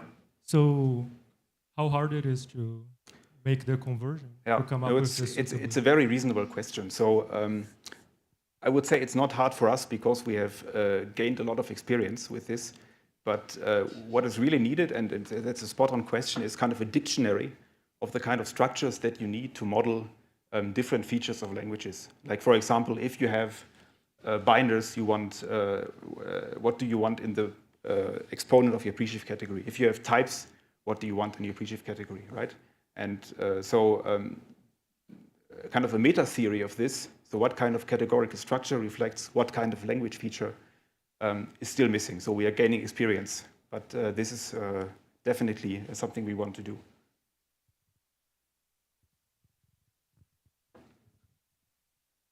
There was another question. Oh. Yeah. Hi, thank you. I'm Anthony from University of Illinois. So with this categorical framework, sometimes I wonder, whenever you have a programming language and you add in a new feature, maybe you start off with simply type laying the calculus and now you add recursive types. Is there, using this framework, a way to start with the categorical abstraction for the smaller language and then extend it and then recycle some of the congruence proofs that you already have? What does that kind of look like? Right. I mean, so I would say it's not directly the case, but because, I mean, yes, so for example, if you go from simple types to recursive types, it just means you change your category of types, basically, right? And all you need to do is check whether the conditions of the congruence results still hold. And since the conditions are very natural, usually that's a matter of minutes. Yeah? So it's very little work to extend languages. Is that true also for, say, store? Or? For store, it's not true. So for type systems, it's true. Well, it tends to be true. For effects like store, it's tricky. So it's what I just said. You have to kind of include the store into the syntax. We are currently working on this and writing a paper on this. But this is actually tricky. Yeah. Thank you. Yeah. Okay. All right. So let's take the remaining questions offline, and let's thank the speaker again. Right. Thank you.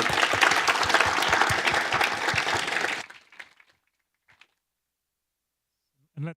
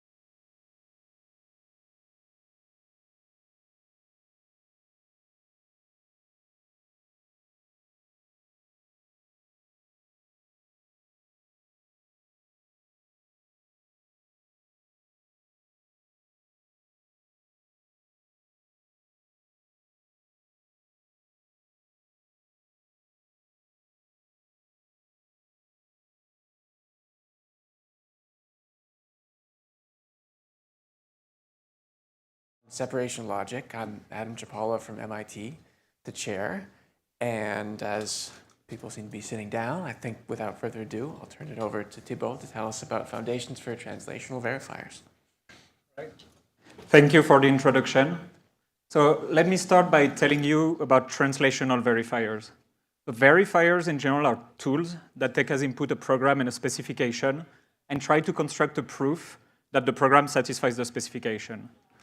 And translational verifiers are a popular way to do this, where first the program and the specification are translated via front-end translation into a program in an intermediate verification language. And then this IVL program is verified by a dedicated backend verifier for this IVL. Example of intermediate verification languages include Boogie, Julian, Viper, or Y3. So specifically in this talk, we are interested in translational verifiers based on separation logic. And so for separation logic, a standard way to verify separation logic is via symbolic execution. And the architecture of translational verifiers has major engineering benefits. So for the same automation, here symbolic execution that can be optimized, this automation can be reused, for example, to build a Go verifier by simply building a front-end translation for Go programs, or a Rust verifier by building a translation for Rust programs or Python programs, and more. And once we have several front ends like this, it is also advantageous because we can build other backend verifiers, such as verification condition generation, which translates the validity of an IVL program into a formula. And all these backends can be reused with different front ends. So translational separation logic verifiers include Julian with front ends for C, JavaScript, and Rust, very fast with front end for C, Rust, and Java, and Viper with front ends for Rust, Go, Python, and some more.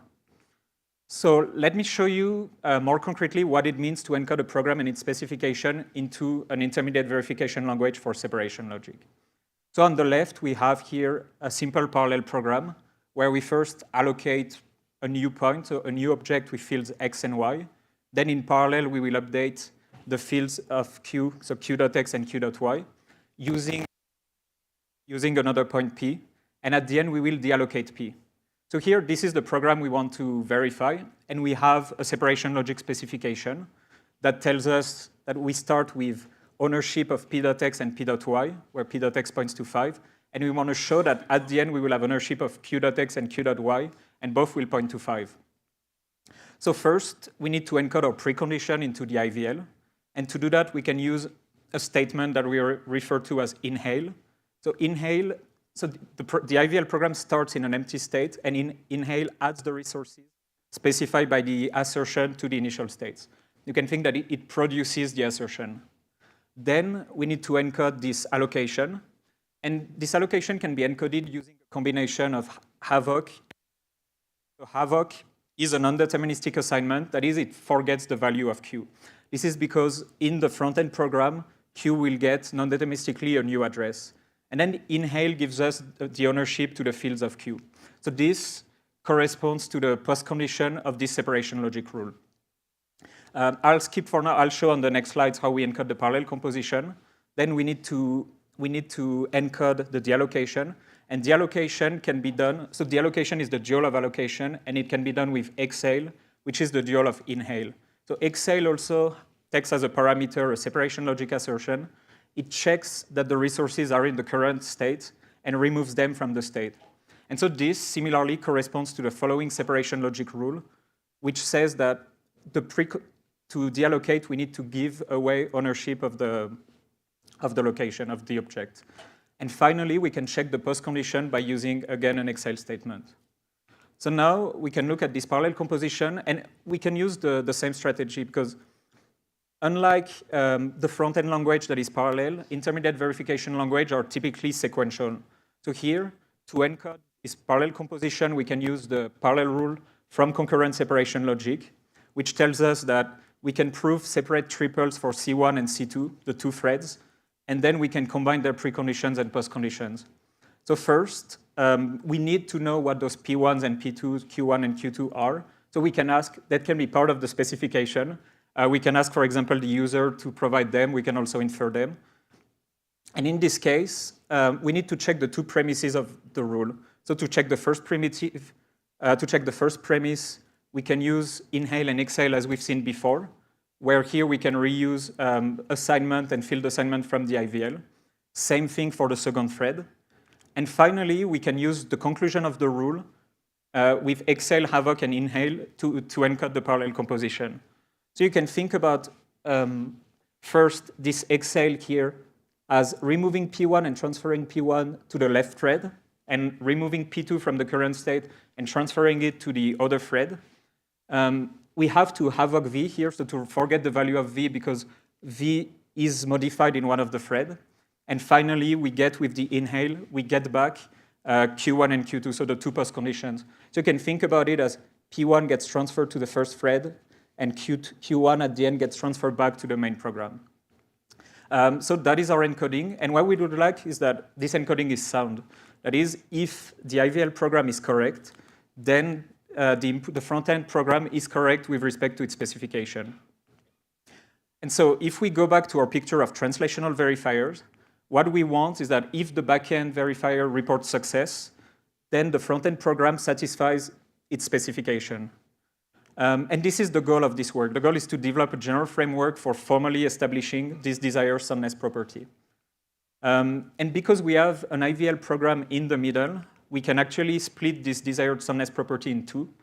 So we can first connect the backend semantics to the IVL semantics that is independent from any backend verifier with this backend soundness step. And in a second time, we can just connect the IVL semantics to the front-end semantics via front-end soundness. And there are several challenges in this approach. The first challenge is how to define the semantics of the intermediate verification language. So as we've seen in the example before, the state of the IVL is a separation logic state. We have statements that manipulate separation logic assertions such as inhale, exhale.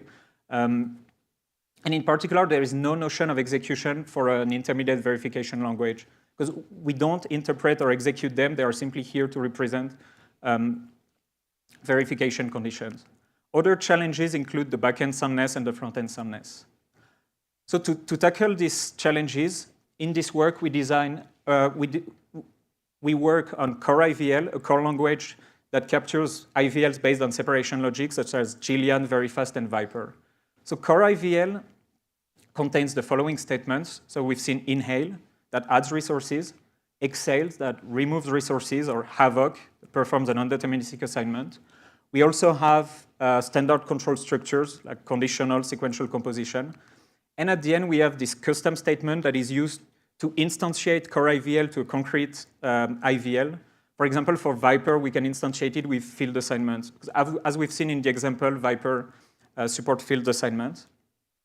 But there is also another discrepancy that we need to resolve if we want to capture those existing separation logic-based IVL with core IVL. That is, Gillian and Verifast assertions are based on separation logic, whereas Viper assertions are based on implicit dynamic frames, which is a variation on separation logic. And to do so, in this work, we propose a novel generalization of separation algebra that unifies separation logic and implicit dynamic frames. And so now the question boils down to what kind of semantics do we want to give core IVL? So if we go back to our picture, core IVL sits in the middle between some front-end semantics and some back-end semantics. And the back-end verifiers typically have operational semantics. So why is that? If we look at the two type of backend verifiers we've discussed, verification condition, there is an existing formalization of the verification condition generation backend for Viper that has an operational semantics because it connects to a boogie program that also has an operational semantics. And if we think in terms of symbolic execution, there are operations that symbolic execution does. For example, when we go to an if statement, the symbolic execution will split and explore different paths, and this is inherently operational.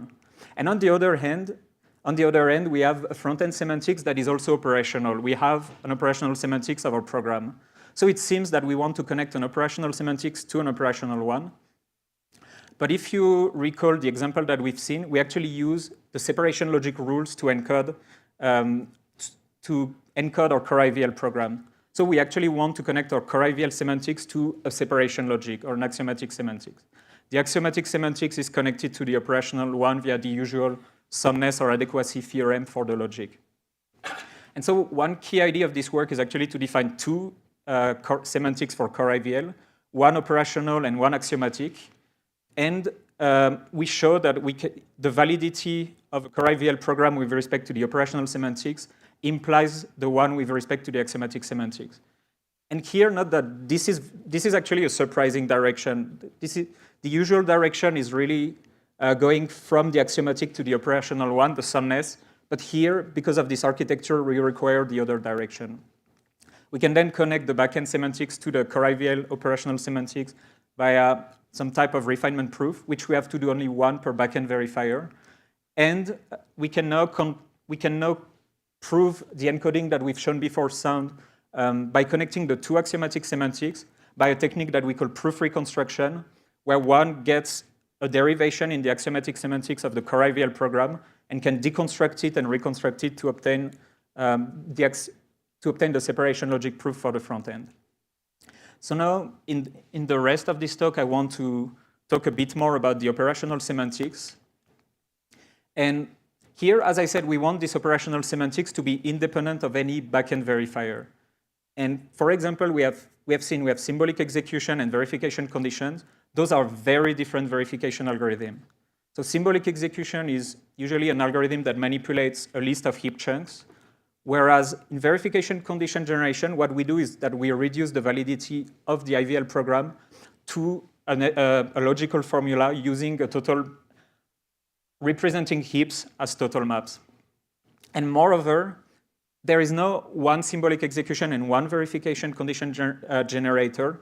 There are many variations because of many different heuristics, changing variants that might be better for some types of programs, but worse for others. And as I will show you next, this means that there is a choice, that those algorithms have a choice when it comes to existentials, disjunctions, magic wands.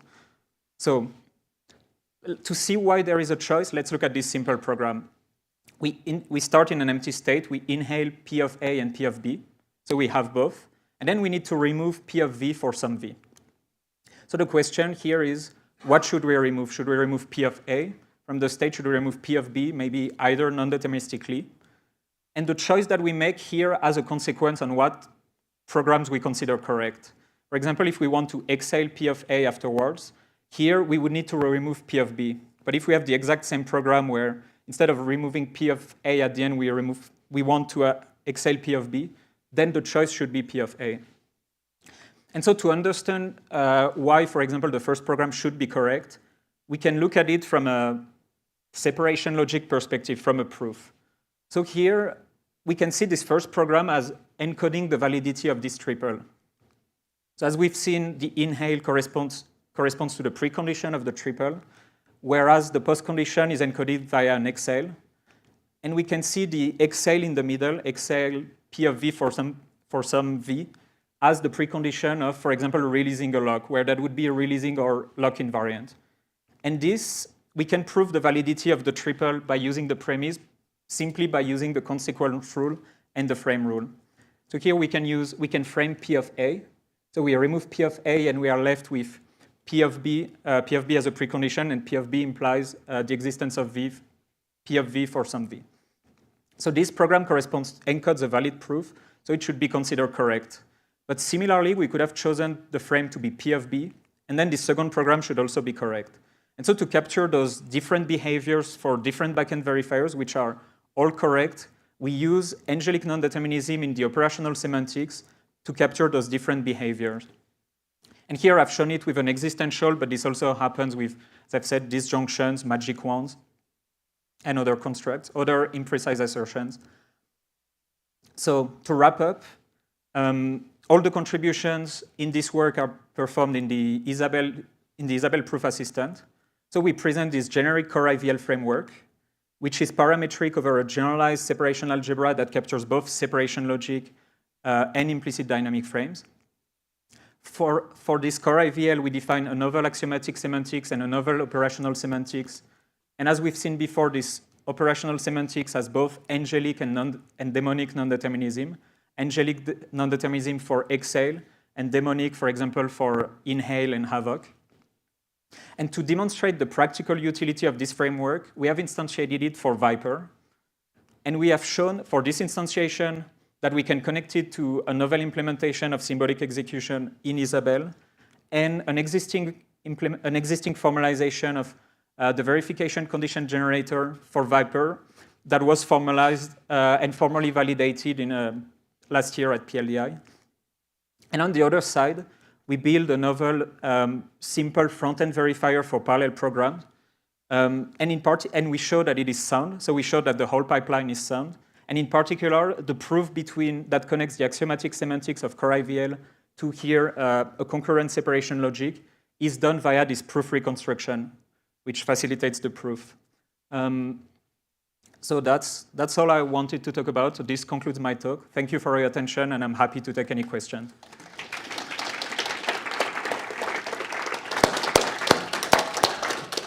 Please raise your hand if you'd like to ask a question. Is this operational semantics a big step? Is the operational semantics that you have there a big step? Is it a small step? So in a sense, it's a big step semantics because there's both, because there's dual non-determinism. We use this technique where you reduce to a set of states, but you have different reduction. We've explored a bit some time ago, so if a small step semantics would make sense. So for example, in Viper, you can prove termination. And for this, to explain what it means to prove termination at the level of the IVL, we might need more of a small step semantics. But it turns out that termination can be seen as, so terminate, we don't have to check termination here, but we can deduce termination at this point, so that wasn't really useful. And there were also some challenges in combining small step semantics with dual non-determinism. So right now, it's big step semantics.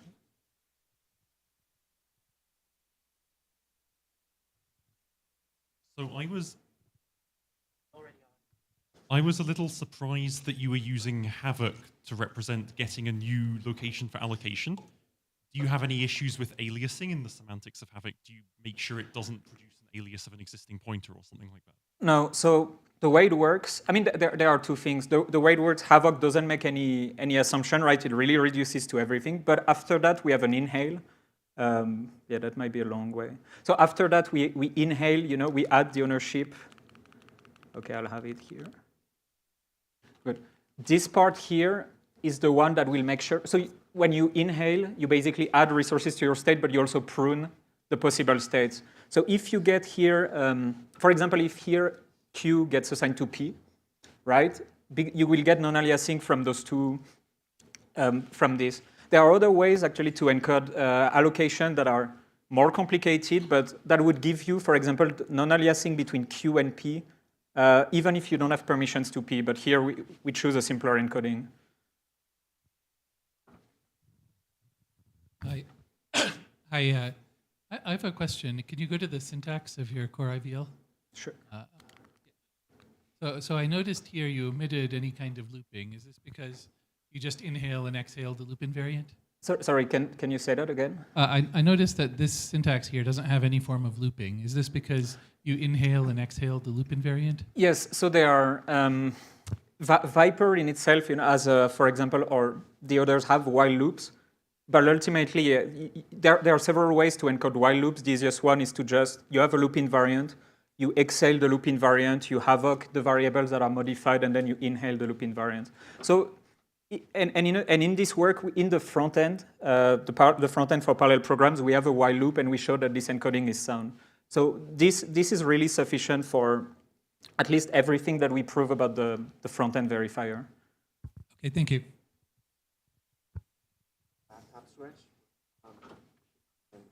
Let me try to ask one more question here.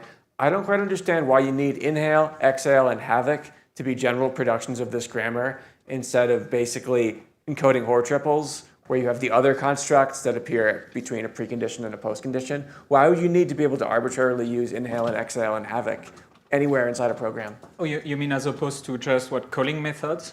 Just at the beginning and ends of blocks. where you reduce your original program to a bunch of code blocks, each with a precondition and a postcondition. I'm not sure if I fully get the alternative. What would be your suggestion? Would you have a different syntax, or would you not even define it, formalize it as a language? I was thinking a more restrictive syntax, but it sounds like my question is complicated. So if you're thinking about triples with inhale and exhale, so the encoding of the parallel composition, for example, doesn't really correspond to two method calls, right? So we check them as triples, but then the way, we have a triple P1, C1, Q1, but then we use exhale with P1 star P2. Okay. And in general, you can encode other things but maybe that would work too. Okay. So, okay. Thank you. Thank you.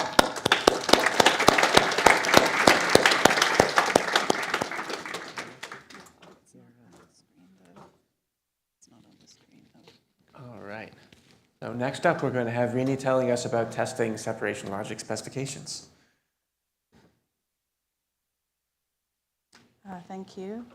So this is joint work with Kevan Mamarian, Dhruv Makwana, Christopher Polte, Neil Krishnaswamy, and Peter Sewell. So our goal is to make system software more reliable. So when I say system software, I mean operating systems and hypervisors. And the majority of this software is written in C or C++. And the reason we care kind of extra about system software being reliable is because all other software runs on top of it. So a single bug can propagate upwards and cause big problems. And just to look ahead to later in the talk, we were able to apply this work to a fragment of some real-world hypervisor code. So stay tuned for that. So how can we make system software more reliable? One natural answer in this room and at this conference might be formal verification through writing functional specifications. So we take a classic Hoare triple with a precondition and a postcondition, and we want some way of representing these specifications in our case, the C language. So you can represent this precondition in the C comment through a requires clause, and the postcondition through this ensures clause for some tiny C function.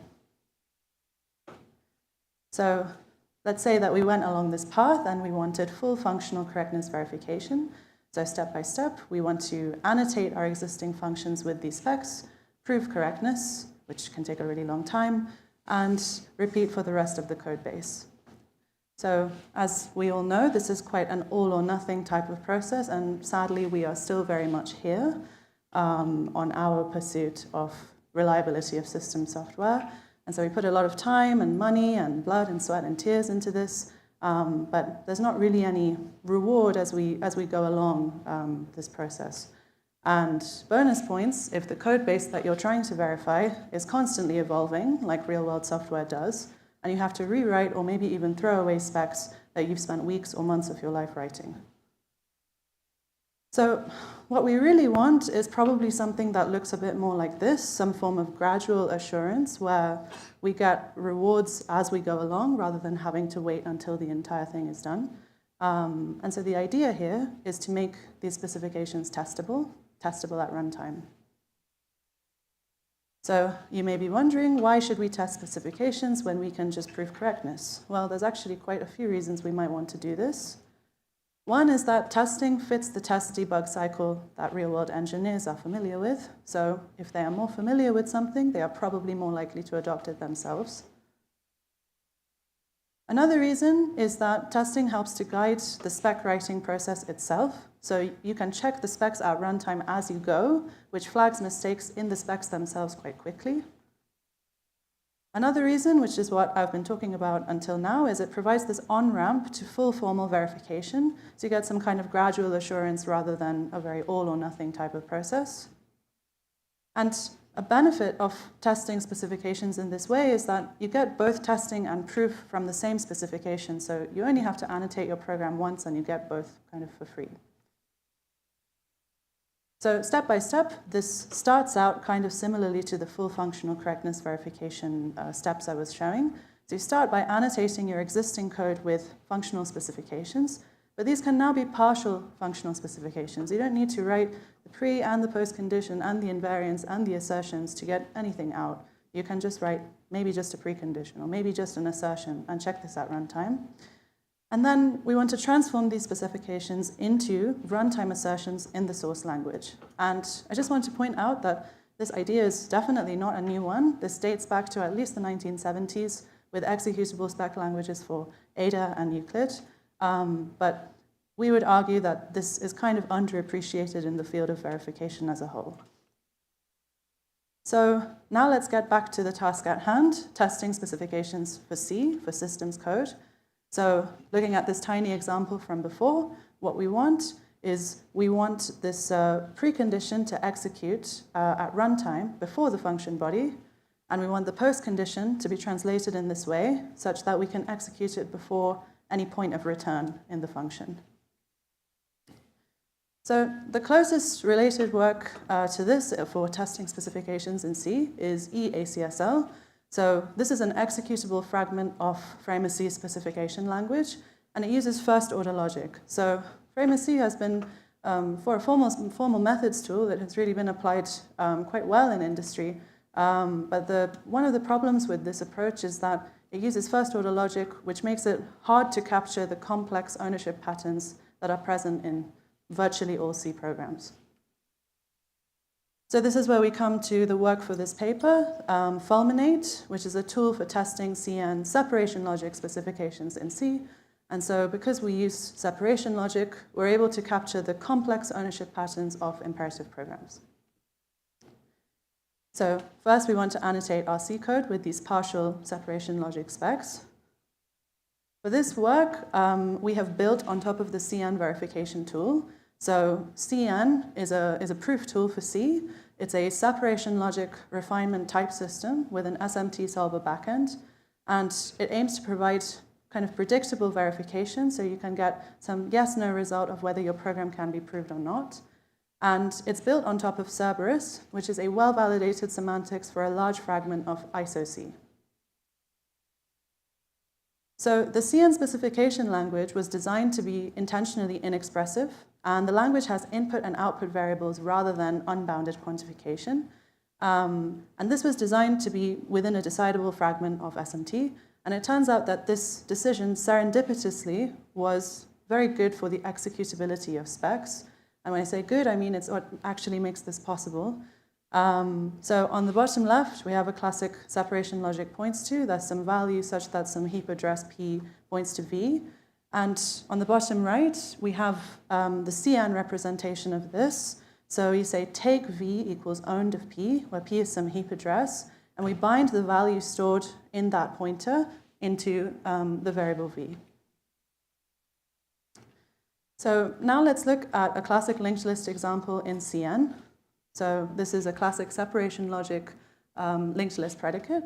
So we say that for some heap address P and some mathematical list X's, either the pointer P is null and the mathematical list X's is empty, or we're in the interesting case where the pointer P points to some head value and some other pointer Q, and recursively the int list predicate holds for Q and some mathematical list tail, and X's is head and tail concatenated together. So classic example. So now let's look at this in CN. So we have this predicate which returns something of the type integer list. So it returns the mathematical list. And we have if statements instead of if and else statements instead of disjunction. And we say if P is null, return the empty mathematical list. And otherwise, we use this take node equals owned of P. So in the angle brackets, we just have this optional C-type annotation, which is the C-type of node. And then we recursively call int list, we store the mathematical list, and then we return these concatenated together in this CN data type. So once we've annotated our C programs, we want to transform these specs into C runtime assertions. So we start with a C program with CN annotations. We generate some ASTs of both the C program and the CN specs. We then perform the source-to-source translation. So this becomes an internal representation, a C-like internal representation of the translated CN specs. And then this turns into the C program with inserted runtime checks, so we pretty print and inject back into the source program. So now just going back to that int list example, I just want to talk a bit about how the dynamic ownership checking works within this tool, Fulminate. So let's say we have a simple linked list, which is the mathematical list 315. And now let's assume that we have some precondition in Cn. So we say requires for the precondition, take L1 equals int list of P1, which is the pointer to this linked list. So first we check if the pointer is null, it's not. We move through to the take node equals owned of P.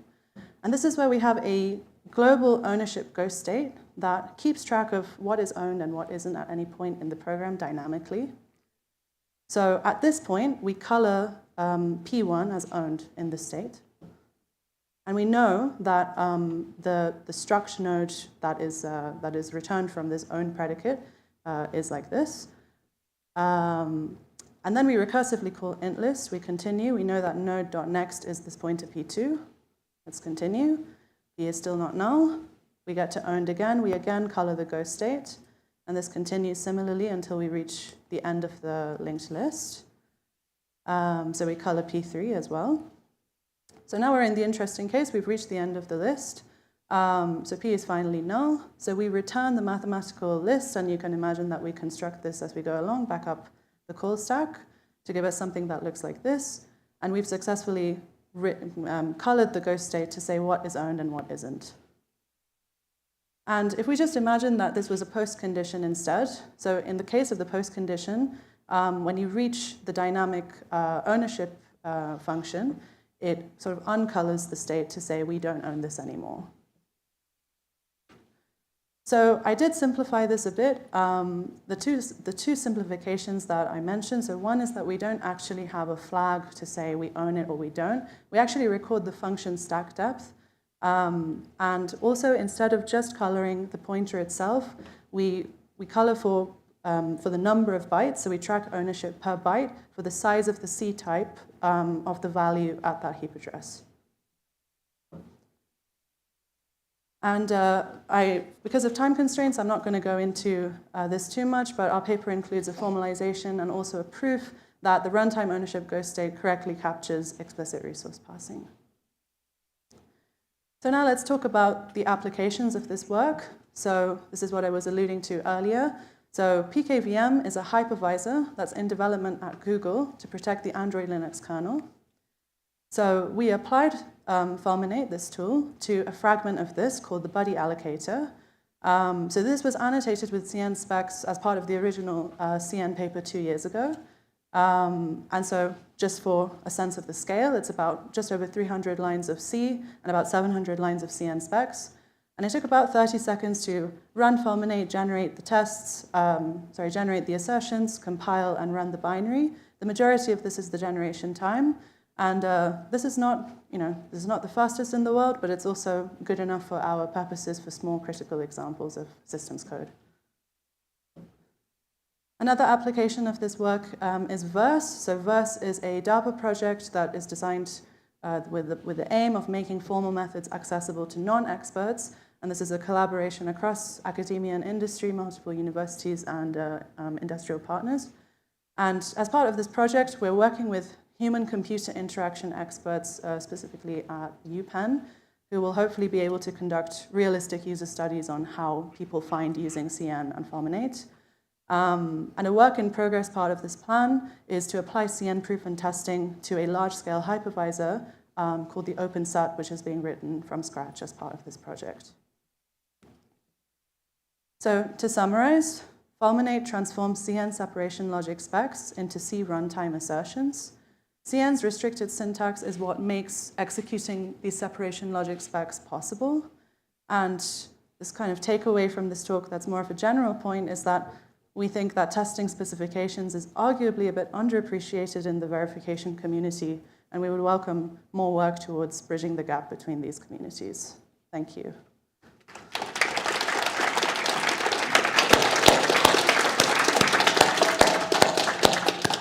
Questions from the audience?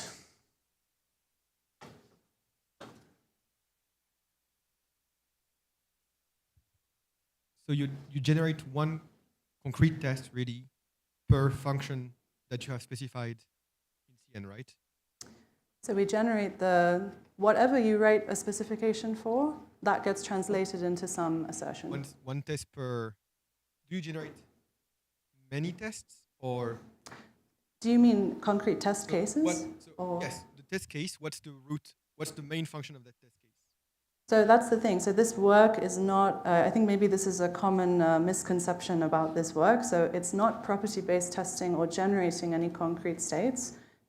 So for our purposes, what we've been doing is maybe writing some main functions by hand to drive these assertions at runtime in C. But this tool is just doing the source-to-source translation of this functional assertion language into C, basically. So then the developers write their own concrete tests, and it adds asserts in the function calls. Yes, exactly. Yeah. Second question. Have you tried running some of those tests with like CBMC or GNC or CPA checker or some of that? Is it resilient to that? Sorry, say again? Is it resilient to that, like, because you have a lot of ghost state? So we haven't tried this yet. This is definitely on our agenda now that the tool is in more of a state that we can do this. And yeah, in terms of whether it's resilient, so currently the allocator for the ghost state, as you were saying, it's very basic and it runs out of space kind of, after some certain size. So we definitely want to implement some kind of garbage collector and try and actually check that that's going through with like industry tools, like a fuzzer or something, like AFL maybe.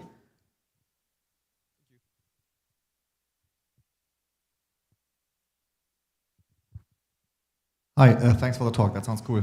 I was wondering, so do you support concurrency? And if not, do you think it would be hard to support concurrency? Because it seems like there could be race conditions on this ghost state you're maintaining, so you probably have to do something. Yes, this is a good point. So concurrency is also on our kind of near-term path. So now that we have it working in a sequential setting, especially in these kinds of systems code like PKVM, where we actually have to account for this. In terms of whether it would be hard, I think it depends on the sophistication of the concurrency. So we could start by adding some basic locks and trying that. It would also have to work for the CN proof. So anything that gets added to the language needs to work for proof and testing. So we're still in the process of working out how we want to do this. If I may, do you support a question? Do you support magic wands? And if not, have you thought about what that would entail or look like? I don't think we use magic wands right now. I haven't really thought about what that would look like at runtime, to be honest, but we can talk about it later if you want. Okay, yeah, happy to. Thanks.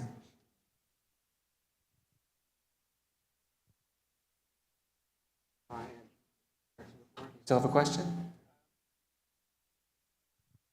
Hey, so this reminds me of tools like Volgrind or address sanitizers, which would check ownership for you without you having to write any specs. And so I guess this goes beyond that. And also, did you find any bugs in PKVM or others? We didn't. I'll start with the second question and then go back to the first. So we didn't. So we've only applied this to a fragment of PKVM. This is, another thing. Next steps is trying to scale this up to the rest of PKVM, which would involve writing these CN specs and then running Fulminate on it. In terms of how it's different. So you need these explicit annotations to keep track of the ownership throughout. Maybe we can discuss this later if that's okay.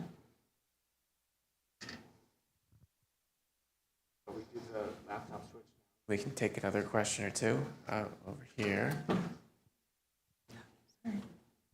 Hi, so I was wondering how complex are your specifications? Like, what is the most complex specification you have? Sorry. You don't support the one operator. Okay. Sorry, could you repeat that? Yeah. I was wondering how complex are your specifications? Like, we saw the example of the list, but what is the most complex specification you support? Maybe I just go back a few slides. Oh, yes, that's true. Good point. I'll just read the slide I went back to. So the example I showed was kind of intentionally simple. So another form of evaluation for this paper was also that we applied Fulminate to these tutorial examples, which were kind of borrowed from software foundations and various other places. So that's one type of example where the specs are relatively simple. For something like PKVM, the specs are going to be much more complicated. Like I said, it's 700 lines of CN spec for 320 lines of C code. So that includes preconditions, postconditions, loop invariants, inline assertions, whatever you would need for the proof to go through. But also, as I mentioned, for the purpose of testing specifically, you don't need to write the full spec, right? So your spec is kind of as complex as you want it to be in this incremental setting. Okay, thank you again.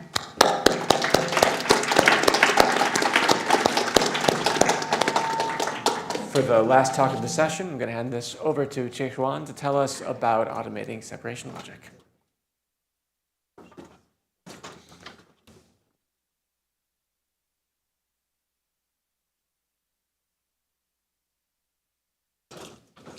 Can I start now? So finally, the last talk in this great day, and I'm Qiyu, and I'm so excited to present my our work about generically automating separation logic. So let's start. So we know it's very common that we use predicate to represent data structures in separation logic, and we also use abstract predicate to hide complexities from internal implementations. However, I would say actually complexities are just invisible, but not eliminated. Why? Because we know current reasoning mechanisms still have to unfold the predicate if necessary, and if you unfold, other hidden complexities come out, and your expression can explode. So that's why we say unfolding is bad and compositional reasoning is good. However, compositional reasoning also has its problem. So it considers predicates as sealed, as encapsulated, but it relies on the reasoning rules of the predicate to work, right? So the problem is, where do we get the reasoning rules of the predicate? Maybe we want users to provide them manually, but you know, people are lazy. So why not automatically generate them? So hey, look at our work. So, you know, it's ambitious, and the big challenge is data structures can be very various kinds, and how do we generically generate their reasoning rules? So we find the algebraic approach. So first, we identify fundamental algebraic properties about predicates. And second, we design some reasoning rule templates parameterized over the algebra axioms. And at last, we derive the properties of the predicates so that once we derive the properties, we can instantiate the templates and obtain the reasoning rules for the predicates. So let me introduce the overall scheme of our reasoning system. So let's begin with some separation logic reasoning tasks. First, we can reduce them to entailments between composite formulas, and then we reduce them to entailments between predicate applications. And this is where we want to apply some reasoning rules to deduce them or to solve those entailments. And those rules are instantiated from hard-coded templates together with algebraic properties stored in a database. And the database can grow later. And when we face some new predicate, we could derive their properties and to enrich this database and then enrich the power of the entire reasoning system. So finally, the outcome is some proof obligations in Isabella Hall, and we could send them to SMT servers or Sledgehammer. So before I introduce the technical, theoretical details, let me set up some preliminary. So all our findings are based on a truth that separation logic predicates imply data refinement relations. So I have an example here. For example, a predicate about an array at address, and of value L, and this implies the refinement where the refinement relation is array parameterized by its address, and the abstract object is L, and this L is kind of the algebraic some abstract list provided by the underlying proof assistant, and the concrete object is the memory heaps.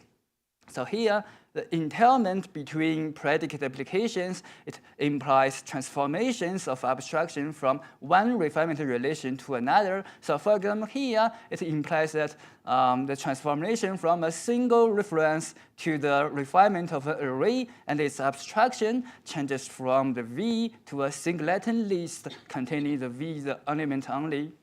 So now there's a problem. Look at this predicate. It has two parameters.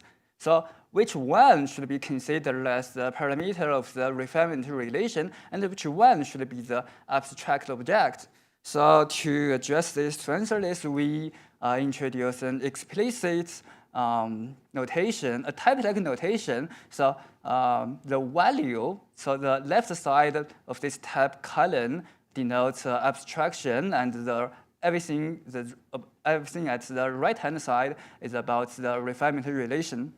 And we also introduce diagram arrow-like notation to represent the transformation. So here F is a partial map, and it represents a transformation from the domain of this partial map of type T to Fx of type U.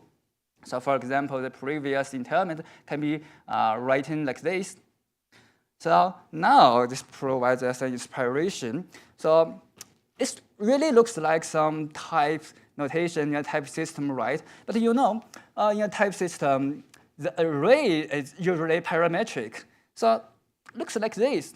There should be some parameter T that represents, so here represents the refinement of the elements. So could we have some parametric type like this? Sure, we can have higher order predicates, right? So it's array the higher order one from the predicate to another predicate. And also, you know, the transformation is the core of our reason. So could we have some subtyping rule that transforms the elementary refinement of an array, for example, here to transform the T? And here, let me show an example. For example, we have a transformation from a pair of integers to rationals. And its morphism just transforms the representation of its abstraction. So here from a pair of n and d to a fractional. And then maybe we want, it's very natural that we want some transformation from an array of pairs of integers to an array of rationals, right? And its morphism, it's just the original morphism wrapped by the mapper operator of the list. So this is map the lambda nd like this.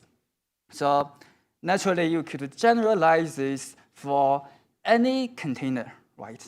So this F, for any F that represents any container you want, like a list, like hash map, hash set. And then we could, so this is the first property found in our work about transformation functor, and it allows you to actually change the refinement relation of the element of any data container.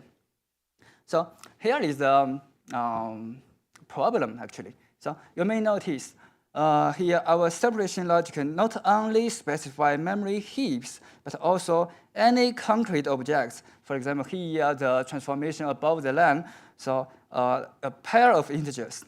And this actually allows us to use separation logic to specify any linear, every linears of stuff in program, maybe down to the entire program state that about memories and maybe file storage and maybe others, and maybe up to a single atomic value. And this functor property allows us to reduce the reasoning problem about containers to a problem about their elements. So it allows us to, for example, once we have a transformation problem about program state, we could reduce it to a smaller problem about data structures in memories. And if the data structure in an array, we can reduce it to an even smaller problem about elements of array. And if elements is the record, the fields of about this record, and finally we reduce the problem into a single atomic problem about a single atomic value. So the key here is we could use substitution logic to specify every layer of programs, and we could use one mechanism, one automation mechanism to automate all of this using this functor property. So, okay, this is our first finding. But this finding is about, maybe I could say about a hierarchical dimension. So could we have some property or some automation for the component-wise dimension for example, so this red arrows between components. So let me give an example. So for example, we want to transform a slice to another slice. Let me first explain the notation here. So first, a slice is simply a segment of an array, and the parameter of the slice, so for example, here the A and B are intervals that represent the domain of slices. And we use addition, so here A plus B, to represent interval concatenation, actually concatenating two adjacent intervals. So here the A plus B is a concatenating of the two intervals. And then return to our problem. So here we want to transform a slice of domain A concatenated with B into another slice has a domain B concatenated with C, and we find the domains doesn't match. So this transformation is not trivial. So how could we do this? Maybe we first move the target slice slightly to align the common part B, and you can see actually its transformation will leave some given part, some A remaining, and this transformation also requires some part C to be given. And this is quite a standard situation for bi-abduction. And the remaining part is called a frame, and the missing part is called anti-frame. So the answer for this transformation is just instantiate the frame to the slice of A and the anti-frame to the slice of C. So here, we first cut the given slice to two parts, one for A and one for B, and leave the A remaining. And then we get the anti-frame, the missing part C from just assume from the subsequent reasoning process. Anyway, we get the part C, and we concatenate B and C into the final target. So here, let us formalize the key properties used in this procedure. So we write, it's just the cut and the concatenation part right here. So transformation from a slice of A and B to two parts and later merge them back. So we could also have a very natural generalization to use this F to represent the slice of any data structures. For example, the slice of hashing maps. And in this case, the A and B could represent the domain of the sub-hashing maps. So there's a problem. Why do we call it distributivity? Because it really corresponds to a semi-module in a semi-module. And in normal notation, a semi-module contains three parts: a partial semi-ring, a commutative monoid, and a scalar multiplication. And in these settings, the partial semi-ring is the domain of the slices, and the commutative monoid is the separation logic predicate, the set of all predicates, and the monoid operator is the separating conjunction. And finally, the scalar multiplication is the F, so the slice operator itself. So maybe limited by time, maybe I will be slightly quickly. So let's just skip this example about the linked list segment, but you could refer to our paper.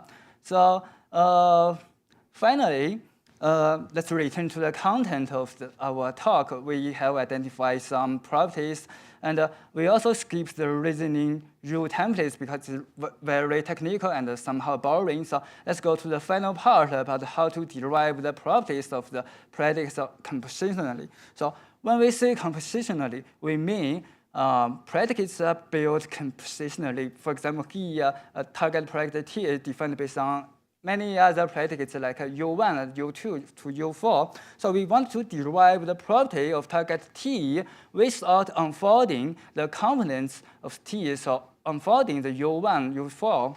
So how do we do this?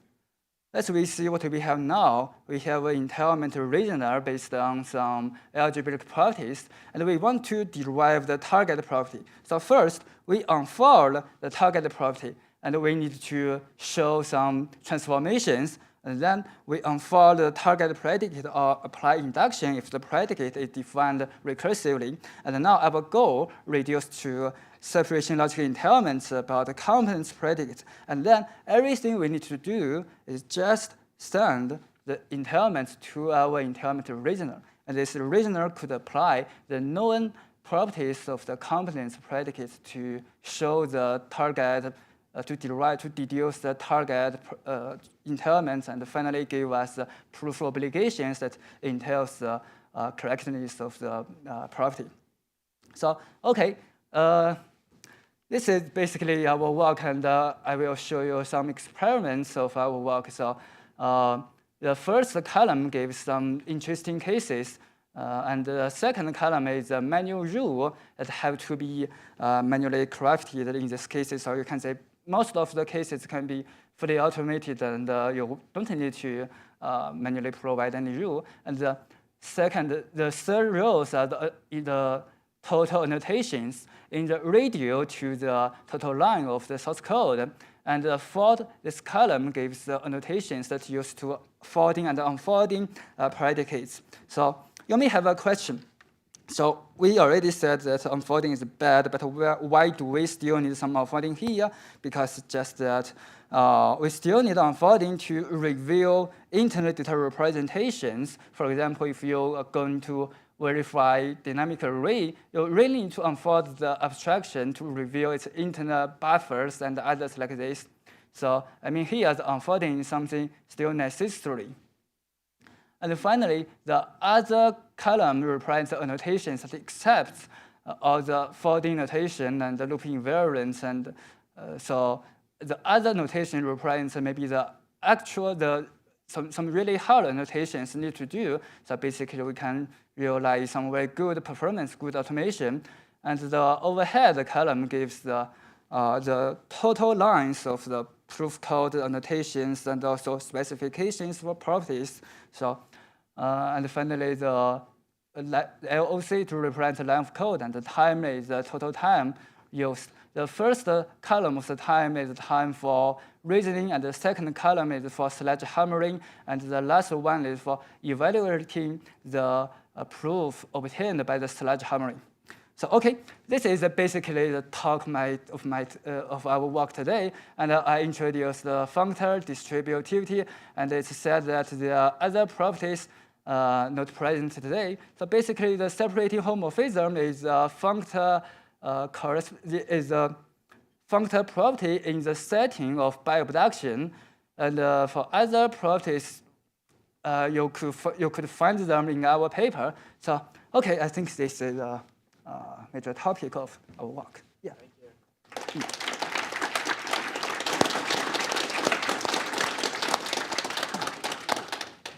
Questions?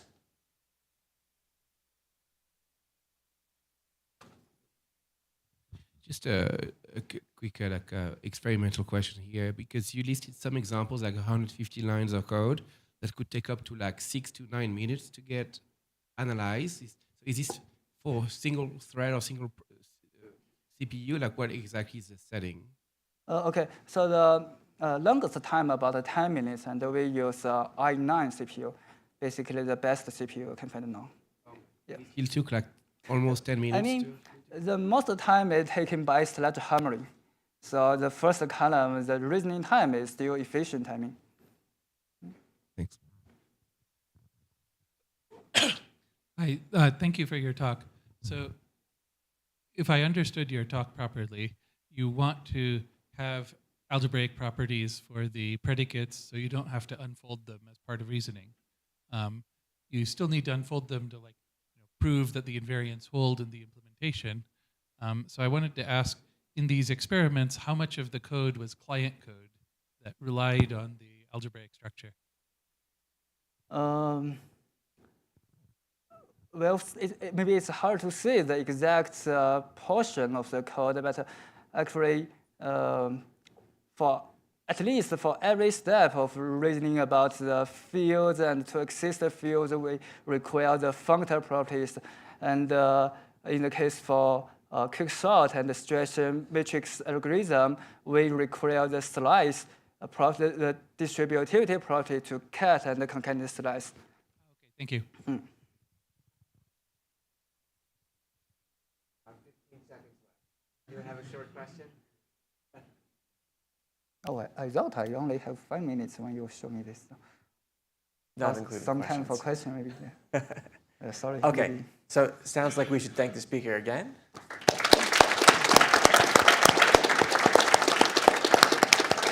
And I believe there's now a reception upstairs.